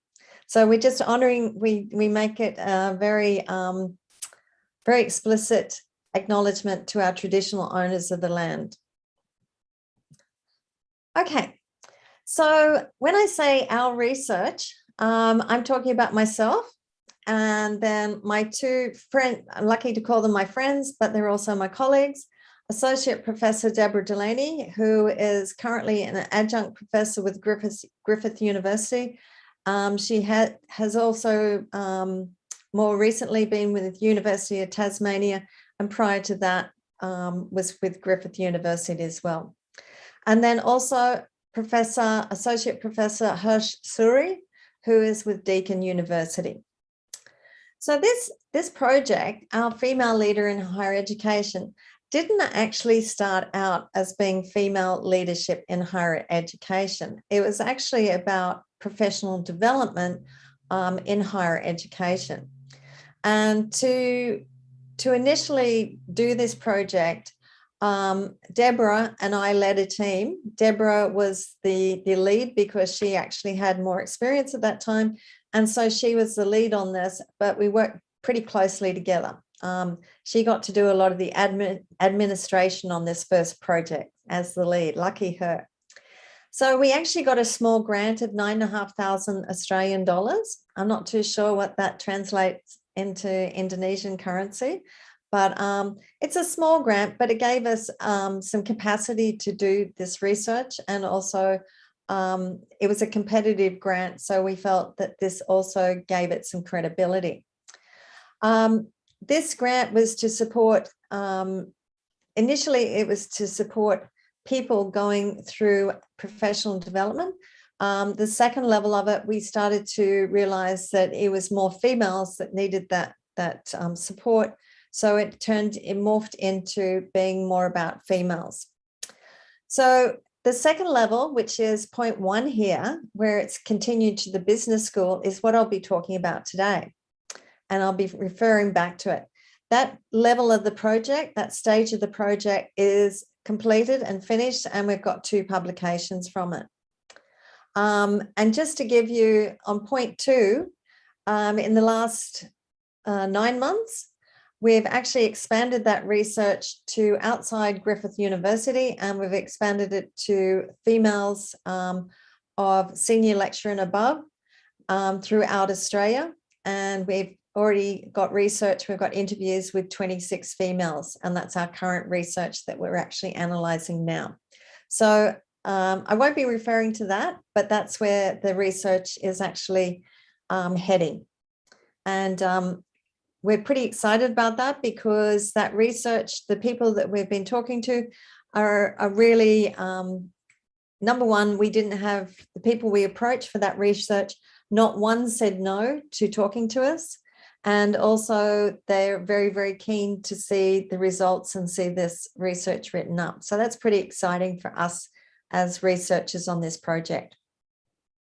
But I will be talking to you about this first point, how we worked with the business school. So female leadership in higher education. Why are we doing this? Why is it important? And number one, it's personal, okay? It's something that we connect to because we're female leaders in higher education.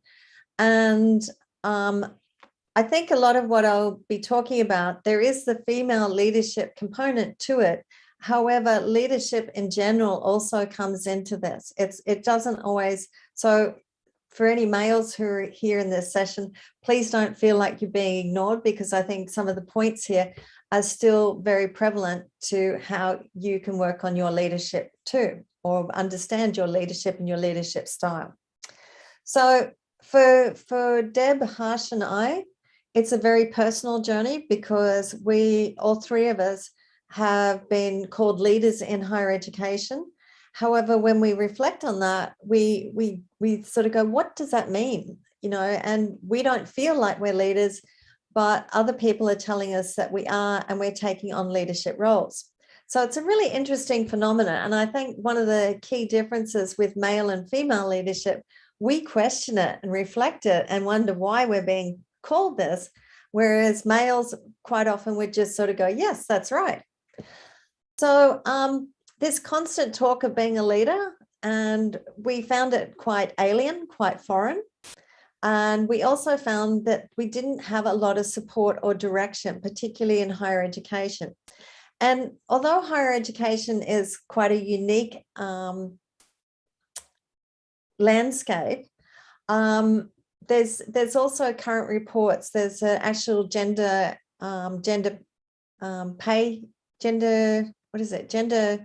a report that has come out recently in Australia, and it shows that a lot of what we're experiencing in higher education is across the board in industries as well.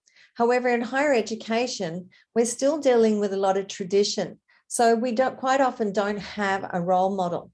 So that's very rare. I don't know about in your schools.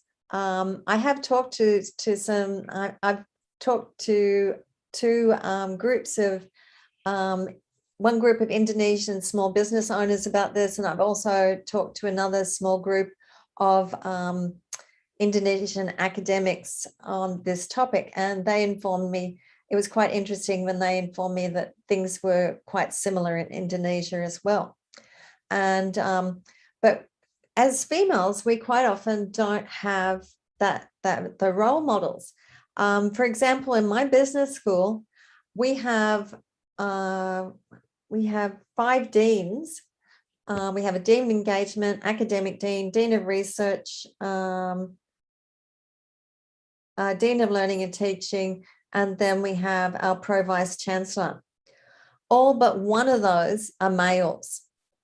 Okay, so out of 5 executive roles, 5 primary roles in our business school is only 1. And we're a Western country, we're a progressive university. However, in our business school, we only have 1 female dean.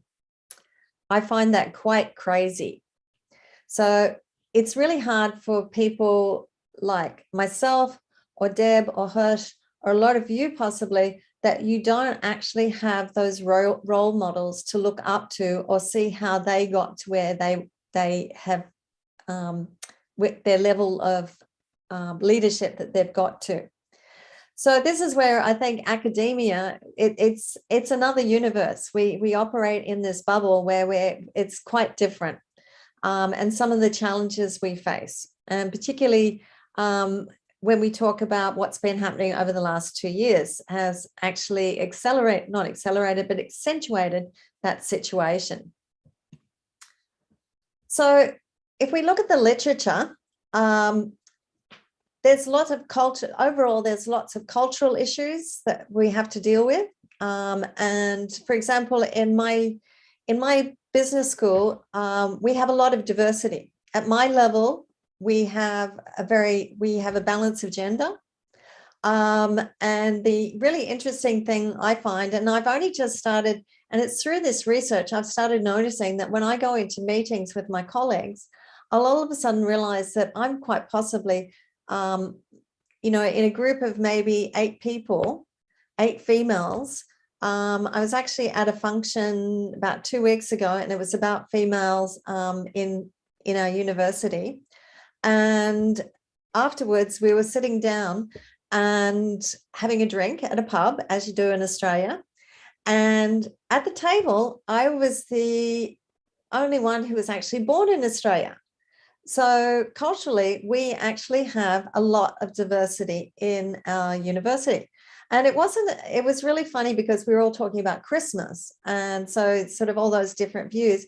And then all of a sudden, like a lot of these people are my friends, my colleagues, and all of a sudden I went, oh, I think I'm the only one who actually grew up here in Australia. So that was really interesting. So those cultural, and we have a lot of cultural diversity. However, the gender issues is pretty interesting. And again, when I talk about my deans, out of those 5, we have 2 that are non-Australian. They come from other countries. Okay. So there's still cultural issues and gender imbalances, particularly at those higher levels in universities. And that's reflected in the literature.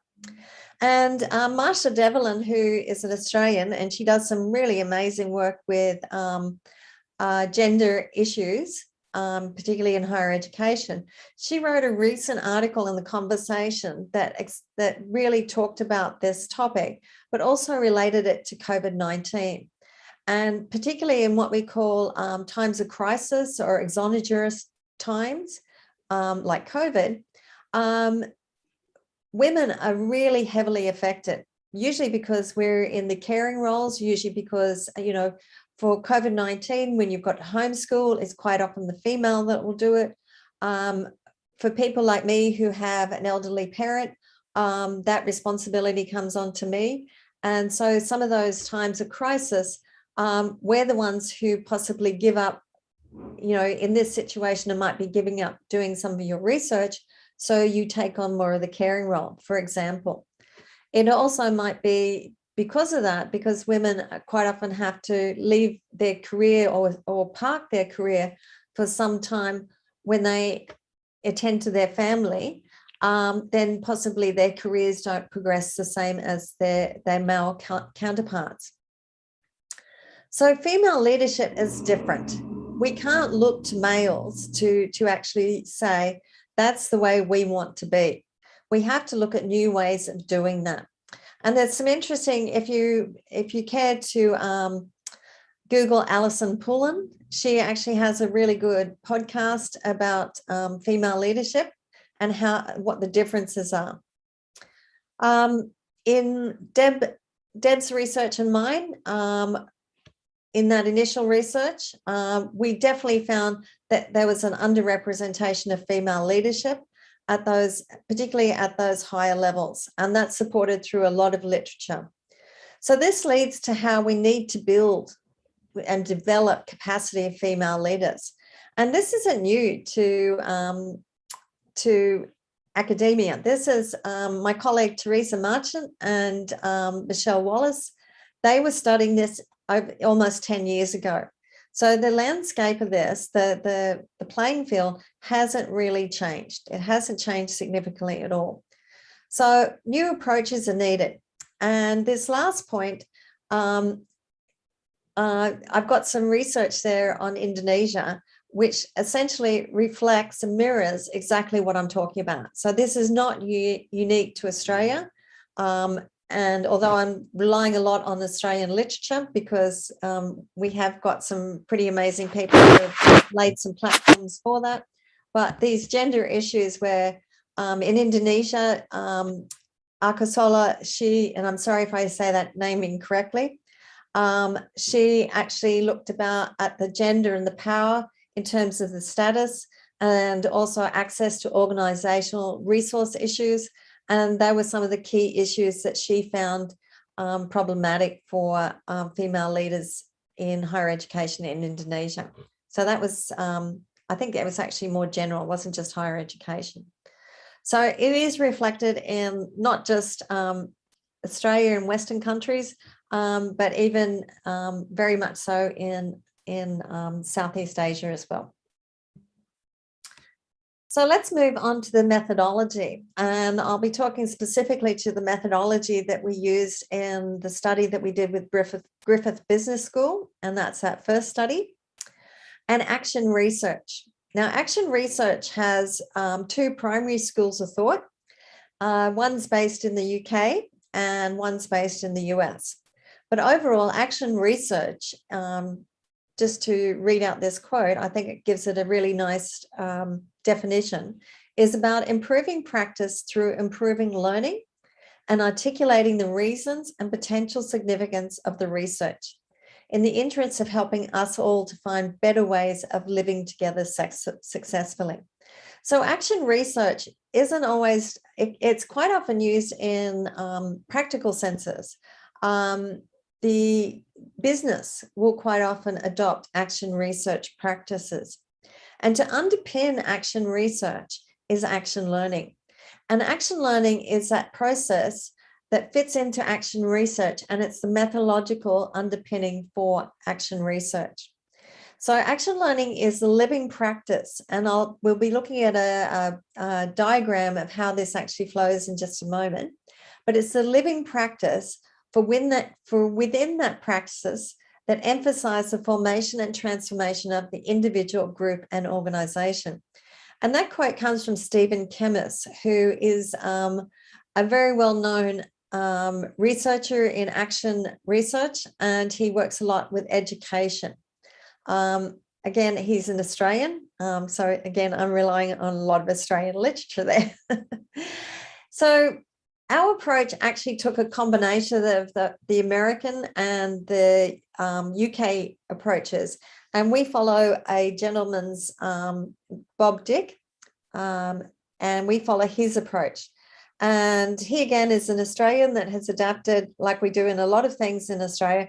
We draw on American practices, and we also draw on British practices, and we quite often mesh them together to make them our own.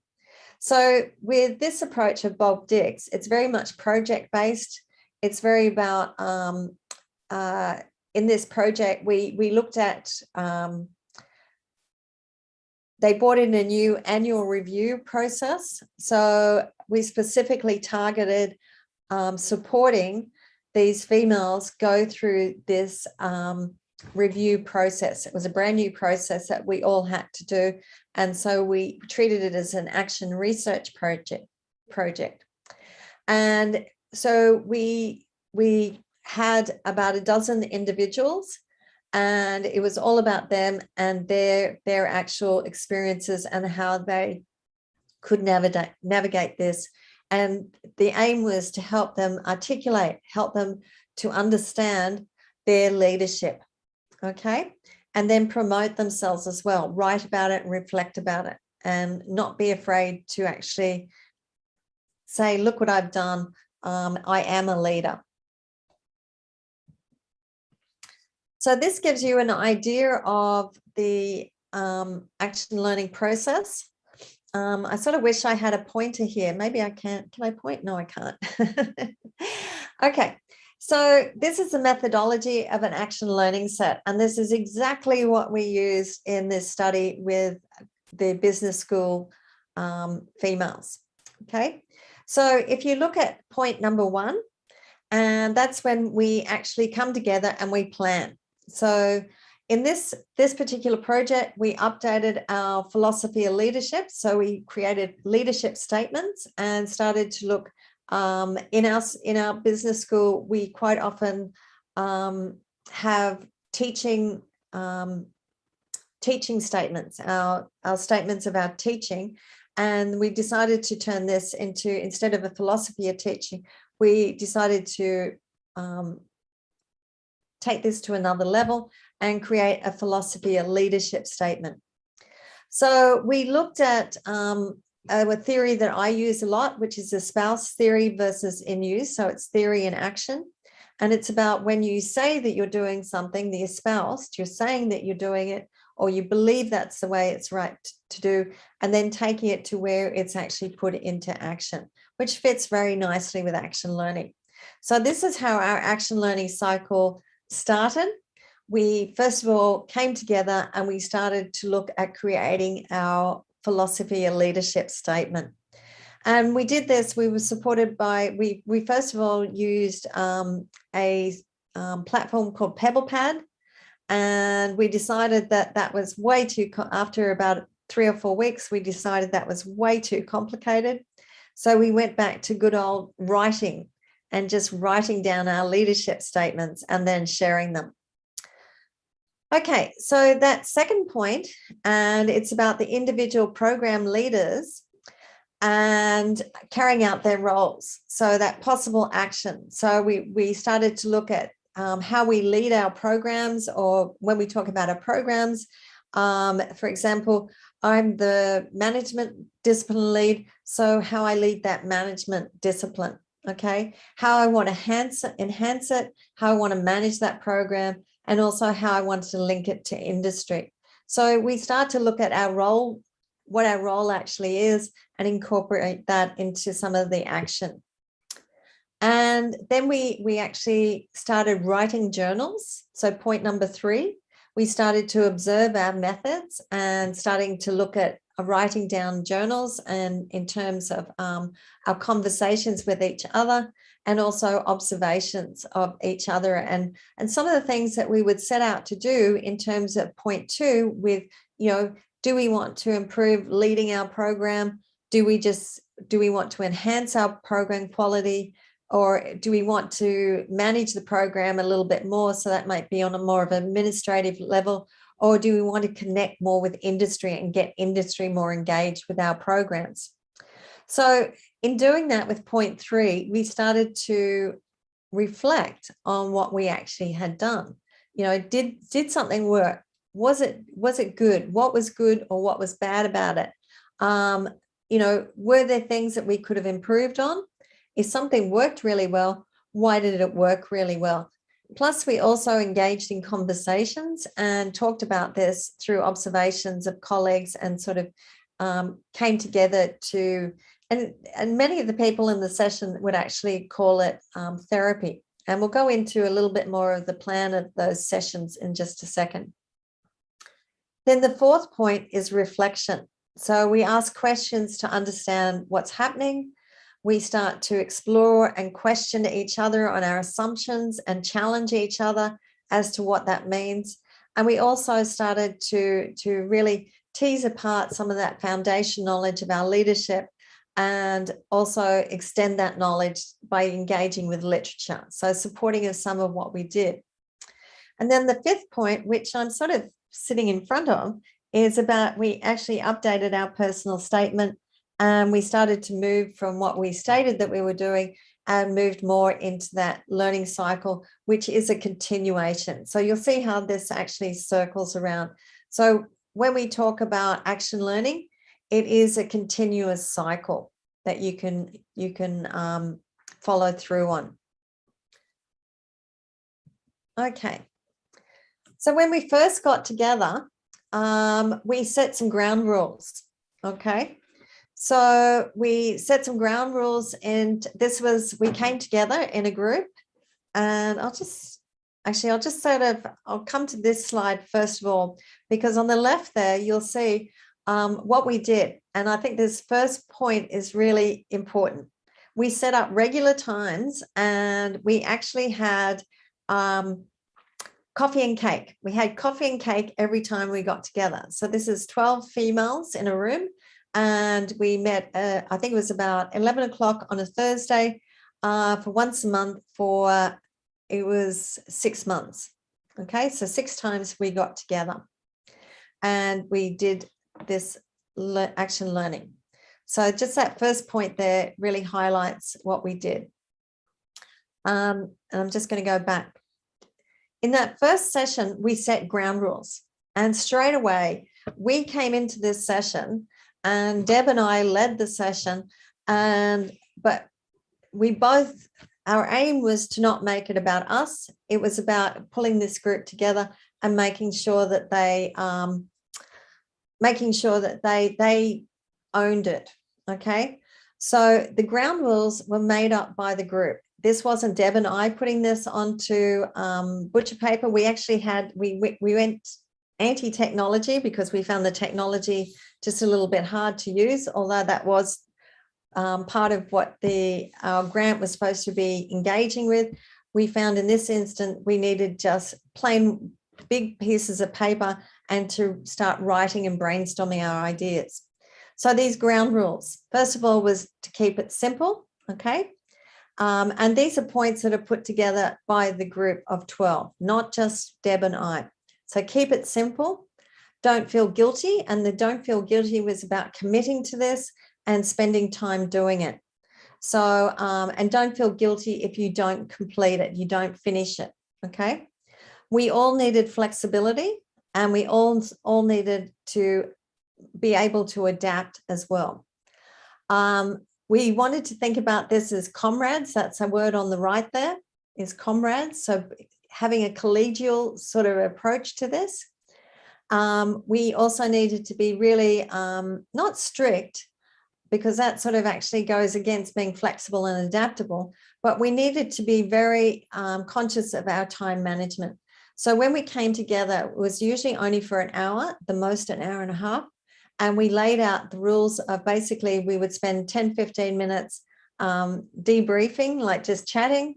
Then we would actually get into setting up our objectives, what we wanted to achieve, how we were going to achieve it. And then we look at, towards the end, we come together and basically say, I'm going to do X, Y, Z by our next meeting. So we set up goals for our next meeting. It wasn't just sort of a random get together. So we had objectives throughout.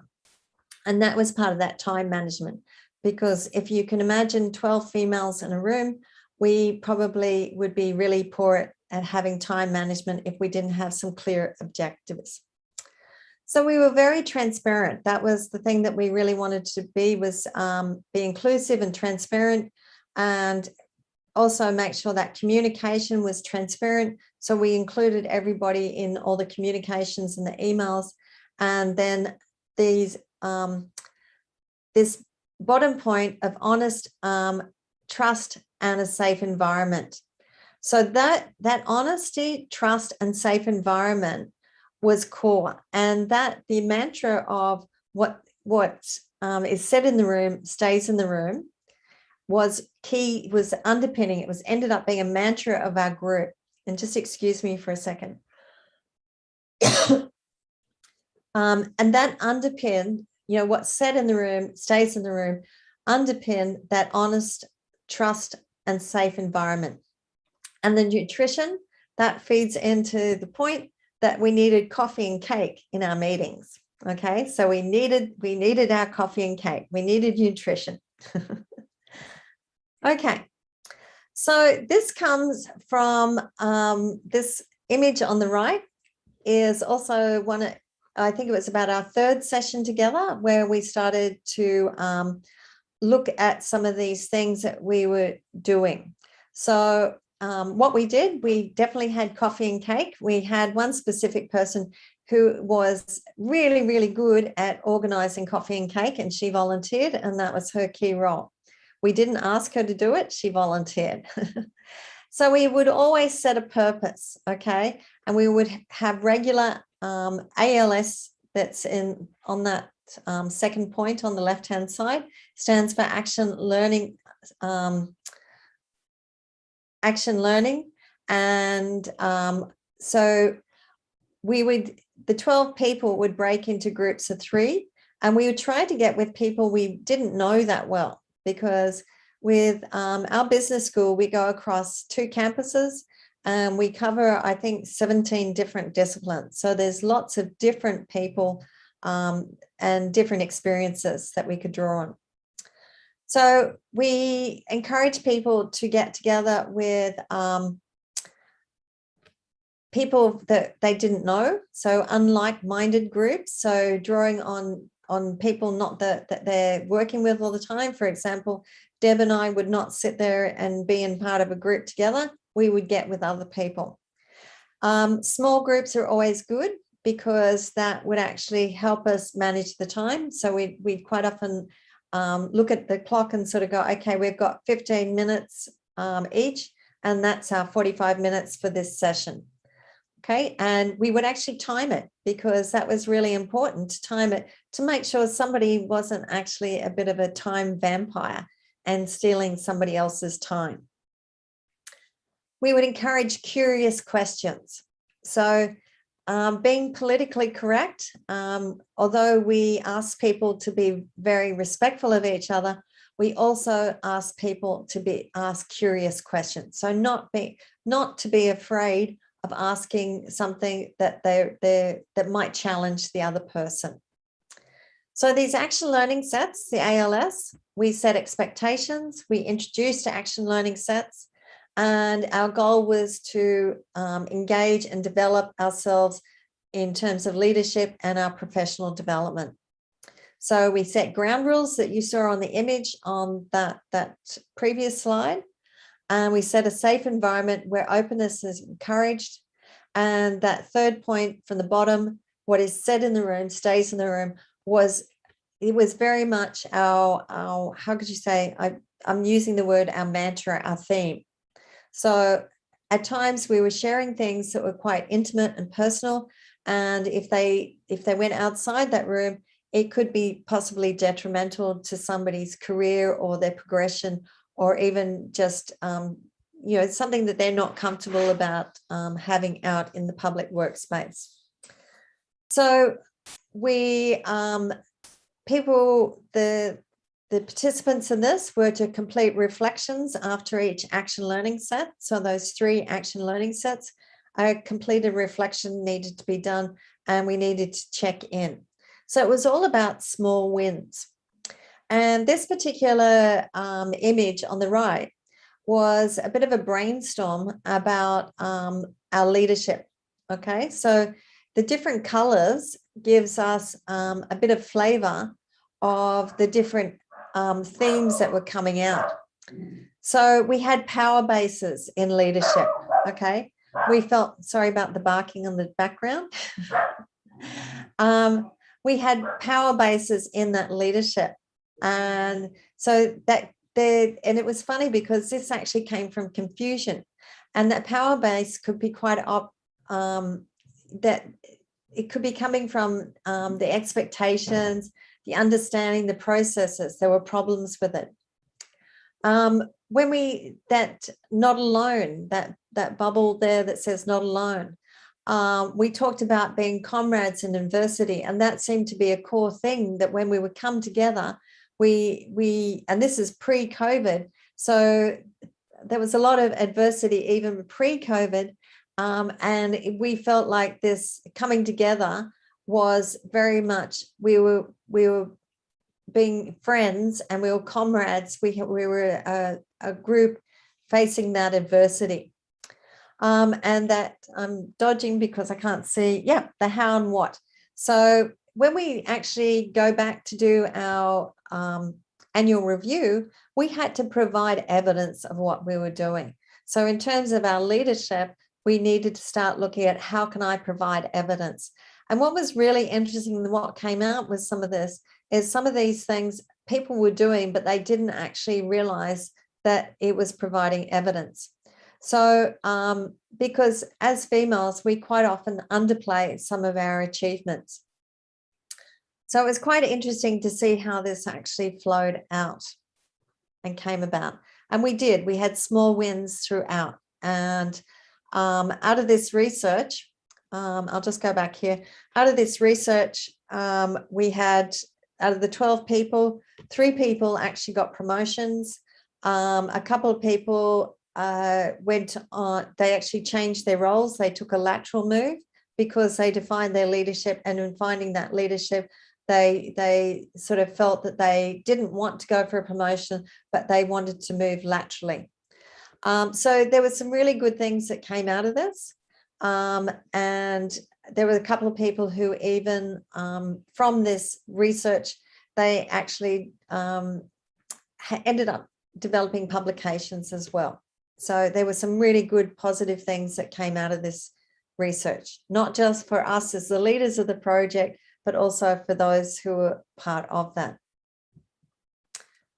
Okay, so female leadership in higher education. I want to experiment now, okay? So I'm going to ask all of you, and I can't even see how many people are in the session, but I'm going to ask you, and I'm going to trust that you can hear me and follow me. And I would really like you to grab something to write or draw with. You might even want to use like a device. What's the camera? Like a device? Oh, look, there's my dogs. You know, a tablet or something to draw on.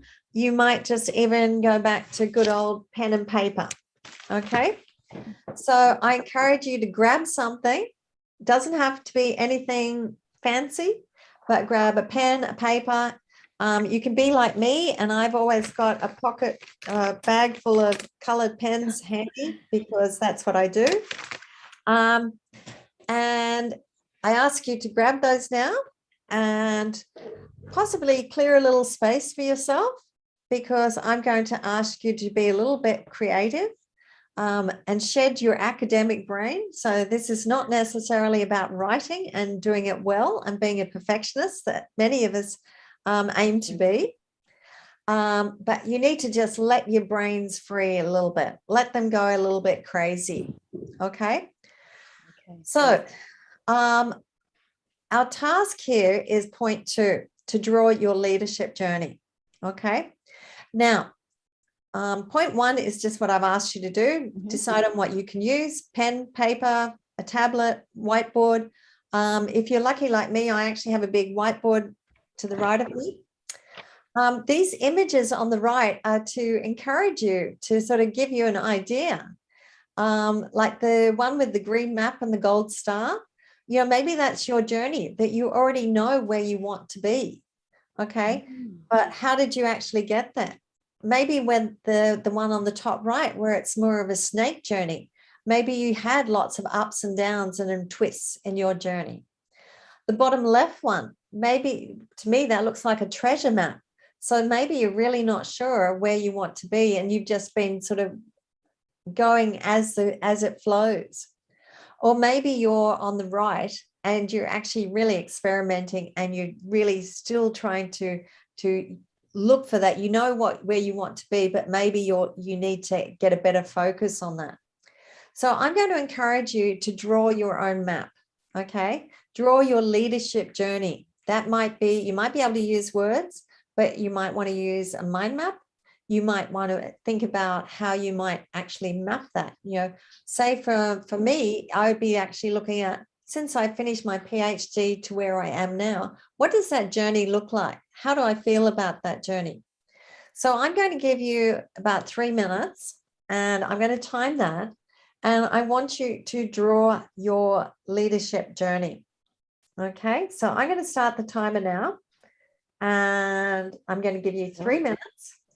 And you'll get a lovely little sound coming over the microphone here to tell you when that 3 minutes is back. And be ready to just give me some ideas in the chat of what your journey has been like. Okay, but I'd like you guys to actually draw your leadership journey starting now. Okay. I can see some participants are working on it. Excellent.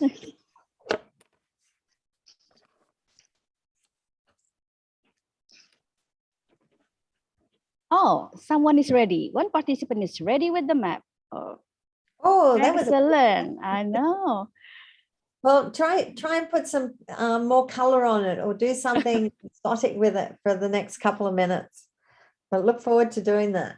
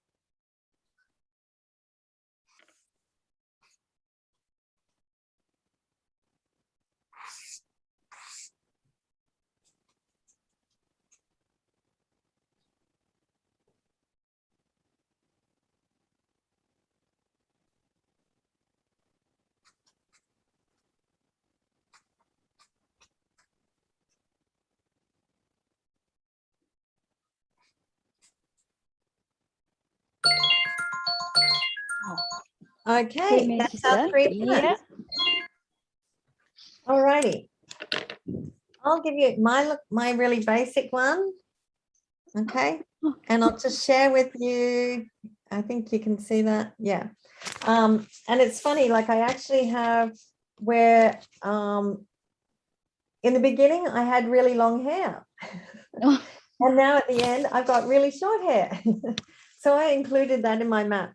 And I also had at my lowest point, I think I've got a sad face. I think you can, I'm not doing that very well on the screen there.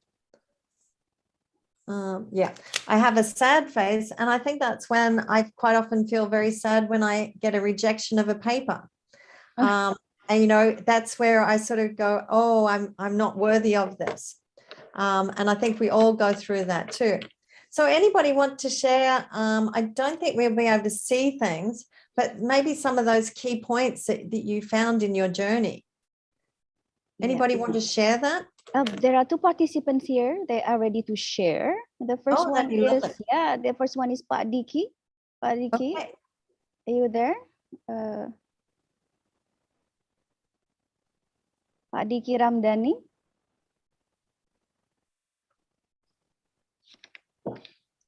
Or should we?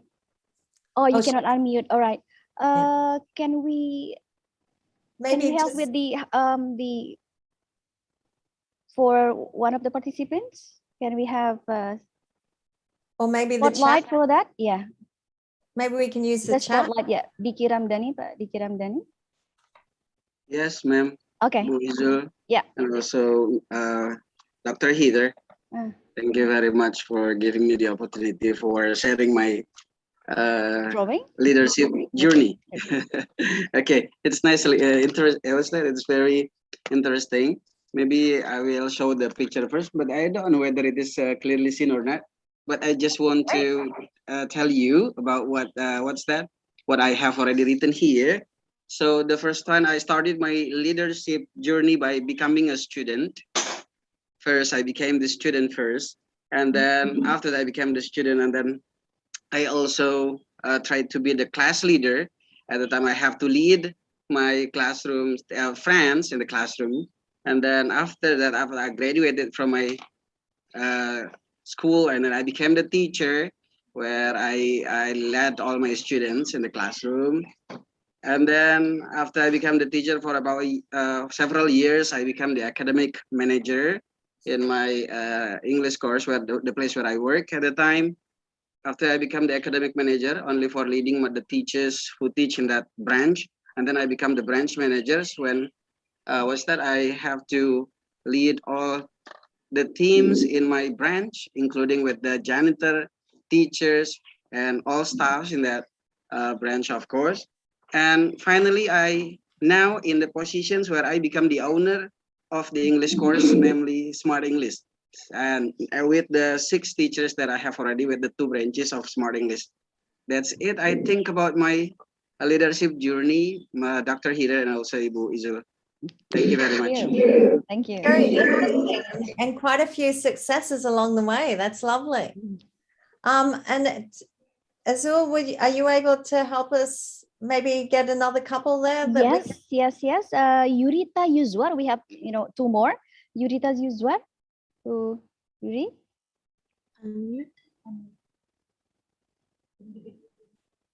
Okay. Hello, Dr. Heather Stewart. Hi. My name is Yurita. Hi, Yurita. Okay, this is my mind map about leadership journey. Yeah, that's great. Okay, I put some points here. In the middle is the leadership journey.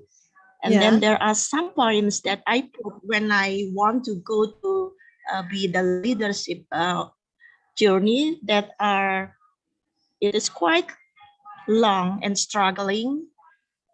It is also fun and exciting.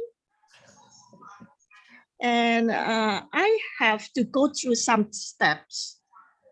to find some, to reach some points in my journey. It is quite challenging. And the thing that I have to more studying and studying. And the last thing is I have to do some learning by doing. That is my mind map. That's great. That's really good. How exciting. Excellent. And I love the use of color. Thank you. A real teacher have many all backup tools there. Oh, can we go for one more, Heather? There's one more participant would like to share. Yeah. I believe Ibu Isi Aziza. Yes. Yes, thank you. I'm Heather. It's really exciting to see you present. All of your presentations really good. And this is my small experience actually. And it's fun. Actually, it's a bit out of context of higher education. This is okay, ma'am? Yeah, absolutely. Yeah. So this is about my experience in building and start bakery business at the time. Yeah. Yeah, bakery business, and how to manage the finance and how to buy raw material to make bread and cake. And I started running a business, and after that I coming up to meet the customer. Yeah, I decided to have a strong managerial and planning to the business, and I come up with satisfied customer with my bakery shop at the time. And by the way, I stopped to do the business because easy for teaching, ma'am. And actually, yeah, business is really we gotta focus doing it right away. So yeah, that's my experience. Lovely. Thank you so much for sharing. That's great. And I love that you took it outside of higher education. Thank you, ma'am. So, and when we, for those of you who have done your maps and how Izzy and the others have shared, hopefully you can reflect and look at what you actually have put down there on your journey. So that's part of that reflection in looking at it. We're going to do one more little exercise for this. We've just shared your journey. So the next thing I want you to do is the same thing in using your pen, your paper. And I love that you guys are using pen and paper because that's, I think that tactile application works really well in this context. But who do you want to be? Okay, so on the right here, I've got some stick figures, and I thought those stick figures were pretty good because if we think about who do we want to be, we need to have some sort of visual image. And, like the one on the bottom right, it's like, yippee, yahoo, I'm a, energetic sort of person. Whereas the bottom left, it's more sort of like power stance. And then on the top right, we've got more of a dancing figure. And then on the top left, we've got somebody who's sort of like a bit frumpy and perhaps, not feeling that good about themselves and plodding along. So who do you want to be? And I'm going to challenge you to use your pen and paper and draw who you want to be. Okay? So we're thinking about yourselves as a leader and thinking about that journey that you've just drawn. Who do you want to end up being? Like take that journey to in a couple of years from now. Who do you want to be as a leader? And I'm going to give you another 3 minutes to do that. And then we'll come back and we'll check in. Okay, so let's go for it.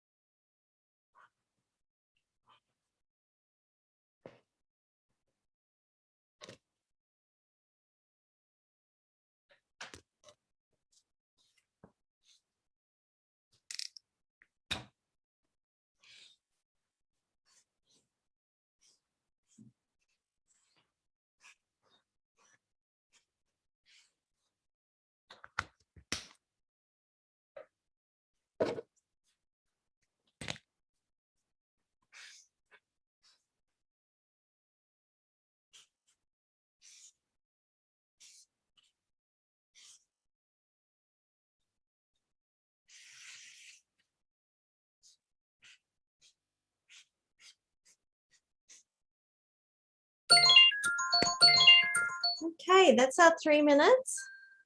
Lovely crystals playing there. I did mine a little bit differently. And let's see if we can do that. No, it's not. Yeah, you don't know if you can. How can I make that work? It's not working. There, that gives you an idea. Yeah. Okay. So I drew a figure and then I put the different words that are important to me in there. And two key things come out is that I want to really be well known for my work in my methodology, and also right now this work in female leadership in higher education is very, very important to me. But interesting, I put a sun and a palm tree there, which is very much, I really put a lot of emphasis on my lifestyle and where I live, because I love where I live, and it's really important to me to so I can be the person I want to be. Anybody want to share who they want to be, like anybody would like to share it? And I won't be asking you to do this again, but I will be giving you a few things to do. So yes, one participant, Jihan Fahira. Okay, hello. Hello. Hello, Dr. Heather. Hello. I wish you can see my lovely picture. Okay, so after I took several steps in my leadership journey, I want to be a professional English teacher who can share English as the second language to Indonesian generation in order to improve their communication in their work field area. That's beautiful. That's really lovely. Thank you. Okay. And that's great. I think Emma has actually shared her leadership. Shared something, yeah. Yeah, that's really good. Have we got one or two others that want to share who they want to be? Pak Diki's actually want to share again, and anyone else? Pak Diki? Yes, ma'am, Izul, and also Dr. Heather, thank you very much. Based on what I have already shared about my leadership journey that ended now, I am the owner of the English courses. Maybe I will end my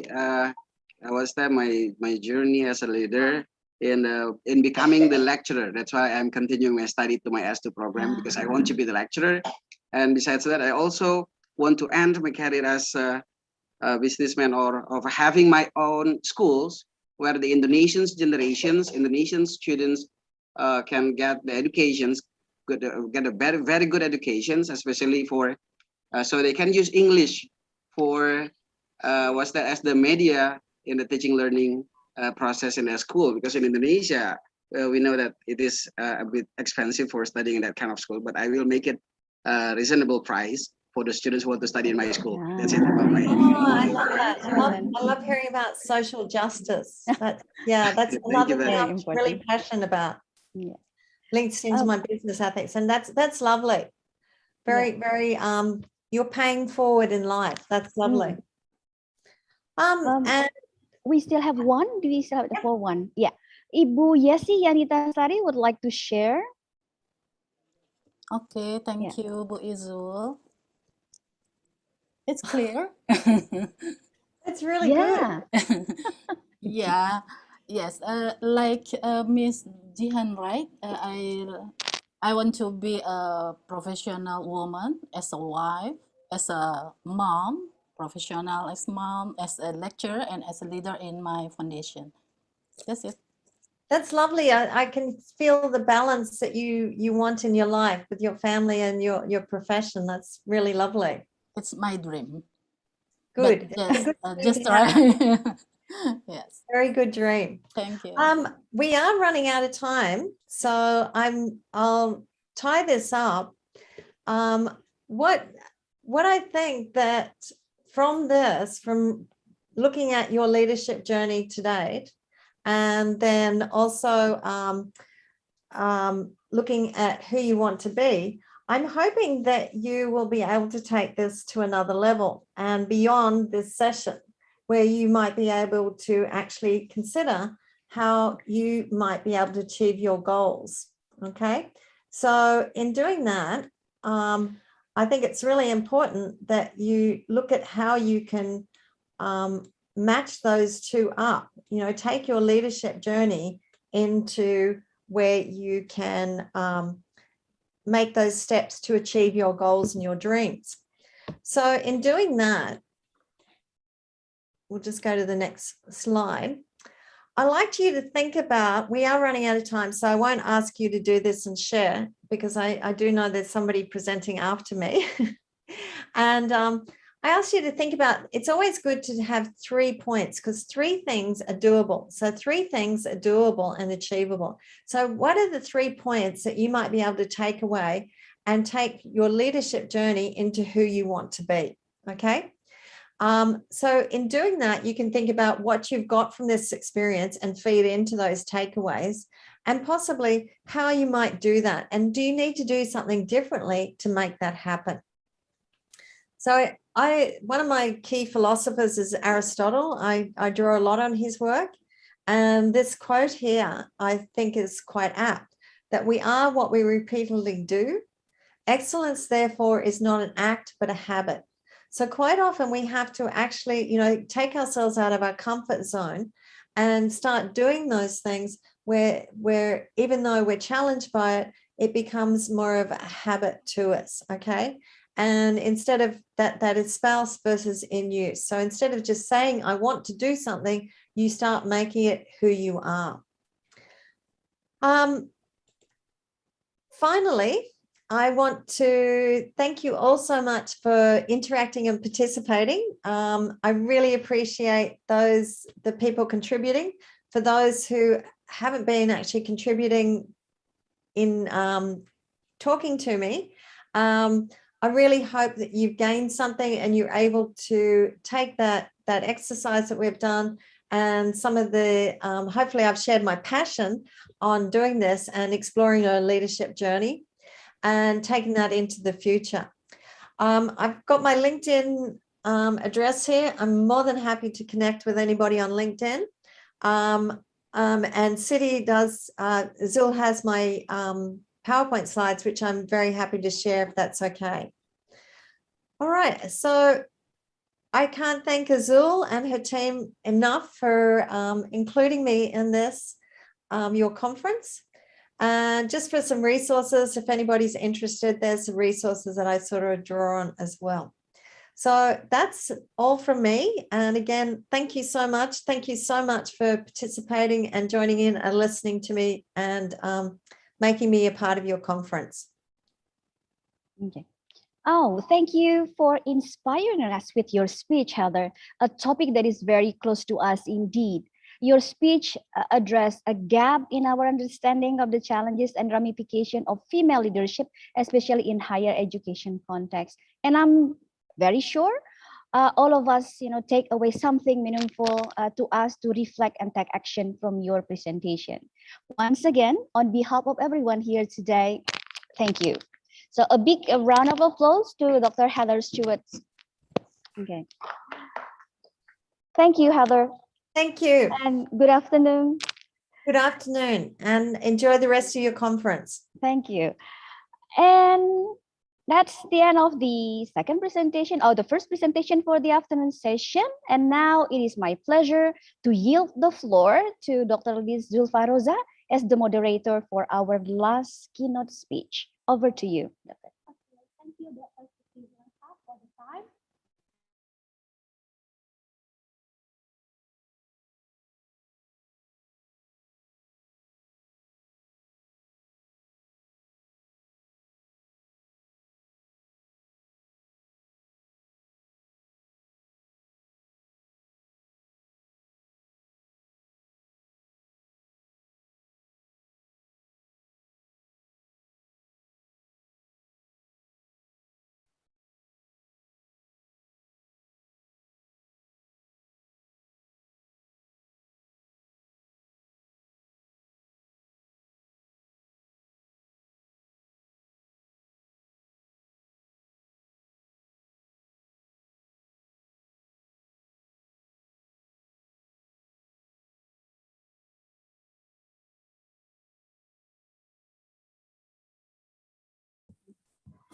Okay, thank you, Dr. Siti Zulaikha, for the time. Assalamualaikum warahmatullahi wabarakatuh, and good afternoon. Dear all participants of this session, back again with me, Lizulfa Roza, and welcome all of you to this session. Our last speaker today is Thomas Mayer, PhD. He is an assistant professor at University of Tsukuba, Japan, Faculty of Medicine, Medical English Communication Center. Obtained Master of Art at York St. John University, United Kingdom, and taken Bachelor degree of Art with honors at University of Leeds, United Kingdom. His speech today entitled "Involving High School Student in Medical Science Exchange Programs, Experience from the University of Tsukuba." Like previous section, Dr. Thomas Mayer will be invited to present the material. After that, there will be a question and answer section followed by a conclusion. The audience can write your question through the chat box. Now, allow me to welcome the speaker, Dr. Thomas Mayer, to Dr. Thomas Mayer, and the floor is yours. Hello, everybody. Can you hear me okay? Okay. Okay, I have a new microphone, so I just wanted to check. So I'd like to say thank you very much to UHAMKA and Universitas Muhammadiyah for this wonderful opportunity today. Terima kasih. I wish I could be there with you in Indonesia. It's a country and a people that I love very much. And I hope I can visit there again soon. So I would also like to thank the other presenters today. It's been a very interesting conference, and I've really enjoyed listening to the presentations. And Dr. Stewart's presentation that we all enjoyed was really fascinating, and I learned very much from that talk. The issue of gender equality is one that's very important here in Japan. And you might remember a few years ago, there was a big scandal in Japanese medical schools because they were found to discriminate against female applicants, and they were accepting more male students than female students. Actually, they changed the grades, so girls had to achieve a higher grade than boys to enter the same program. That wasn't my medical school. So our medical school has a good ratio of female and male students, but it certainly is an important issue, even at our university. So let me begin my presentation now.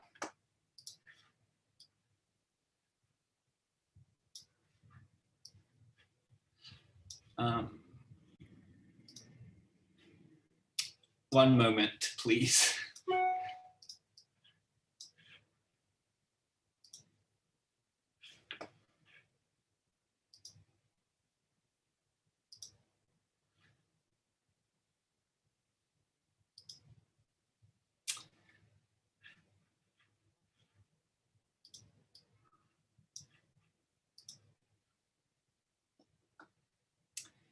Okay, can you see my slides? Okay. I can't see you anymore. Okay. So today I'm going to be talking about involving high school students in university exchange programs. It's probably worth me just spending a little bit of time talking to you about our university. So our founding philosophy is interdisciplinary approaches to education and research.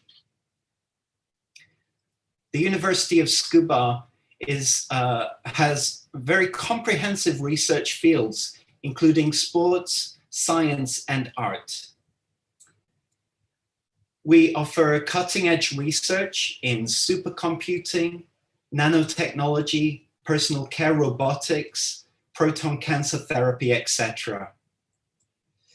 We're Japan's premier research center for sports, and we were heavily involved in the Tokyo Olympics. We're also one of the RU11 universities. That's Research University 11. They're the top research universities in Japan. And currently we offer over 2,800 classes in English. So we're a very international university. Scuba itself has actually nothing to do with underwater swimming or scuba diving. It's actually pronounced tsukuba. And it's called Scuba Science City because it's home to more than 50 national institutes and more than 200 private institutes. And it's world-renowned for its scientific output. Sometimes it seems like everybody in scuba is a researcher, and we have the highest ratio of PhDs in Japan. The population of scuba is about 220,000, and we have 7,500 foreign residents. So that's a very high percentage for a Japanese city. And scuba has like I said, so many researchers, so many PhDs, so many smart mothers and fathers that it has a trickle-down effect into our schools. And the local schools, junior high schools, elementary schools, and high schools are very, very high performing. Scuba is kind of famous for its kyoiku mama, which translates to education mother. I'm sure you know what I'm talking about. It's mothers who are obsessed with their children's education. Maybe some of you are also kyoiku mama. And regarding the high schools, we do have some wonderful institutions, and 3 of the schools in Tsukuba are designated by the Japanese government as super science high schools. Which means that they offer a very high level of science education. So with that in mind, let's go into the presentation. So I know many universities around the world offer programs for high school students, but I think Japan is actually quite far behind when it comes to this.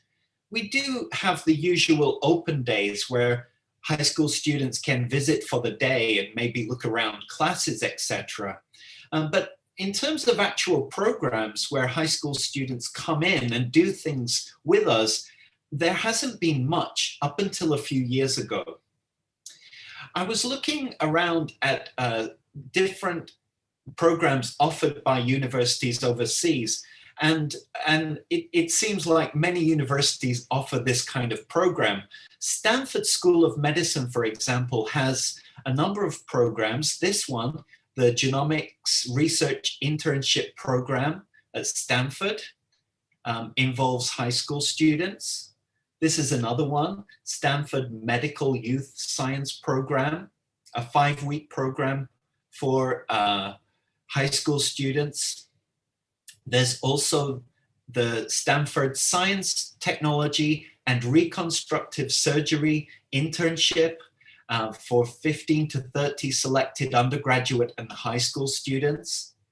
And there's also this one, Stanford Institutes of Medicine Summer Research Program, which if we look at their description, you can see it is an 8-week program in which high school students from diverse backgrounds are invited to perform basic research with Stanford faculty, postdoctoral fellows, students, and researchers on a medically oriented project.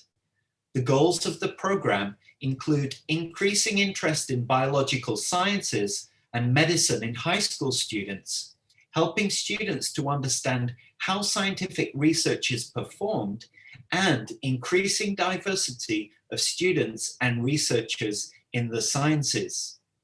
These are really, really important goals. And it's something that I was keen to introduce to our university as well. So our journey, our adventure began in 2016 with our undergraduate science course in Tsukuba, which is what we call Sakura Science Program. Now, this is actually a two-part exchange program where undergraduates from the University of Tsukuba visit Indonesia for 1 week, and then Indonesian and Vietnamese students come to visit Tsukuba for 1 week. In the Tsukuba program, we work together with students from overseas, undergraduate students, and we do some work in a laboratory, we do some social activities, cultural activities. And this photograph you can see here was taken on our trip to Tokyo. Unfortunately, in 2016, one of the Vietnamese students who was planning to come to Japan pulled out at the last minute. So I used this as an opportunity to invite a high school student from a local high school to join us. And the high school recommended the student who stood here in the middle of this photograph. This is Yuri, and she came and she joined us for 1 week. So she joined the Laboratory of Regenerative Medicine and Stem Cell Biology, and together she worked with her partner on a project. And she was supervised, or the group was supervised, by one of our graduate students, who you can see, the student without the mask on, and she's actually from Indonesia. And so all of the teaching, all of the experience in the lab was carried out in English. And after completing this program and after completing high school, Yuri went on to join our School of Medicine and is now in her 5th year training to be a doctor. And this year, she actually published her first author paper in English in BMC Medical Ethics, quite a high impact journal, especially for your first paper. Honestly speaking, this student could have taken her pick of universities in Japan or anywhere in the world for that matter. But I think her experience on our program helped persuade her to join Tsukuba and also gave her an interest in research. The success of Yuri's involvement in our program made the other professors more interested in involving high school students in future activities. So today, I'd like to share with you particularly about these two programs, the Sakura Science Program, which is the one that Yuri joined, and also the Summer Research Program in Tsukuba. Just to give you an overview of these two courses, the Summer Research Program lasts for 2 weeks and is held obviously in the summer, whereas the Sakura Science Program is held in the early spring and is just for 1 week. The main target is different. The Sakura Science Program is primarily for undergraduate students, whereas the Summer Research Program is for final year undergraduates and master's students. The research activities are very similar. They do lab work, they attend lectures, and they give oral presentations, alongside doing cultural activities, etc. The teaching assistants, or TAs for short, are different. So the Summer Research Program has graduate school TAs, usually PhD doctoral level students, whereas the Sakura Science Program actually has undergraduate and graduate school TAs, usually master's students acting as TAs. The main difference is probably the lab placement. So for the high school students, they attend in one large group in the Summer Research Program. So they do a parallel course of study which is geared more towards high school students. The level is not as high. Whereas with the Sakura Science program, we put the high school students individually into multiple small groups. So they work together with Japanese or foreign students separately on research projects.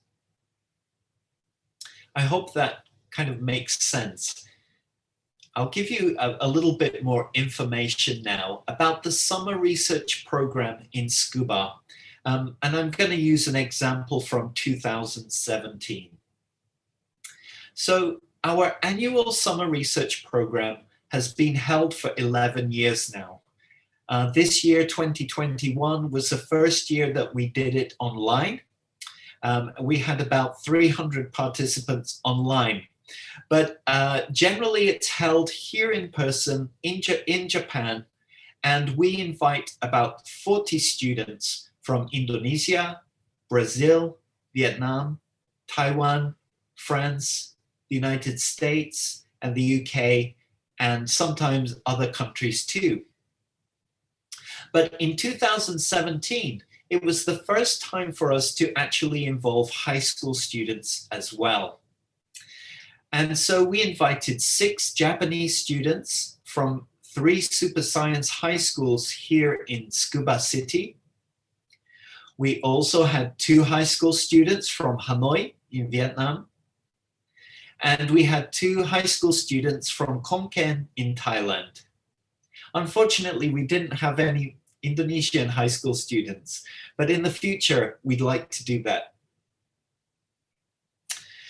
The students spent 2 weeks in 2 different laboratories. In week 1, they joined the medical genetics laboratory. And in week 2, they joined the Department of Infection Biology, specifically the bacteriology lab. So in their second week, in the bacteriology course, they did experiments. They actually did nasal swabs of their own noses and then cultured and identified the bacteria that they had lurking in their noses. And sometimes there were rather horrifying results. Anyway, they learned also about the problem of antibiotic resistance and other subjects related to bacteriology. You can see here the students doing the experiments.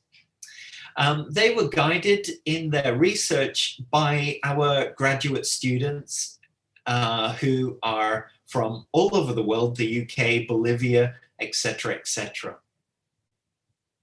As well as doing research in these 2 laboratories, the students also attended lectures. And the lectures they attended, they did so with the other attending students, the other 40 students. They attended lectures in science, such as environmental science, and also here's me teaching them about scientific English presentation. On the final day of the program, the students had to give group presentations about the research that they had done and what they had learned during the program. The presentations were done obviously in English. The summer research program also involved some sightseeing around Tsukuba and Tokyo. And we also had some fun activities like barbecue and different meals and Japanese food, etc. Students were also able to try their hand at some traditional Japanese sports, including kendo, judo, and archery. And on the final day, the high school students received an award for their participation. We got some feedback from our students, and I don't have much time, but I'd like to share one reflection from one of these girls here. She said, "Throughout this program, I experienced and learned things that are not usually taught in high school. My dream is to become a medical technologist, and this was my first time to visit the research laboratory of medical science.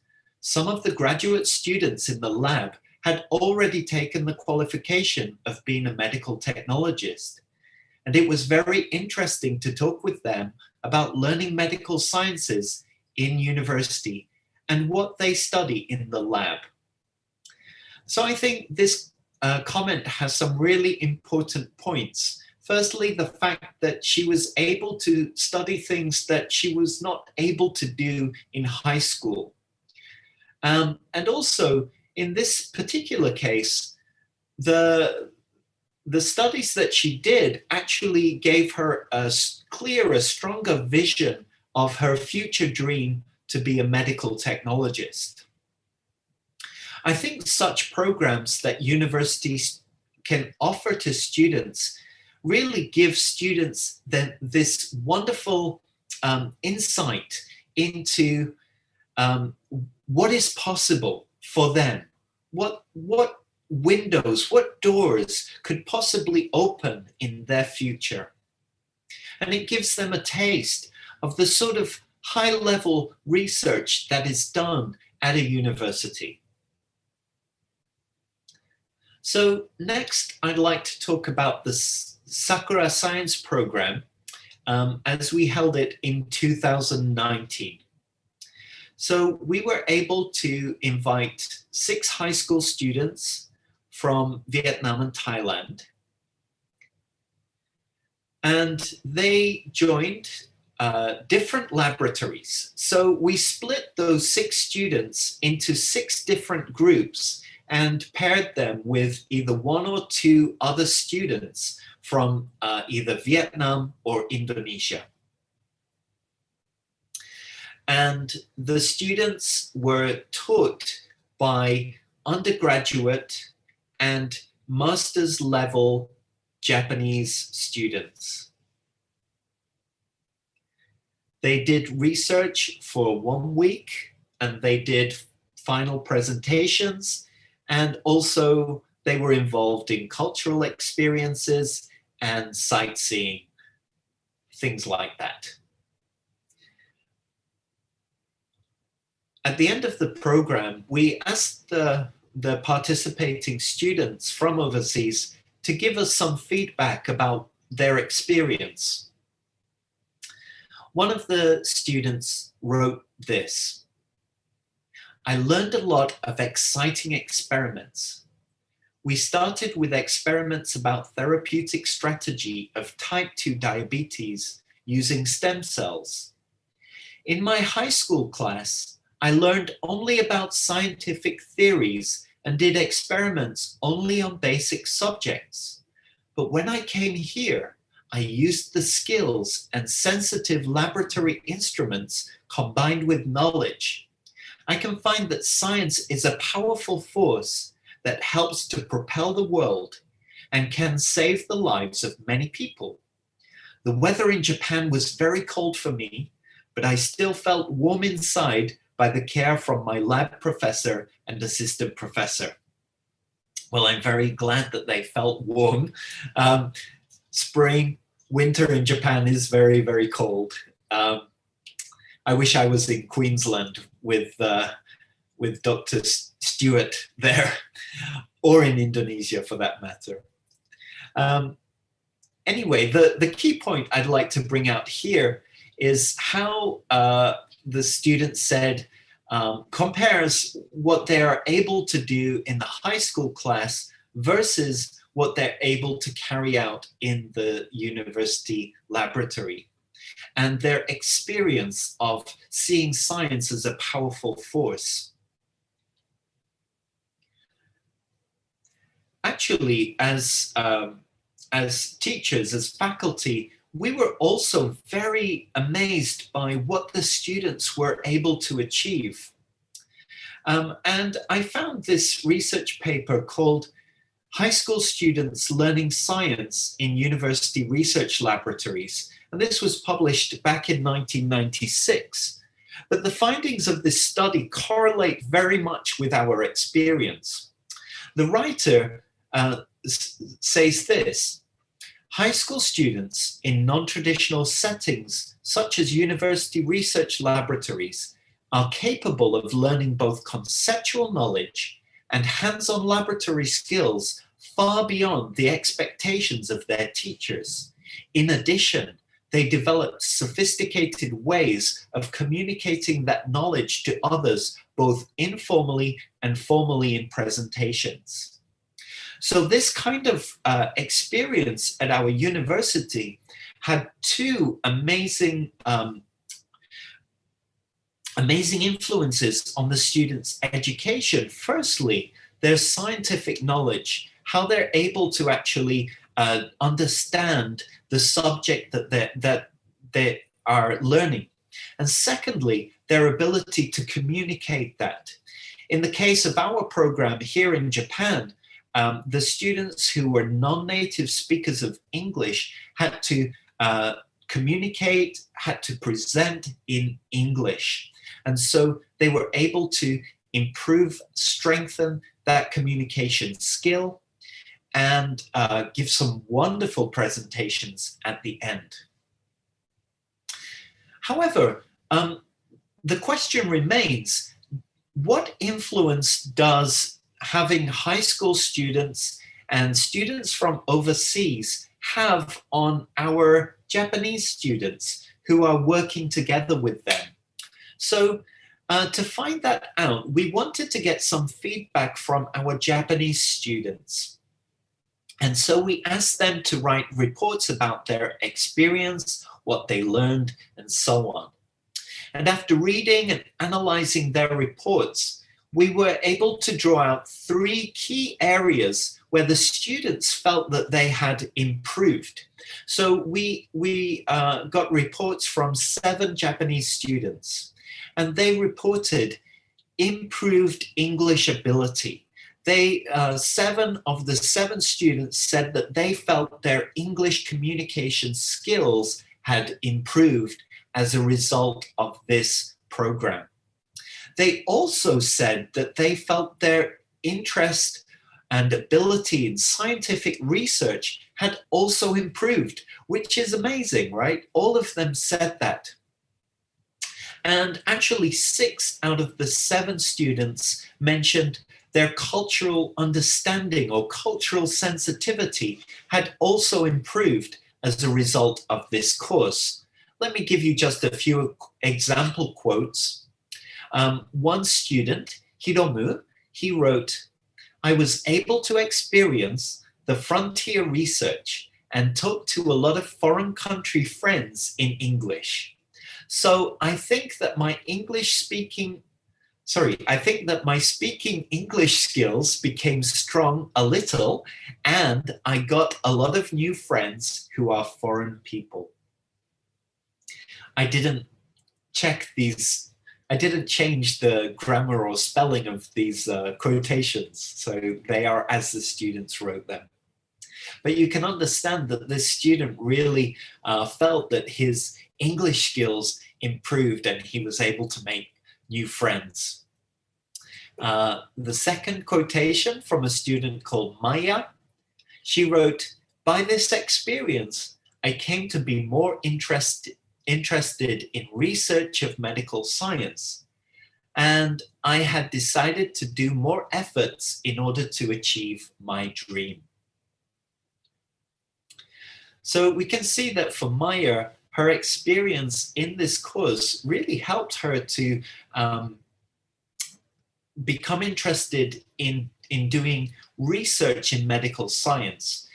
So the students who are actually studying medical science at the University of Tsukuba, the undergraduate students, from their 3rd year, they have a choice. They can either go down the line of studying medical science research, which is our international course, and the teaching is all done in English, or they can study to be a medical technologist focused on on learning to be like a hospital pathologist.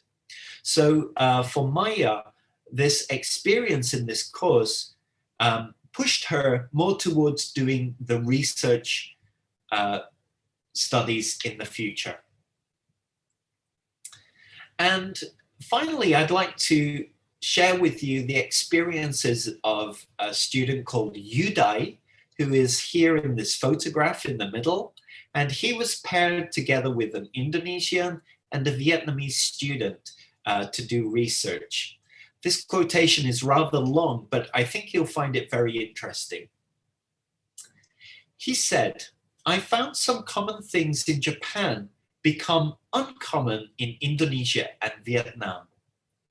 And I was surprised that religion and culture greatly affects the way of thinking. In this program, I noticed my English is very poor, so I decided to study English hard so that I am able to talk with people from abroad fluently. In terms of experiments and presentation, I could do well cooperating with my partners. I had two partners. One was a medical student from Indonesia. The other was a high school student majoring in mathematics from Vietnam. They were unfamiliar with experiments. In the experiment, using very little liquid with micropipette, their data had a lot of errors. So I advised them and showed them how to do it. After that, their techniques became better step by step, and they could get good data in the last experiment."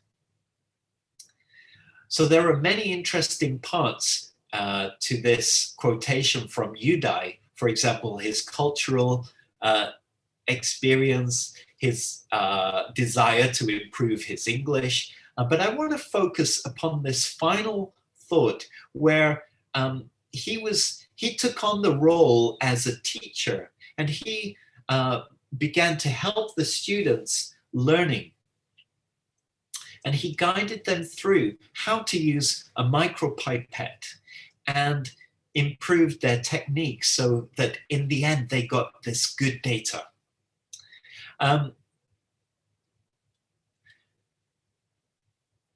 Have you seen this? This is called the Adult Learning Pyramid. I'm sure many of you have come across this in the past. And I just want to caveat this slide by saying, I don't know how accurate this learning pyramid is, but I find it very intuitive, and it sort of makes sense to me in a way, and I find it very useful to reflect upon when I'm planning my teaching. Anyway, let me quickly explain to you. So the percentages that you see down the side are the average learning retention rates. So that means, for example, if we look at the top triangle there, lecture, if a student listens to a lecture, they will retain 5% of the information that is given to them in that lecture. Okay, so that means 95% of what the lecturer says will, on average, not be retained by the listener. Okay, in Japan, most of the teaching is done by lectures. So how effective lectures actually are is really brought into question by this learning pyramid. Anyway, I think some lecturers are better than others. So maybe this percentage can fluctuate a great deal, but on average, let's say it's 5%. As we step down the pyramid, we can see that with reading something, students' retention rate goes up. The use of audio-visual materials, it goes up to 20%. Demonstration of an experiment or something goes up to 30%. Discussion group, 50%. Practice by doing, 75%.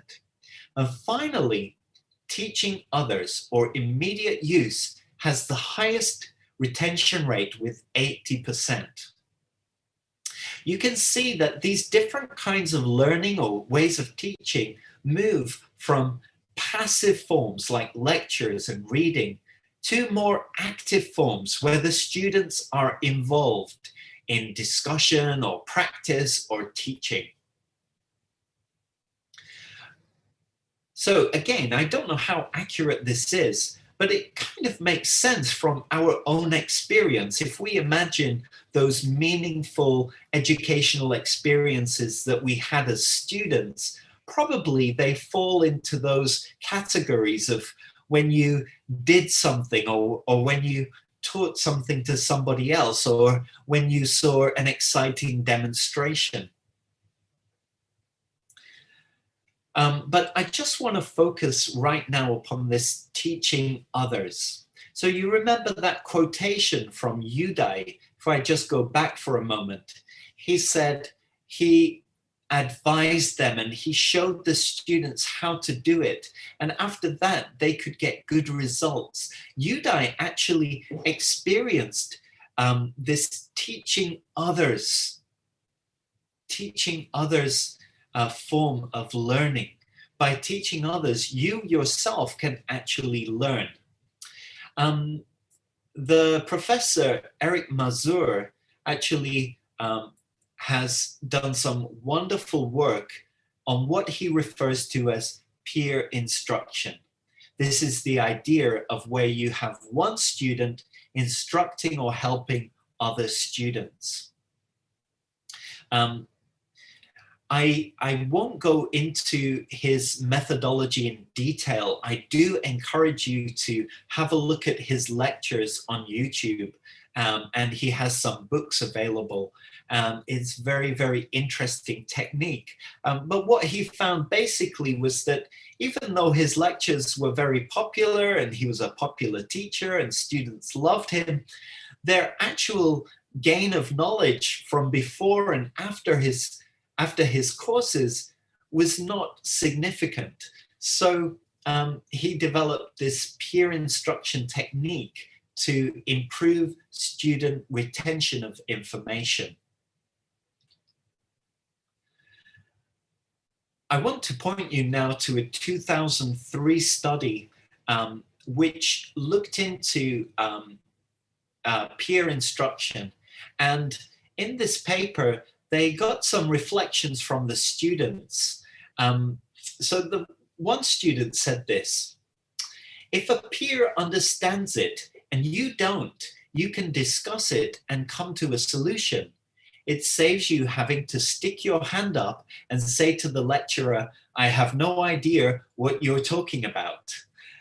You can see for this student, this is quite funny, isn't it? You can see that sometimes students are very hesitant to raise their hand in class and tell the teacher, I cannot understand what you're saying, or please could you give some more explanation. I think Indonesian students are less shy than Japanese students. Japanese students are so shy. They have a really hard time to put their hand up and ask the teacher a question in class. But peer instruction avoids this because students find it very easy to ask their friend, to talk to their friend.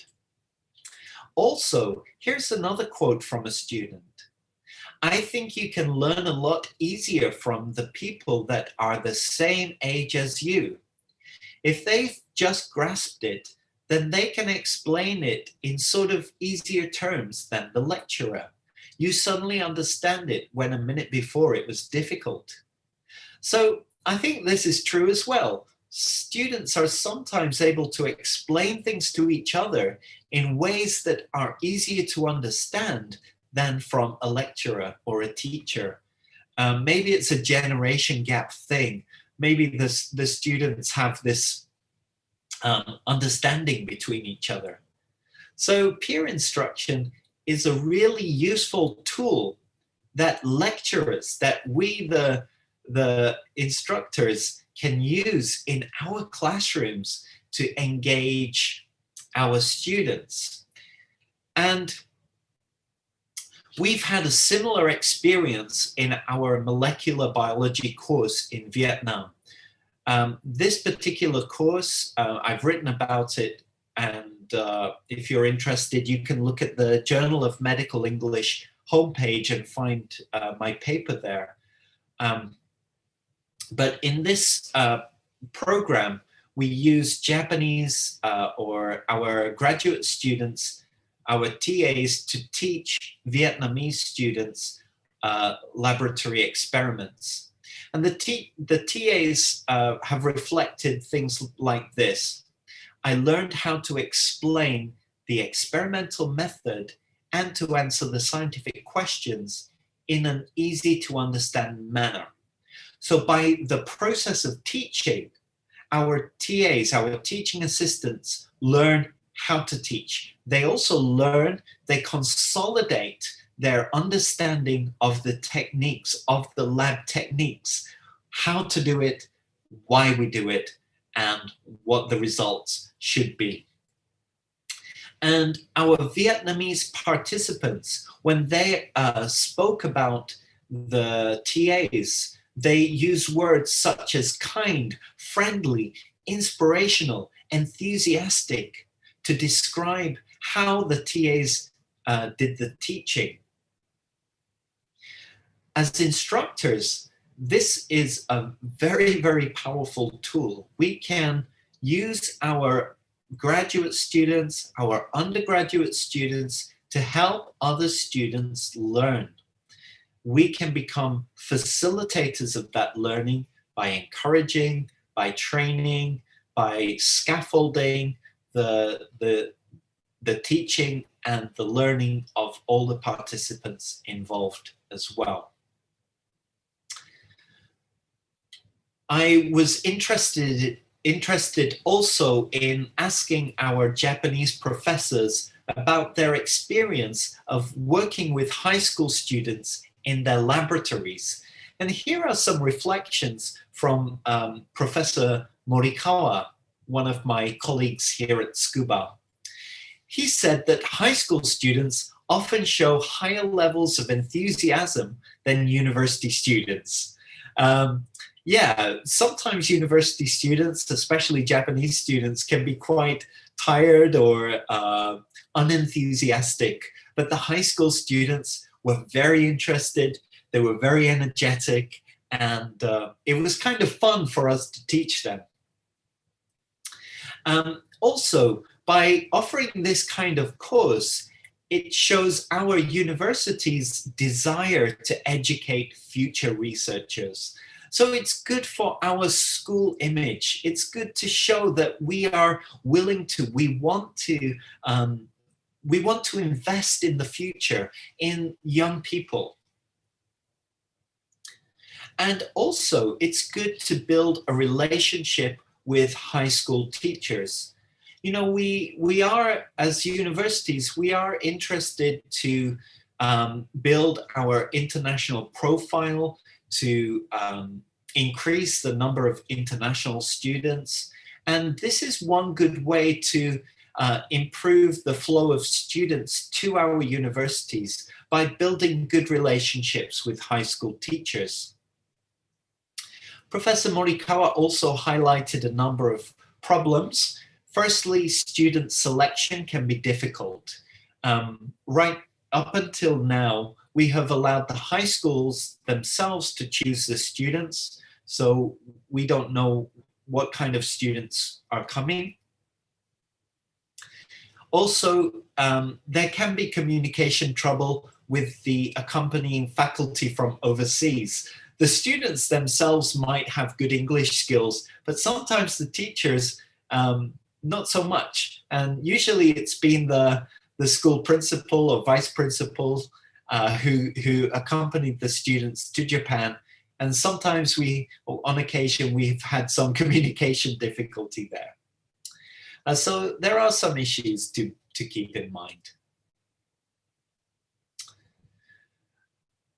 We have also offered a number of one-day intensive program. You can see me here with 14 students from India. We had some students from the UK and Malaysia, and also a group of students from Zambia. And we've been able to put together some intensive, fun one-day programs. For example, with this group of students from Zambia, we gave them some experience of Japanese archery.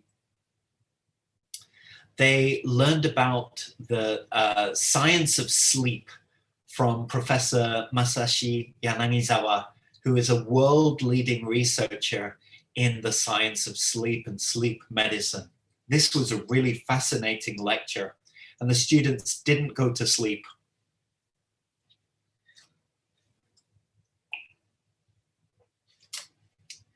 On this day, I organized also a mini symposium on public health, Voices from Africa, involving some of our African graduate students who are studying public health here.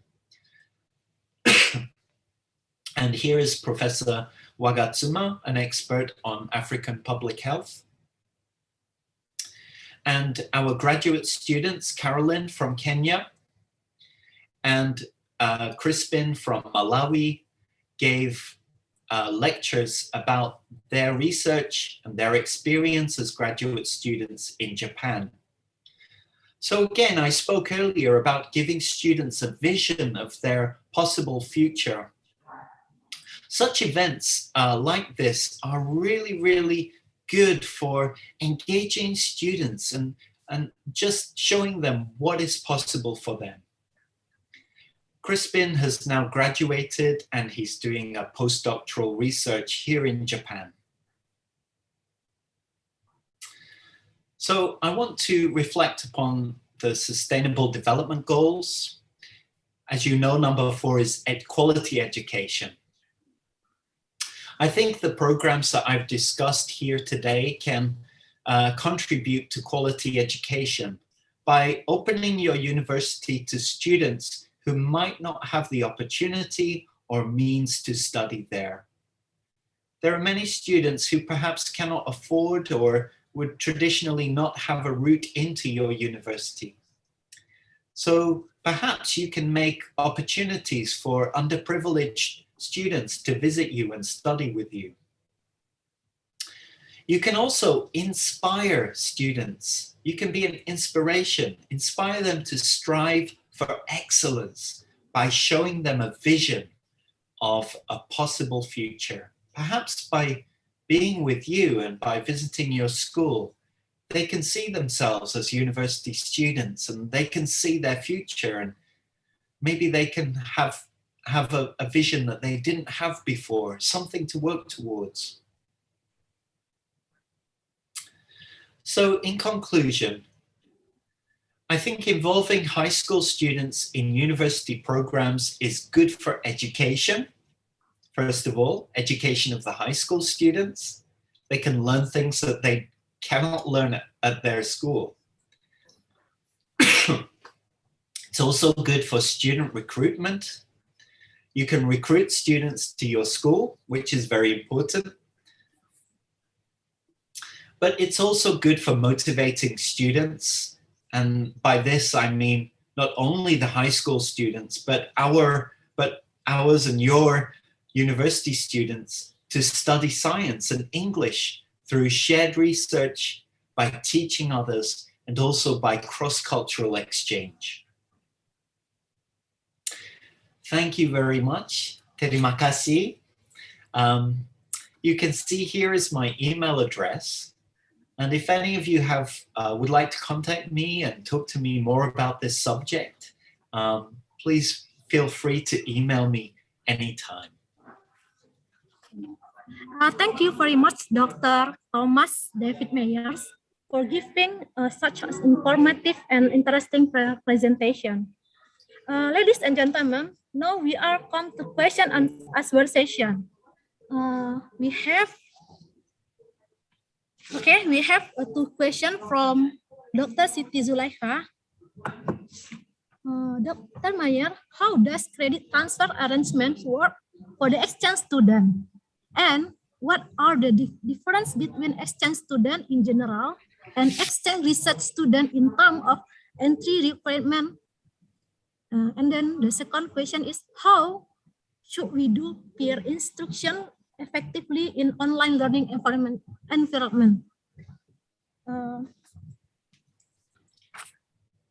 How do you think about the question, Mr. Dr. Thomas? Please answer the question. Okay, thank you very much. So let me just clarify. So question 1 was about entry requirements for exchange students. Is that correct? For the high school students, we have partnerships with a number of high schools in Japan and overseas. And the entry requirements for high school students, we only set the number. So we will offer a number of places, and we allow the high school to choose which students want to attend. For the university students who are applying for our exchange programs, we do have an entry, a registration and application period where students send in their applications through their institutions. And we select them based on a number of factors, usually their English ability and their written statements of intent, why they want to join the program, and what they want to achieve. So we do have that sort of application requirement for students. But again, whether it's a high school student or a university, we require some kind of memorandum of understanding between the two universities or high school. I'm very happy to say that recently we signed an agreement between the University of Tsukuba and Universitas Muhammadiyah. So hopefully in the future, we can have your students come and participate in these exchange programs after this terrible COVID is finished. The next question was about using peer instruction in an online format. So I think this is a really important question, and one that we are having to address right now. In this summer, we held the summer research program online, and we actually asked our Japanese students to prepare education materials and fun cultural materials for the participating students. And so we did some kind of peer instruction. We did our best by instructing our graduate students to create the learning materials that we then checked, or to create. They created some wonderful videos about life in Japan, about going shopping, buying food, the different lifestyle, how to be a student in Japan. And so we asked our students to create those materials. So that's one possible idea. Another way is by giving group activities. For example, you can ask a group to create a presentation, create an infographic, create a video as a group online.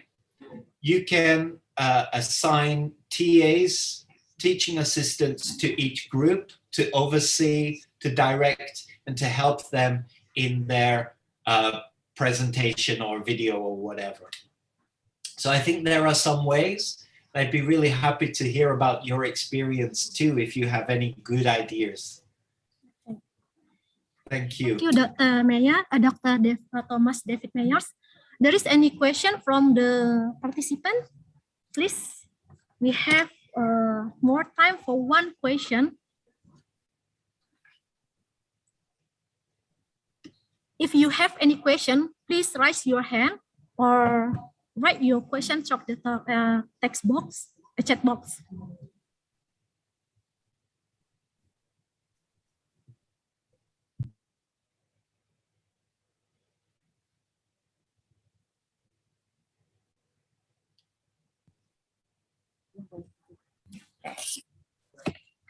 Thank you, Dr. Thomas. Any other things you want to add to the audience, Dr. Thomas, before I give the conclusion and close the session? Yeah, so I think just in closing, again, I'd like to say thank you very much. And I'd like to encourage you right now across the world, this pandemic and the lockdowns has had quite a terrible effect on education, especially young children. Their abilities to read and write, literacy has actually gone down. I was looking at the United Nations website, and it was saying that education has been put back 20 years by this pandemic. So I think if we can think about ways in which we can empower those people who are most affected by this pandemic, and usually it's the poor and the underprivileged in our communities that are affected, that we as people in the universities, it's our responsibility. We're kind of at the top of that pyramid, and we should try to think about innovative ways to help people, help children at this time with education. And so I'd like to say thank you very much from me, and thank you from the University of Tsukuba for this opportunity. Terima kasih. Welcome, sama-sama, Dr. Thomas. Well, ladies and gentlemen, finally we are come to the last agenda. Before closing the session, the conclusion of this presentation are involving high school students in some of international activities in medical science, where develop their motivation for medical science research. And it also gives the high school student a taste of university level research in medical science, as well as helping them to forge international friendship with other high school and university students. Lastly, in other sides, it has encouraged the university student to take the role of supervision and teachers. Okay, on behalf of the committee, I would like to say thanks to Dr. Thomas David Mayer for the speaker, for their informative and interesting presentation, and all of you audience for the active participation. Hopefully the presentation will give benefit for us. Thank you for your attention. See you later. Wassalamualaikum warahmatullahi wabarakatuh. And I will give the floor back to the master ceremony. Thank you.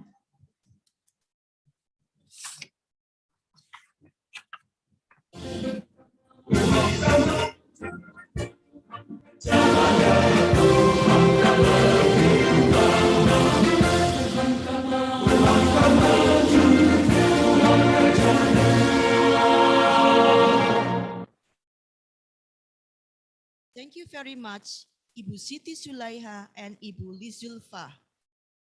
It was very interesting presentation on session 2 with Dr. Heather Stewart and Thomas Mayer, PhD. And now it's time to have a closing session for day 1. There are some announcements we need to inform you. Tomorrow, we will start at 8 a.m. First, we will gather at the main room for opening. Then there will be breakout rooms for all presenters, which each room has different moderators. Presenters should join by going to the Zoom link provided. If one participant wants to go to other rooms, they should go to the main first and ask permission to the committee to go to the designated designated room. The rule of presentation will be announced tomorrow. Ladies and gentlemen, this is the end of day 1 of the second annual International Conference on Natural and Social Science Education, or ICNSSE 2021. Thank you very much for your participation. We will see you tomorrow for day 2 of the conference. Let's finish our conference today by saying Hamdallah. Take care and stay safe. See you tomorrow. Wassalamualaikum warahmatullahi wabarakatuh.